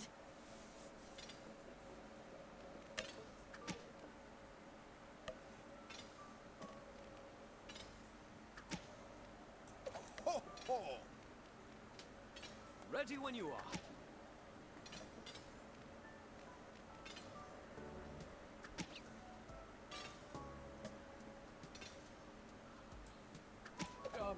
Right away. Oh, now they're celebrating around the gold place. Good.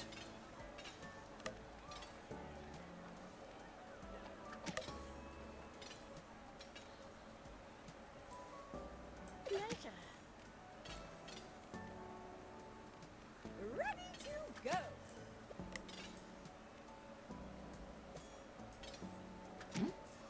Can't I?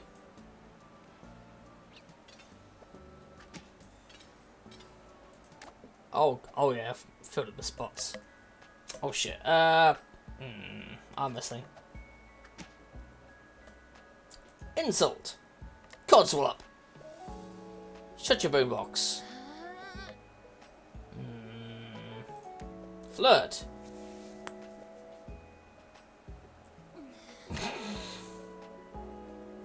Shit. I could walk 500 more. There we go. Good show. Perfect.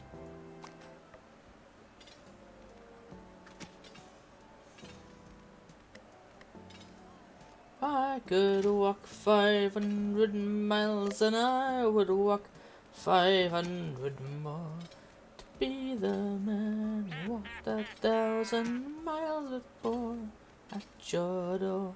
Fucking thief.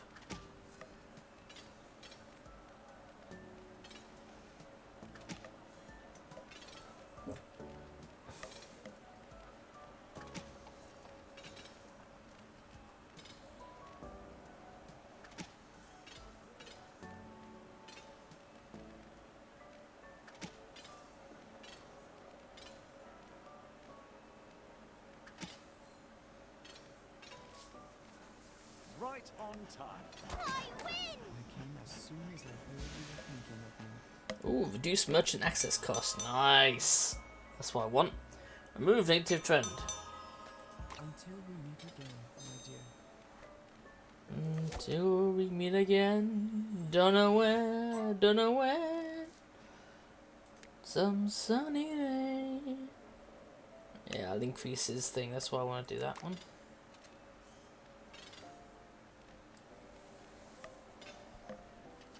I need a break.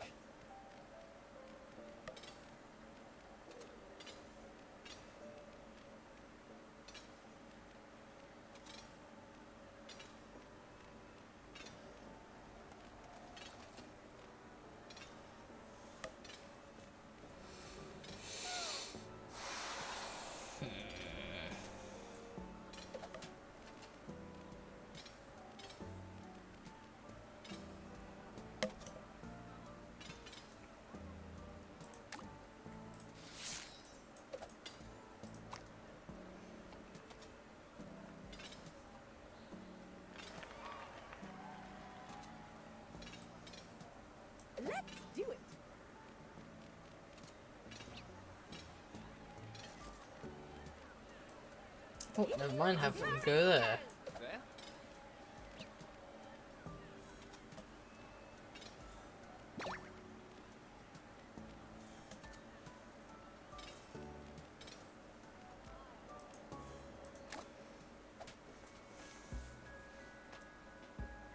Tea time! Oh god, I forgot what hers were. Herbal average with milk? I mean, at least it has all the notes. Not really into herbal tea, okay. I should have guessed because she's goth black.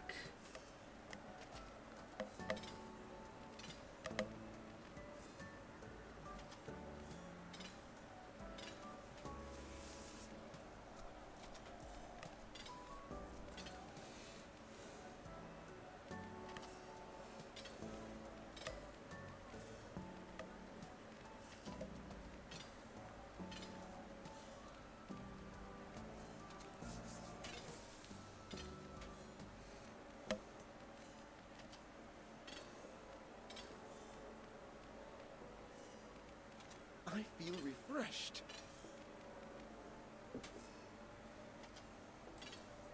I'll do it. Yep, go get a mustache. Winter!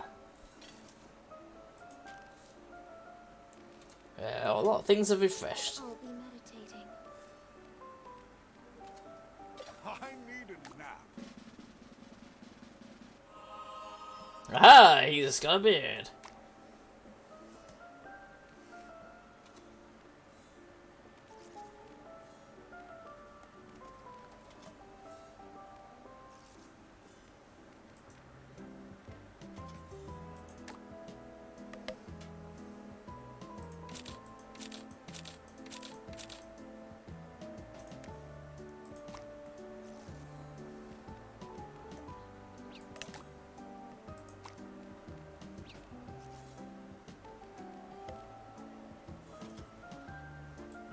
On the job.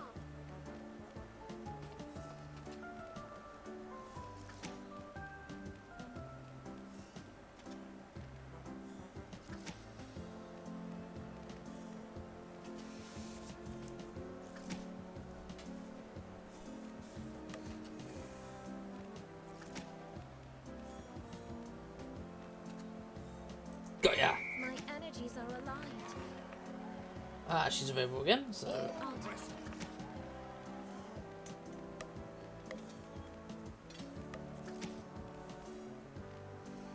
She's barely wasting any energy because she's on that, special executive seat. So anyway, horse is challenging you to a foot race.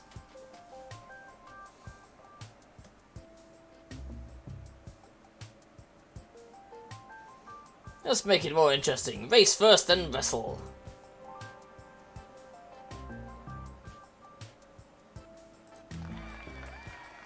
Yeah, don't charge admission. It would be a nice relaxing break for everyone. Antoine and Custard trot up to Farthing Estate, where Penny is polishing her new bicycle for the third time today. Alright, I have arrived! Really? You brought him? When I said I wanted to go for a ride, I didn't mean your stinky horse. I don't understand what you could possibly have meant otherwise. And Custard's most probably normal. Further, he is an honourable gentleman and the smoothest of rides. Still, my apologies if he upsets you. I'm very sorry for the inconvenience. I can leave him to nibble a nice patch of lawn out the front. No, keep him. I can tell your love for him is stronger than my heartfelt repulsion for his presence. But really, modern engineering has given us far better options. Have you considered replacing your animal with something less animatic? Animate? You mean an automobile? Those horrible machines that smash people to pieces and spew poisonous smoke? They're no replacement for Custard. Heavens, no. How perfectly ridiculous. Those things are terrible. I was referring to the very fashionable and somewhat safer bicycle, such as the one I polished before you. Cutting edge technology and shiny too.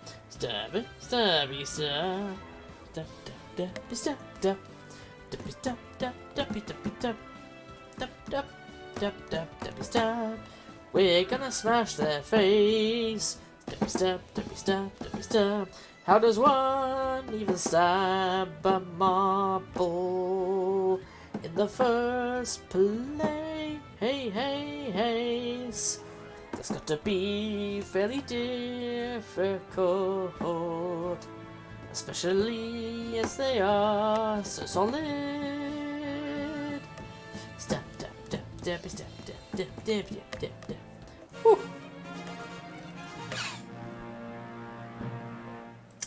So yeah, Globot Grayson, you get the Saint, and the healer goes to Horse Doorbot.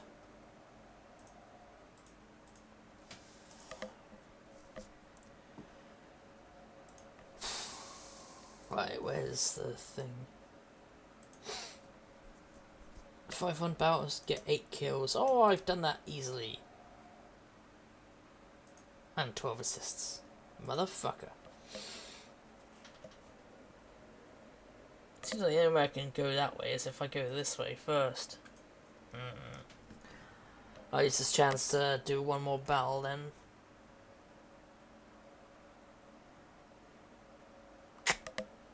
Minutes, fuck. Oh wait, the monk would be a good choice, wouldn't it? Healing and does quite a bit of damage. So yeah, I think the monk has to get best idea there. I think the monk is the best idea. Last battle. So I tie myself to it this time.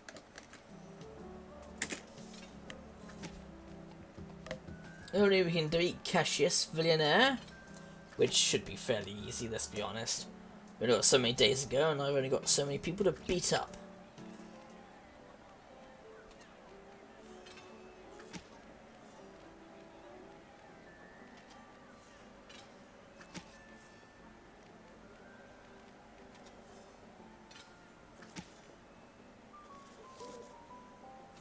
Day 114, holy shit.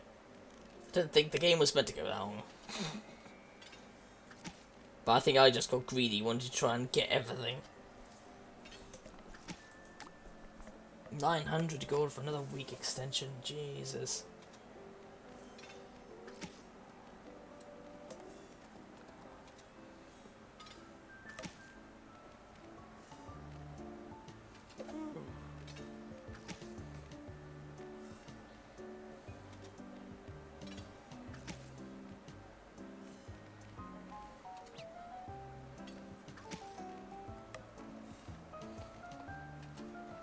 I'm tired.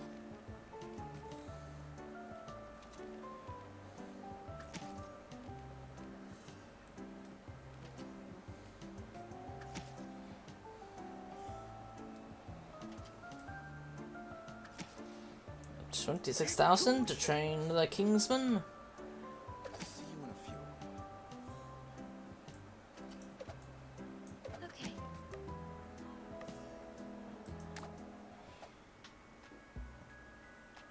Okay. Wouldst thou rather? Only enjoy the art that everyone else enjoys. Have your secret crush and short your favourite shirt. Resign halfway through a duel to death because all your stab wounds hurt. Eat a delicacy rumoured for its robust taste and high fertility rate. I think she'd do that. Be a snitch. Never find out who done it.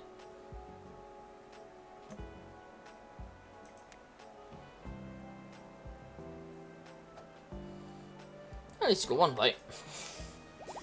Ah well.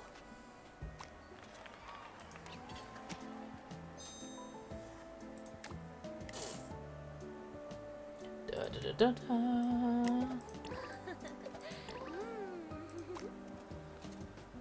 Yeah, that works.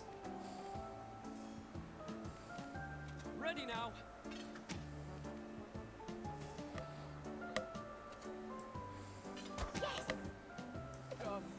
Right away. Done. Right. Cassius, 3 minutes timed. I'm gonna try and get some more people first though.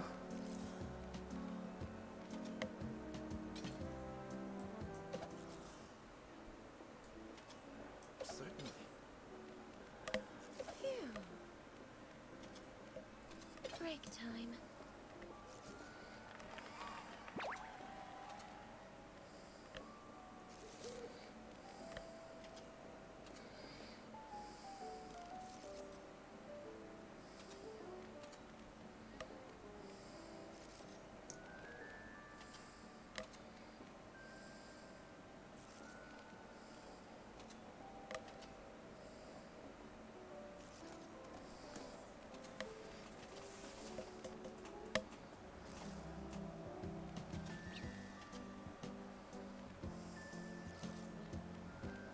I'll be in my room. Raring to go.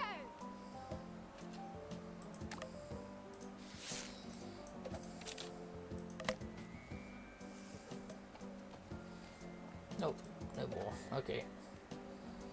Ready to go. Ready to go. In 2 shakes.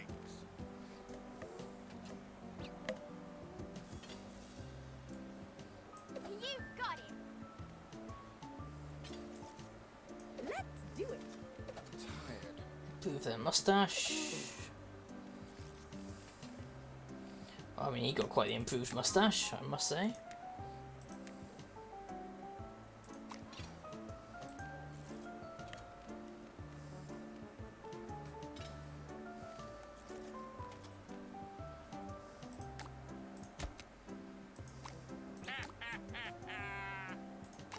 Fuck you, Cassius. Okay. All right. Ready to go.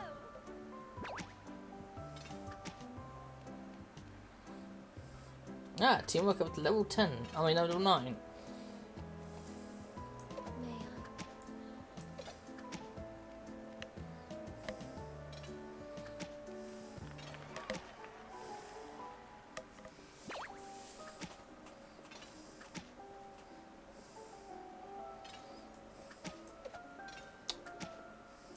Let's do it. Ready to go.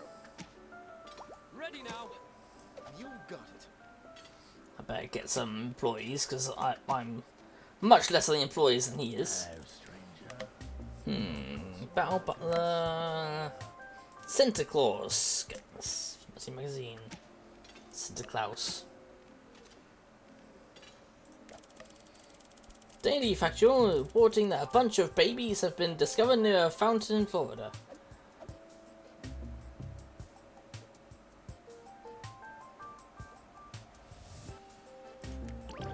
Ah, send him over. Not doing much else.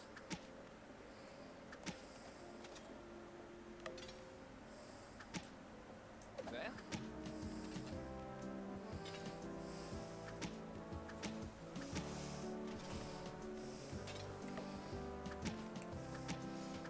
Come on, down you go, Cassius in there. I'm tired.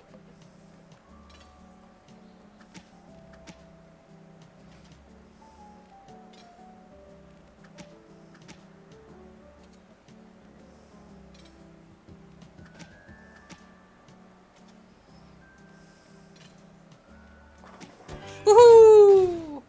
Reclaim your family reputation. Family heirloom asset has been obtainable. 15% faster. Ooh.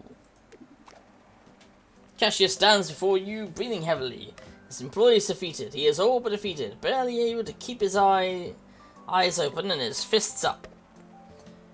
He winds up for a desperate final attack. Cassius dodges and shoves him in the dirt.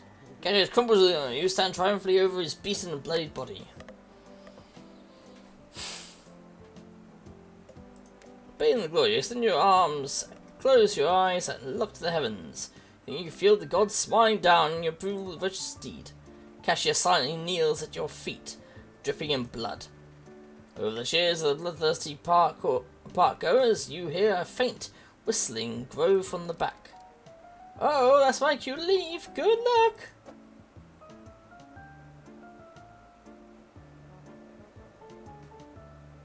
Wait, we still have to get the Sanctus Lepus Fortune. Trust me, it's better for you if we're not seen together. Don't worry, we've got this. You've got this. Just whispers the crowd as a handful of policemen push through the crowd. They jolt with shock when they spot you standing over Cassius. What's going on here? Sir, are you alright? Who did this to you? Policemen rush to place themselves between you and Cassius. One of them helps him up as two others surround you. You there, what were you doing here? Rich people stuff. A business transaction. A simple business transaction, officer. Business? Is that what you call it? And how long has this been going on?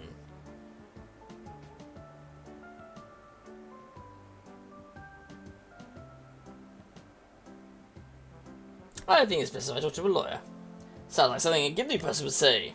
I've heard enough. You're under arrest. You can't arrest me. I'm rich. The rule's different. Tell that to the judge, pal. Please escort you out of the park as your business partners and employees watch in disbelief. Victory? That's a question mark. Victory? Boss? Money earned 26 million. Bloody hell. I'd like to have that. Wow, that's a lot of rivals defeated. 52. 8 districts. Loans paid. 4 plus 7. Well, 100. Reputation 100. Assets acquired. Starting partner gun. Wow, lots of unlocks. Sexy business. Doo-doo-doo. Days later. Well, this is it, boss. The day of your trial. Who knew the applause of rich people too? Yes, it is quite a dramatic twist. Either way, we're about to head inside and we need to act fast. Going back, of course, last time you appeared in court, challenging the judge's manhood was still a valid defense. You ain't a read and write hook for someone in a robe. Indeed, I coaxed the entire courtroom to make fun of him until he left crying. Yes, I slept with his wife to win that one. Well, things have certainly changed a little since then. Now it's more of a court of public opinion. You have to establish your character to the jury's peers. Phew, surely other rich people will see my point of view. Peers is a bit misleading. It's mostly a gaggle of random citizens, boss. Merely people who live in the same district as us. Something else you should be aware of is that all of our lawyers have mysteriously gone missing, so we'll need to find someone to represent you.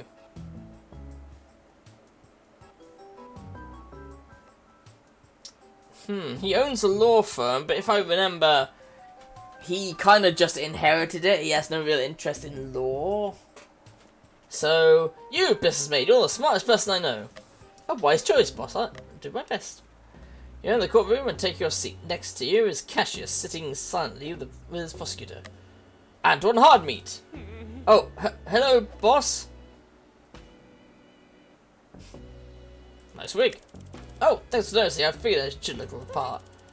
I'm so sorry, boss, but Cassius hired me to represent him, and he was quite insistent. You're not even a lawyer. You just own a law firm. Yes, I tried telling Mr. Villeneuve that, but as I said, he was quite insistent.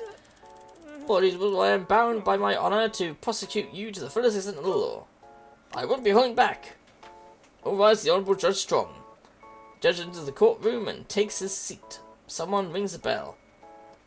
Alright, I want a quick, good, clean, legal battle here today, and let's make it quick. I've got a fox hunt right after this, and it's finally my turn on the fox hunting horn. Prosecution, make your claim. And quivers the Yang's head, closes his eyes, and makes a deep breath. We've got this in the bag. So snaps to and slaps the desk, gaining no most under my attention. He stands upright and confident, majestic like you've never seen before. Thank you, Your Honor. Today I will prove to you beyond a shadow of doubt that the defendant assaulted my client.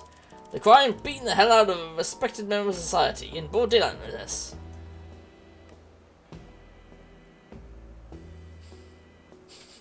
Objection! He's not a respected member of society, he's a villain!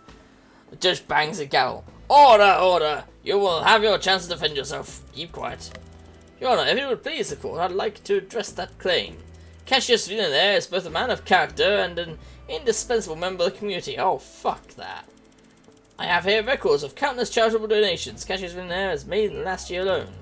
He runs his own private reformation center that takes some of the worst criminals and undesirables and trains them in useful skills to get them off the streets. He has years of public service under his belt as a volunteer firefighter and working for animal shelters. He's even taken in a wounded tiger that was too dangerous for any shelter to hold and personally nursed it to good health. Fucking hell, who is this guy? What's more, his daughter is an adopted orphan girl whom he has been raising on his own for the past 12 years. What daughter? The defendant has let their personal feelings get in the way of their judgment. Whatever their personal history, Cassius Villeneuve is a good guy. Okay, I did not know all that. The motive? Jealousy. The defendant was clearly envious of my client's vast fortune, being unable to reliably manage their own estate.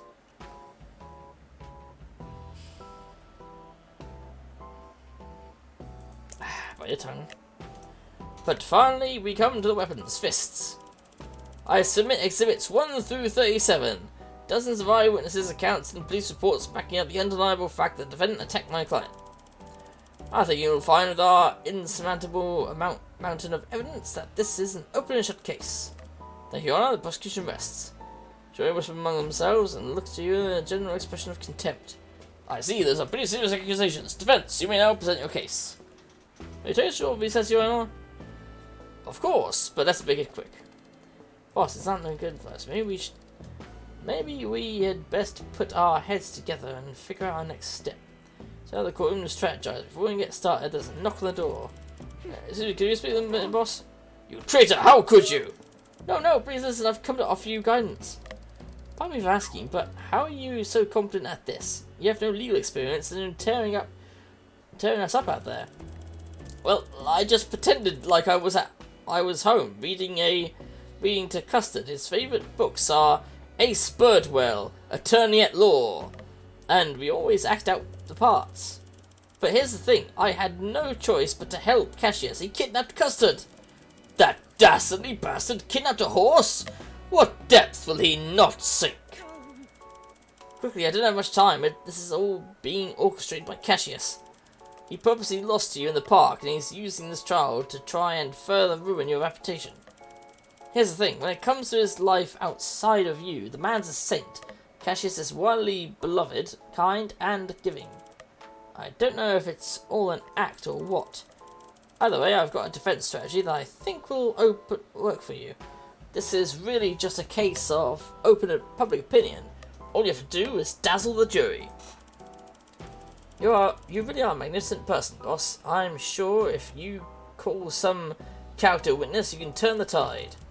And once you've gained their favour, I've got the final blow ready for you. Tor whispers in business mate's ear and quickly slips out of the room. Brilliant! Let's get back in there. Return to the courtroom. Defence would like to call a witness to the stand. Business mate proceeds to call up the various gents and ladies that you've befriended on your journey. Boss hired me when I was down and out. Wait, no, I was rich and ripe for an exploitative business deal. Yes, I would say that I've met the boss, but I cannot account for their actions, to be honest. I mean, I wouldn't trust them, sure, we work together, but my reasons are my own. That's not helping. Yes, I'd say they are a person of great character. In fact, I see the best in all people. That's not helpful. Boss has a powerful aura and magnetic energy that I cannot deny. Neither can all the ghosts. I don't really know them. Our business dealings have, as of yet, been purely business. My extraordinary relation to the boss has touched me in more ways than I'm comfortable disclosing in a court of law. Ah, yes, we met briefly during the merger of our businesses. They've got a good head on them, that one. You don't need great powers of deduction to know that the boss and I are partners in crime. Not crime. Can we strike that from the record? I was lonely buddy until the boss came along, and now the only thing I believe in more than myself is in the strength of our friendship. I'm lucky to have found the boss in this particular timeline. I have no doubt it's only the beginning of many futures together. Yes, we've met, we did business. I do business all the time. People business, animal business, plant business. Why do you ask? Why? Seriously, why am I here? The final account of witness leaves a stand. The jury looks to have swayed slightly in your direction, as looks of disgust have changed to winks and nods. Now's a chance, time to play our trump card. Your Honor, people of the jury, as you have just seen, my client is a person of excellent standing. Not only are they cool and attractive, but if you acquit them, I mean, I'm not saying they will hang out with you and your friend, but, well, to me it seems that all their business partners here are quite happy with their marvellous boss. Wait a minute. Objection! All those witnesses work for the defendant. Their testimony should be thrown out. Is this true? I've only been half paying attention. Indeed it is, Your Honor. In fact, everyone who was in that fight in the park was an employee of either my client or Cassius. Now hold on just a minute. Do you mean to tell me that you all have been wasting my precious time? I could be knee-deep in foxes by now. How do you mean, Your Honor? Cassius's calm demeanour appears to crack for the first time since the trial began. Listen, the defendant is obviously guilty. However, this is a matter between businesses, not people. People go to jail, but businesses just get a fine. I'm going to go ahead and supersede the jury on this one. Antoine, what is happening? Control the situation. Objection? Sir, can you even do that? I'll be honest, I'm not entirely sure. But seeing as how no one here is an actual lawyer, I wield the gavel, I make the rules. No one here has to go to jail today. Yes, we've done it. Mr. Meg grins and pumps her fist. Cassius, stunned by his sudden turn, stares down at his table in disbelief as Antoine stands over him, trembling with fear. Just go fetch your company paperwork and I'll slap you with a fine for, a couple of £1 million. How's that sound? Right away, Your Honor. You and business mates step outside and to a private meeting room. Figured something this might happen, so I brought all of our important documents to the courthouse just in case. And so no one could try and steal the company again while we were distracted. Just then you see a movement at the corner of your eye. It's Angel Fullbody with 1 foot out of the window and an official-looking document in her hand. Your company paperwork. Oh, for fuck's sake! Hey, gamer. Just banned that from Sandy's channel. I thought it would ban them for yours also. Damn boss attacking before Sandy could even start the stream. Yeah. Actually, has she started the stream yet? Actually, won't do it in a minute. Sorry, boss. Orders from high. Nothing personal. Before you have time to process what's going on, she leaps out the window. Battle Butler charges after her, but gets stuck in the window frame. Alright, so you might have a problem. Return to the courtyard. Empty-handed. Alright, let's see the paperwork. I'm ready to get out of here. The foxhorn isn't going to toot itself. About that, there's no paperwork, Your Honor. Well, that is to say, it was just stolen now. If we could have a little more time to try and retrieve it, my client's butler is currently in pursuit, see, and I've had enough of this foolishness. It's obvious to me that you were just trying to buy time. No, wait, I find the defendant guilty! Everyone in the room gasps, a smile creeps across Cassius's face. Antoine looks at you with confusion, everyone in commotion. Now then, on the matter of your imprisonment, it seems that after arresting all of your employees, the commoner jails are overflowing. And while you have committed a crime, I have a soft spot for fellow moneyed persons. But sending you to Chateau Gueule seems too lenient. If I may, Your Honor, proceed. As you may know, one of my estates also serves as a reformation center of the worst criminals of the city. One of my public services. Seeing as I am the aggrieved party, I will gladly take on the personal burden of reforming this poor lost soul. Please grant me this responsibility. Yes, it sounds fitting to me. Defendants shall serve their sentence in a private prison estate of the Cassius Veneer. Oh yeah, that's not fucking corrupt at all, is it? Judge bangs his gavel and the room explodes into fervor. What happened? Oh no, I'm sorry, I'm so sorry. This man looks out and shock, unable to do anything as guards drag you away. That's a weird noise you made. Sounds a bit of Sandy. We'll figure something out, boss. Just hold on. You get one final glance at Cassius's smug face before you are dragged from the room. To be continued. Jesus. Unlock Antoine Hard Meat Barrister Costume and Celestial Story Campaign. Whipple. Antoine Bon Bon Bon Von Valentine. Vicky Lestrange. Bon Bon Antoine Von Bon. Valentine. Whipple. Henry Farthing. Yeah, none of the others had an advanced relationship, so... Bon Bon Von Valentine. Vicky Lestrange. Season something. Just go for Vicky the Strange, because we're nearly finished. Playthings of the Gods, which I guess is what is called the Celestial Campaign. Did we just finish the Blood Feud? What's this? Playthings of the Gods. Are they both against each other, or... It's hard to tell, really, with these two, isn't it? Weeks later, in the correctional facility of Cassius Millionaire, Cassius sits outside your prison cell, reading to you. And that little puppy returned to his friends in the junkyard and told them all about his adventures through the justice system and what he had learned. And do you know what they said to him? Is this kinky for you, reading me bedtime stories against my will? The depths of your corruption. I'm afraid the treachery runs in your blood. What's that? Oh, corrupt, dishonest, blah blah, treachery, da da da da. Well, I already knew these words. I don't blame you, you know. I pity you. You were raised to know nothing else. I'm not surprised you have no moral compass. What, that you are descendant of someone who would so callously betray their loved one for power. My poor great-great-grandpa Thaddeus. Just let me show you my great-grandma's side of the story. I shall not play party to your lies. A criminal would say anything to escape their fate. Indeed, I've seen no desire to change in your words or deeds. Therefore, I have judged it necessary to rebuild you from scratch. I truly do think that anyone can be redeemed. I had hoped these simple children's stories would be basic enough for you to understand, but alas, I may need to take more drastic measures. My friends will save me. I think it may be best for you to drop the delusion that those people were your friends. They were nothing more than employees, people attracted to your fortune and prestige. Surely, if they cared about you, they would have tried by now. The sooner you accept your fate, the sooner the healing can begin. Oh, how I wish I could use the Sanctus Lapis Fortunae to fix you. Its phantasmal powers are exceptional when it comes to controlling one's mind, but its powers cannot be used to fix one's heart. That's fine, we'll continue to do this the hard way.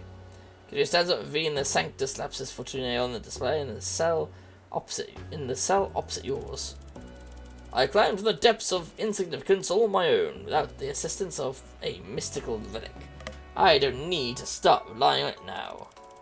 I built myself up all on my own.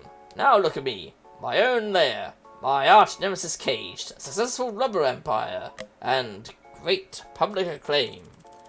I never cheated and I never took shortcuts. I hope that someday you will look at me as a shining example of what a true gentleman can achieve. For you might explode with self-esteem. For the record, I count it as cheating when you use a stone on me, kidnap my servants, and orchestrate a whole scheme to publicly shame and imprison me. I do seem to have a weak spot for revenge, but turnabout is fair play. I'm not exceptionally happy about what you've made me do. I may have dabbled a bit in the arcane, but it's nothing compared to what your ancestors did to mine.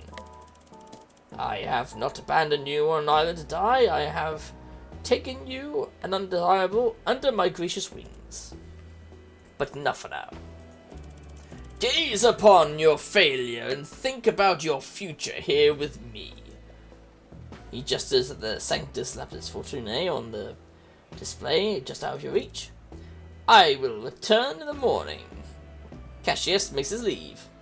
You are alone in your cell with nothing but the view of the Sanctus Lapsus Fortunae, the faint scratching that grows ever louder, the voices in your head. Psst! The voices in your head sound a little clearer today. Yeah, it's a good time to start talking to myself. Hello? Psst! Hey boss! You think you recognize his voice? It's Spider be talking to last week. Your new imaginary friend, Cupcake Kisses! The little puppy from Cassius's book, here to tell you the end of his story. Boss! Sit back! Knowing better than disobey the little puppy, you deliriously back against the cage and wait further instructions. You can use a fist bursting through the back wall of your cell, and then another, and then another. Before long, the wall collapses from the dust and emerges. Boss, we're here to rescue you!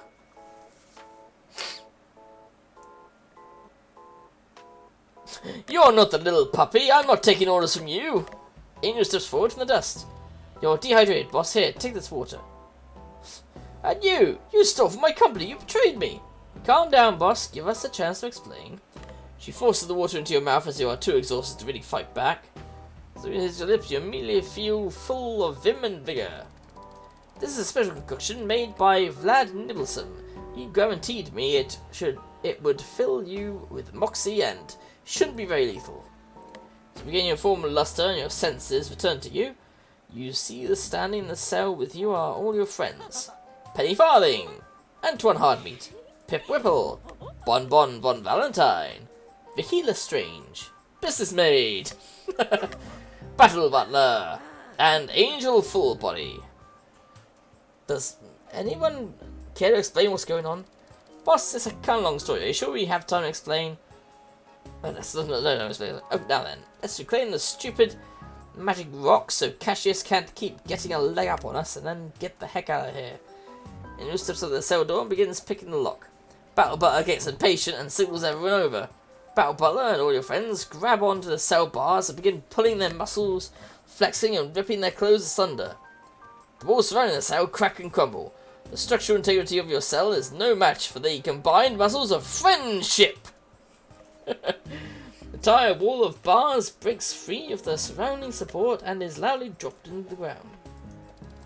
Battle Butler, I thought we had agreed to the merits of stealth beforehand. I'm sorry, but the Sire Boss, after so long, has lit a fire in my soul. I could not stand around waiting for any longer. I've also lit a fire, although entirely unrelated. Well, maybe no one heard that. We're pretty far down. An alarm begins blaring. Angel rushes forward and grabs the Sanctus Lapsus Fortunae. She slowly turns around to you, but her eyes don't leave the rock. Carefully approach her. He looks at it for another second before handing it over to you. You're going to want to hold on to that, boss. Alright, Plan D. We're going to have to fight our way out. We're 7 stories down. I expect each floor to have its own unique traps and challenges to overcome. Each room likely more dangerous than the last. Oh, sounds like it's going to be a really long time. I'm going to take a quick nap. Can you wake me up and go? Certainly, boss. Battle Butler picks you up and cradles you like a baby. His powerful arms are comfortable and safe. You drift off. Sit down here. We're almost there, boss. Time to wake up. We're almost out. The ground floor is above us. But this room, there's no exit. No, look. She points to a small square hole in the ceiling. There's no stairs or ladder. How are we supposed to reach that? I have an idea. Everyone gather around. If we all stand on each other's shoulders, we can reach a human ladder. I'll create a human ladder. That's not a bad idea, actually. The minions put on top of each other. They help each other higher and higher. Finally, with everyone precariously stacked into a pillar that nearly reaches the ceiling, you begin your climb. You just barely reach the top as you manage to pull yourself up out of the room. You reach behind to help the next person up. As you grab the danger hand, a platoon of armed guards enter the room below. They immediately begin their assault on your friends. When you catch her and pull her up, but the rest of your friends fall back into the room and begin fighting the guards. Oh shit, are you guys okay? Don't worry about us, boss. Go ahead, we'll catch up. Boss, don't worry about them. I'll go find help. You need to confront Cassius and put a stop to this once and for all. Here's your great-great-grandmother's journal. But don't forget, you've got the Sanctus Lapsus Fortunae now. I trust that you will make the right choice. You know, I'll just get the battle out of the way and then people can relax a bit. Doom. Steppy, steppy, steppy, steppy, steppy, steppy, steppy, steppy, steppy, steppy, steppy, steppy, steppy, steppy, steppy, steppy, steppy, Steppy step, step, steppy, steppy step, step, step, step, step, steppy step, stubby, stubby step, step, steppy step, step, steppy step, step, steppy, steppy step, step, step, step, steppy step, stubby, stubby step, steppy step, steppy step, steppy step, steppy step, steppy step, steppy step, steppy step. Fucking hell, it's hot out. Honestly, today it's been ridiculously warm because I've been so exhausted running around it as well. Running around, doing shit, seeing people. There we go. And someone gets that. And I'm gonna go to this, claim this. And then we're going to try and finish this. Yes, it's time to click the years of the past. Anyone knows you and splits off to go find help. You've been searching the Zodiac mansion that sets atop the complex labyrinth you've been trapped in for the past few weeks. Magical laughter echoes all around you. It's Cassius, for sure. Can I? No, I can't save at the moment, can I? Shit. You search the eerie mansion. You come to a crossroads. Cassius waits for you for the final confrontation. But where would he be?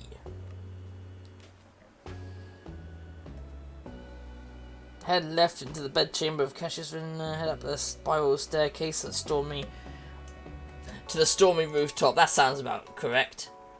It's dark and storming violently. Cassius stands in plain sight, awaiting your approach. So, you finally got out. What took you so long?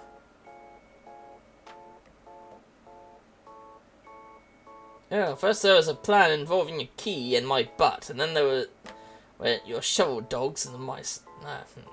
This is the end, Cassius. Oh? No, I don't think anything has to happen. Now that you've got me right where you want me, what will you do? I'm going to tell you the truth. This whole mess stems from a simple misunderstanding. And why should I listen to anything you have to say? Because I'm begging you. No, that's not the proper way to beg. More like this. Cassius pulls a suspiciously familiar magic rock from his pocket. You feel his body seize up.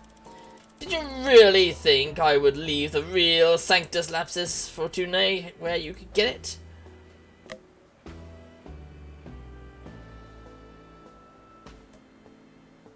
I had hoped so, yes.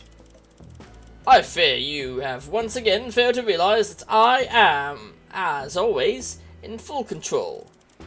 Not only was I fully aware that your accomplices were coming for you, but it was my plan to get them here all along. They're all right here where I want them, trapped within my lair. I've already sealed the only exit as well as the tunnel they dug to get in. You are all foul people. I gave them their chance to walk away from you, to get a fresh start, but it seems you've corrupted them too. I will be expanding my correctional operations, starting with you. Cassius raises the Sanctus Lapsus Fortunae. You're going to sit here and think about what you've done.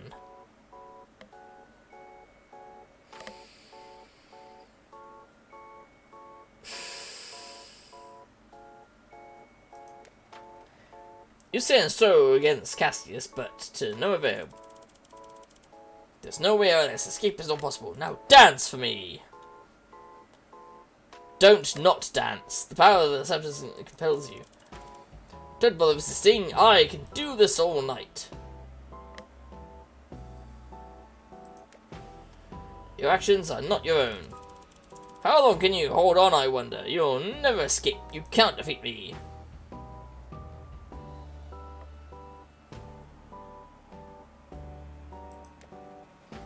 You sit and struggle against Cassius, but to no avail. No, yeah, this escape is not possible. Now dance for me! Don't not dance. Punishment is unavoidable. Don't bother. Only hold on. I wonder. You'll never escape. You see the struggle against there is no escape. Dance, monkey, dance! Ah, you cannot skip this.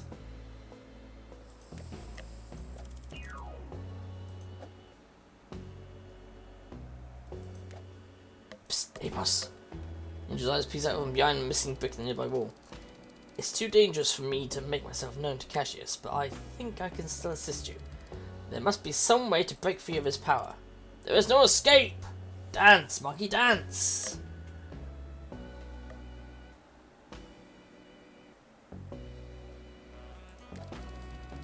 If there was something you could do, some way to escape, you cannot skip this.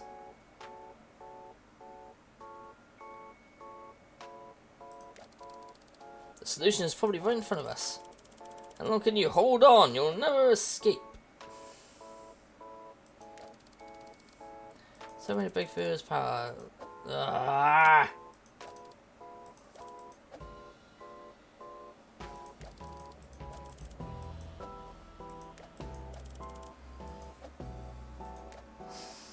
I figured it out. You can't escape. You need to hold the escape button. Oh!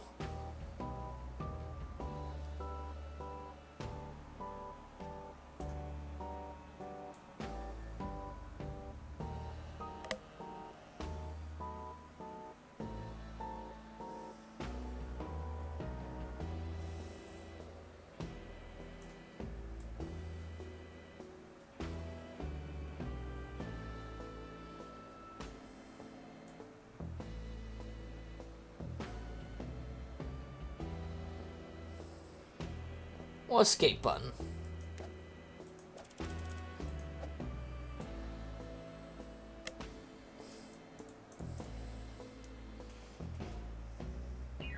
Well, I'm holding the escape. Is this what I meant?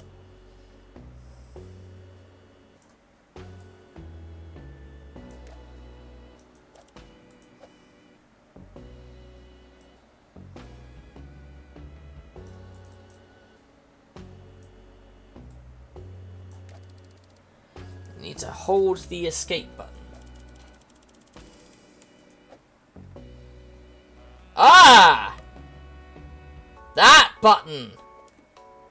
You rise. What? How did you... Did you find any Sanctus Lapsus Fortunae as its glows fades? No! How could this happen? What have you done? It's time you learn the truth. Cash gives us a few more good shakes and then gives up, dropping it to the floor. Very well, I have no idea how you've overcome the Sanctus Lapsus Fortunae, but I've never needed that stone to best you in the first place. Cassius takes the traditional fisticuff stance and prepares for a fight. Pull out your quick grandma's in your pocket. And what's that supposed to be? I thought you weren't a fan of bedtime stories. Cassius has his attention laser focused on you. Angel appears behind him and grabs his arms. What? Cassius struggles against Angel, who is barely able to keep her grip on him. Boss, do it! Tell him the truth! It's the only way he'll never stop! You open your grandmother's journal and begin reading the entries out loud. No! Silence! Cease this at once! Cassius struggles against Angel and breaks free. He leaps towards you to grab the journal from your hands. But appearing from all sides are Battle Butler, Business Maid, and all your friends.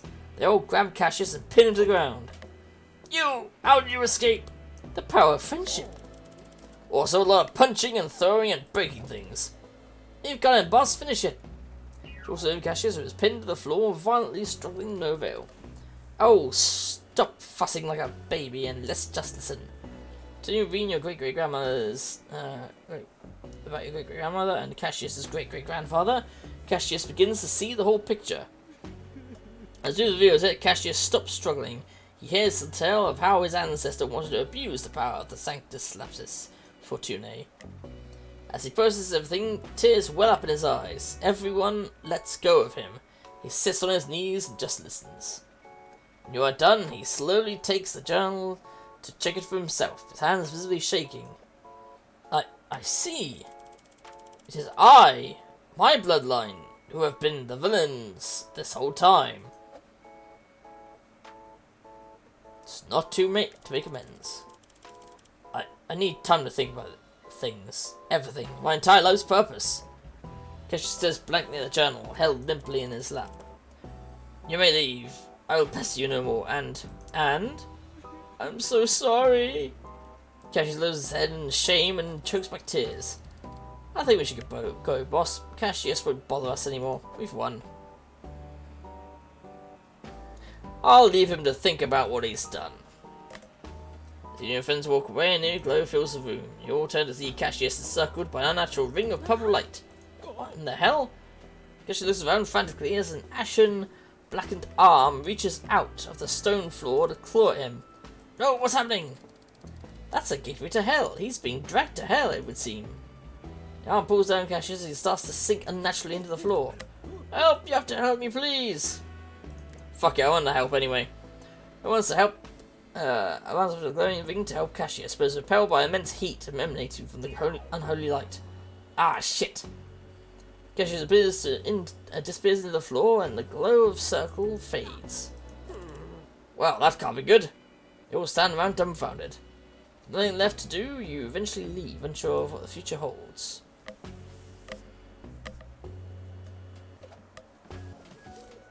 Next business day.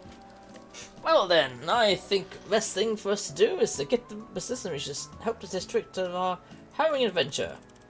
I've secured a magic rock in our most hearty of vaults, boss. No one shall be getting it at any time soon. That's odd. I can't seem to find our company paperwork anywhere. I could have sworn Angel returned it. Just then your rival breaks through your skylight and parachutes right down to your desk. It is I, your rival! I am no longer under the thumb of Cassius Villainaire, and I've found an even greater source of power than that silly Sanctus Lapis Fortunae. I think you'll find I've once again stolen your company and all your assets. Oh, for fuck's sake. Try as you might, every time you strike me down, I'll just come back to ruin your life. My new source of power is unstoppable. You'll never figure out our weakness. You should probably stop dating other powerful executives just to be safe.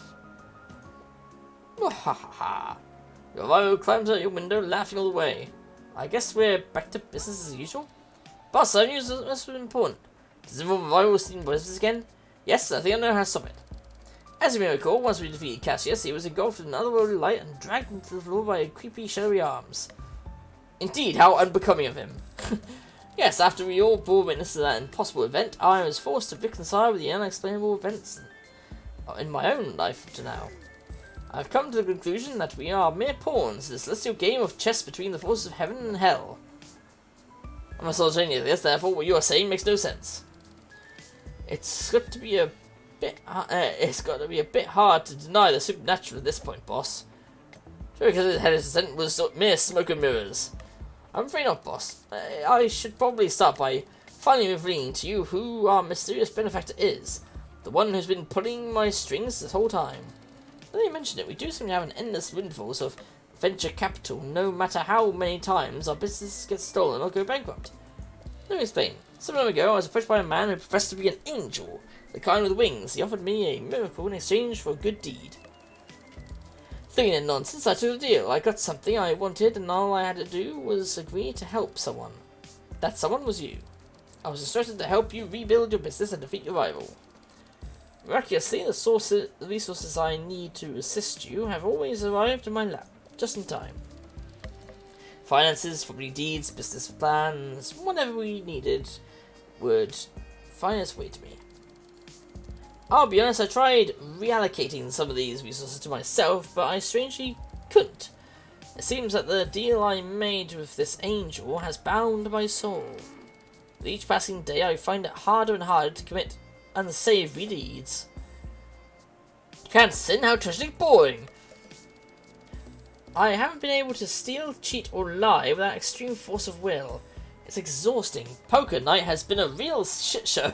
I bet. Jesus. I almost passed out trying to pickpocket some rich prick on the way here. That's not normal. Do you know how many pockets I've picked? Of course you don't. Because I'm very good at what I do. At least, I was. After seeing what happened to Cassius, I suspect he must have made a similar deal with an agent of hell. It's possible his soul was being corrupted similar fashion to mine, but in evil direction. Does this technically exonerate Cassius of his bad deeds? I can't say certain, but I will say that I barely feel like myself anymore. Nothing against you, boss, but I wish to break this cycle and be free of our arrangement. I had hoped that defeating Cassius would end it, but hell seems to have just moved on to the next target, your rival. I now believe heaven and hell get their jollies by watching us struggle endlessly against each other. This is some heavy stuff. Do you think extreme capitalism might be the solution? Actually, yes. Your skills will come in handy. Once I realized heaven and hell had been playing us for fools, I began researching ways to defy the gods and break our contracts. I think I found a comparable source of power, but I need more time. First, there is to rescue Cassius. I've tracked his location to a district under the control of your rival. All we have to do is overtake the district boss, and we should be able to free Cassius. Free Cassius? But he sucks! Just trust me with him, we're going to need all the help we can get. I'll continue to manage our loans, as to not raise any suspicions, but I've procured a bottled synergy asset to help us with a running start. It's time for me to put some skin in the game. This time around, I'll be joining the team. My art collection business is at your disposal. Ah, she's the art person. Why did you say art collection in quotation marks? Don't worry about it. For now, just keep doing your best, boss. Let's end this. Ah.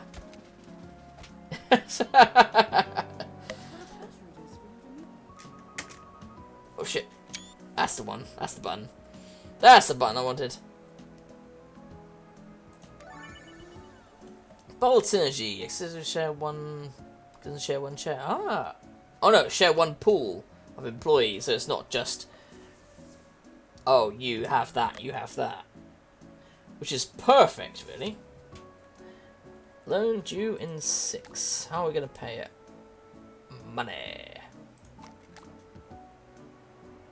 Anyway. Ugh. With that out of the way, let's go say hi to Sandy, because I'm sure she'll be streaming now. Yes, she is. Let's get the raid on, shall we? Oh no, what am I doing?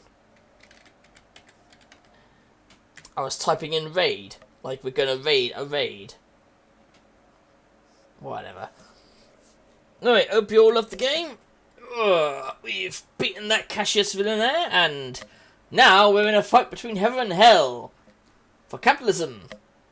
I love you all, and I'll be showcasing Sandy a little bit, just for fun.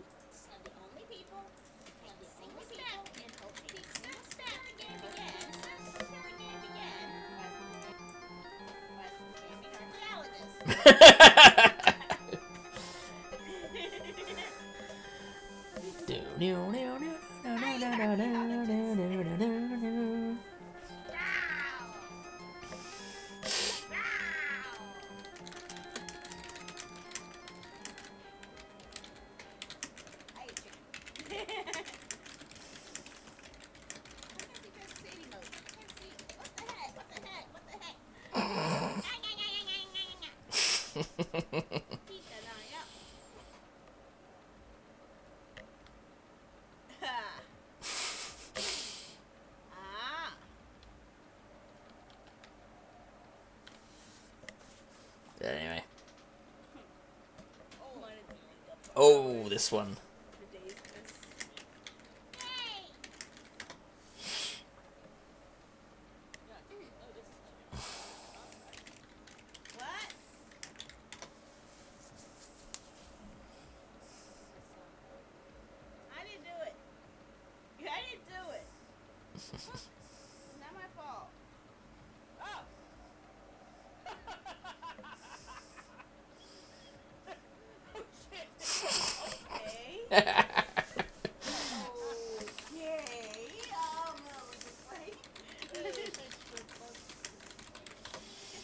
Seems like there's aliens in the Wild West. Okay. I don't know what those aliens were doing.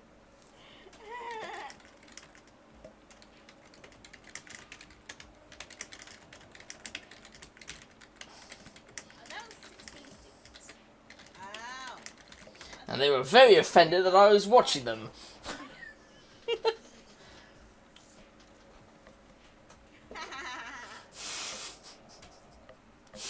Dare you?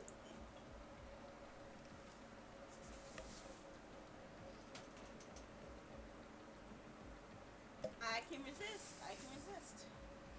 15 of us met in the main hall, and add Mooker up to the mix, and you get 60. Yep. Including me, only 6 of us were still alive. Everyone else. Well, the entertaining vampire, so for a bit of the spoilers here.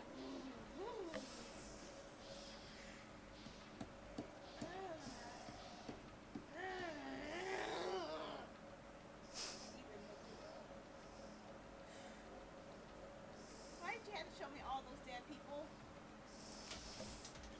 Even though she's undeniably dead. The one still alive, or me? Bakia? Hiro? Toko? Hina? And Kyoko. Only those people are still alive. There's no question. Wait, no, there can't be. I refuse to believe it. There has to be some other way. There has to be. And there is, but I won't give the spoilers for you guys. Or whatever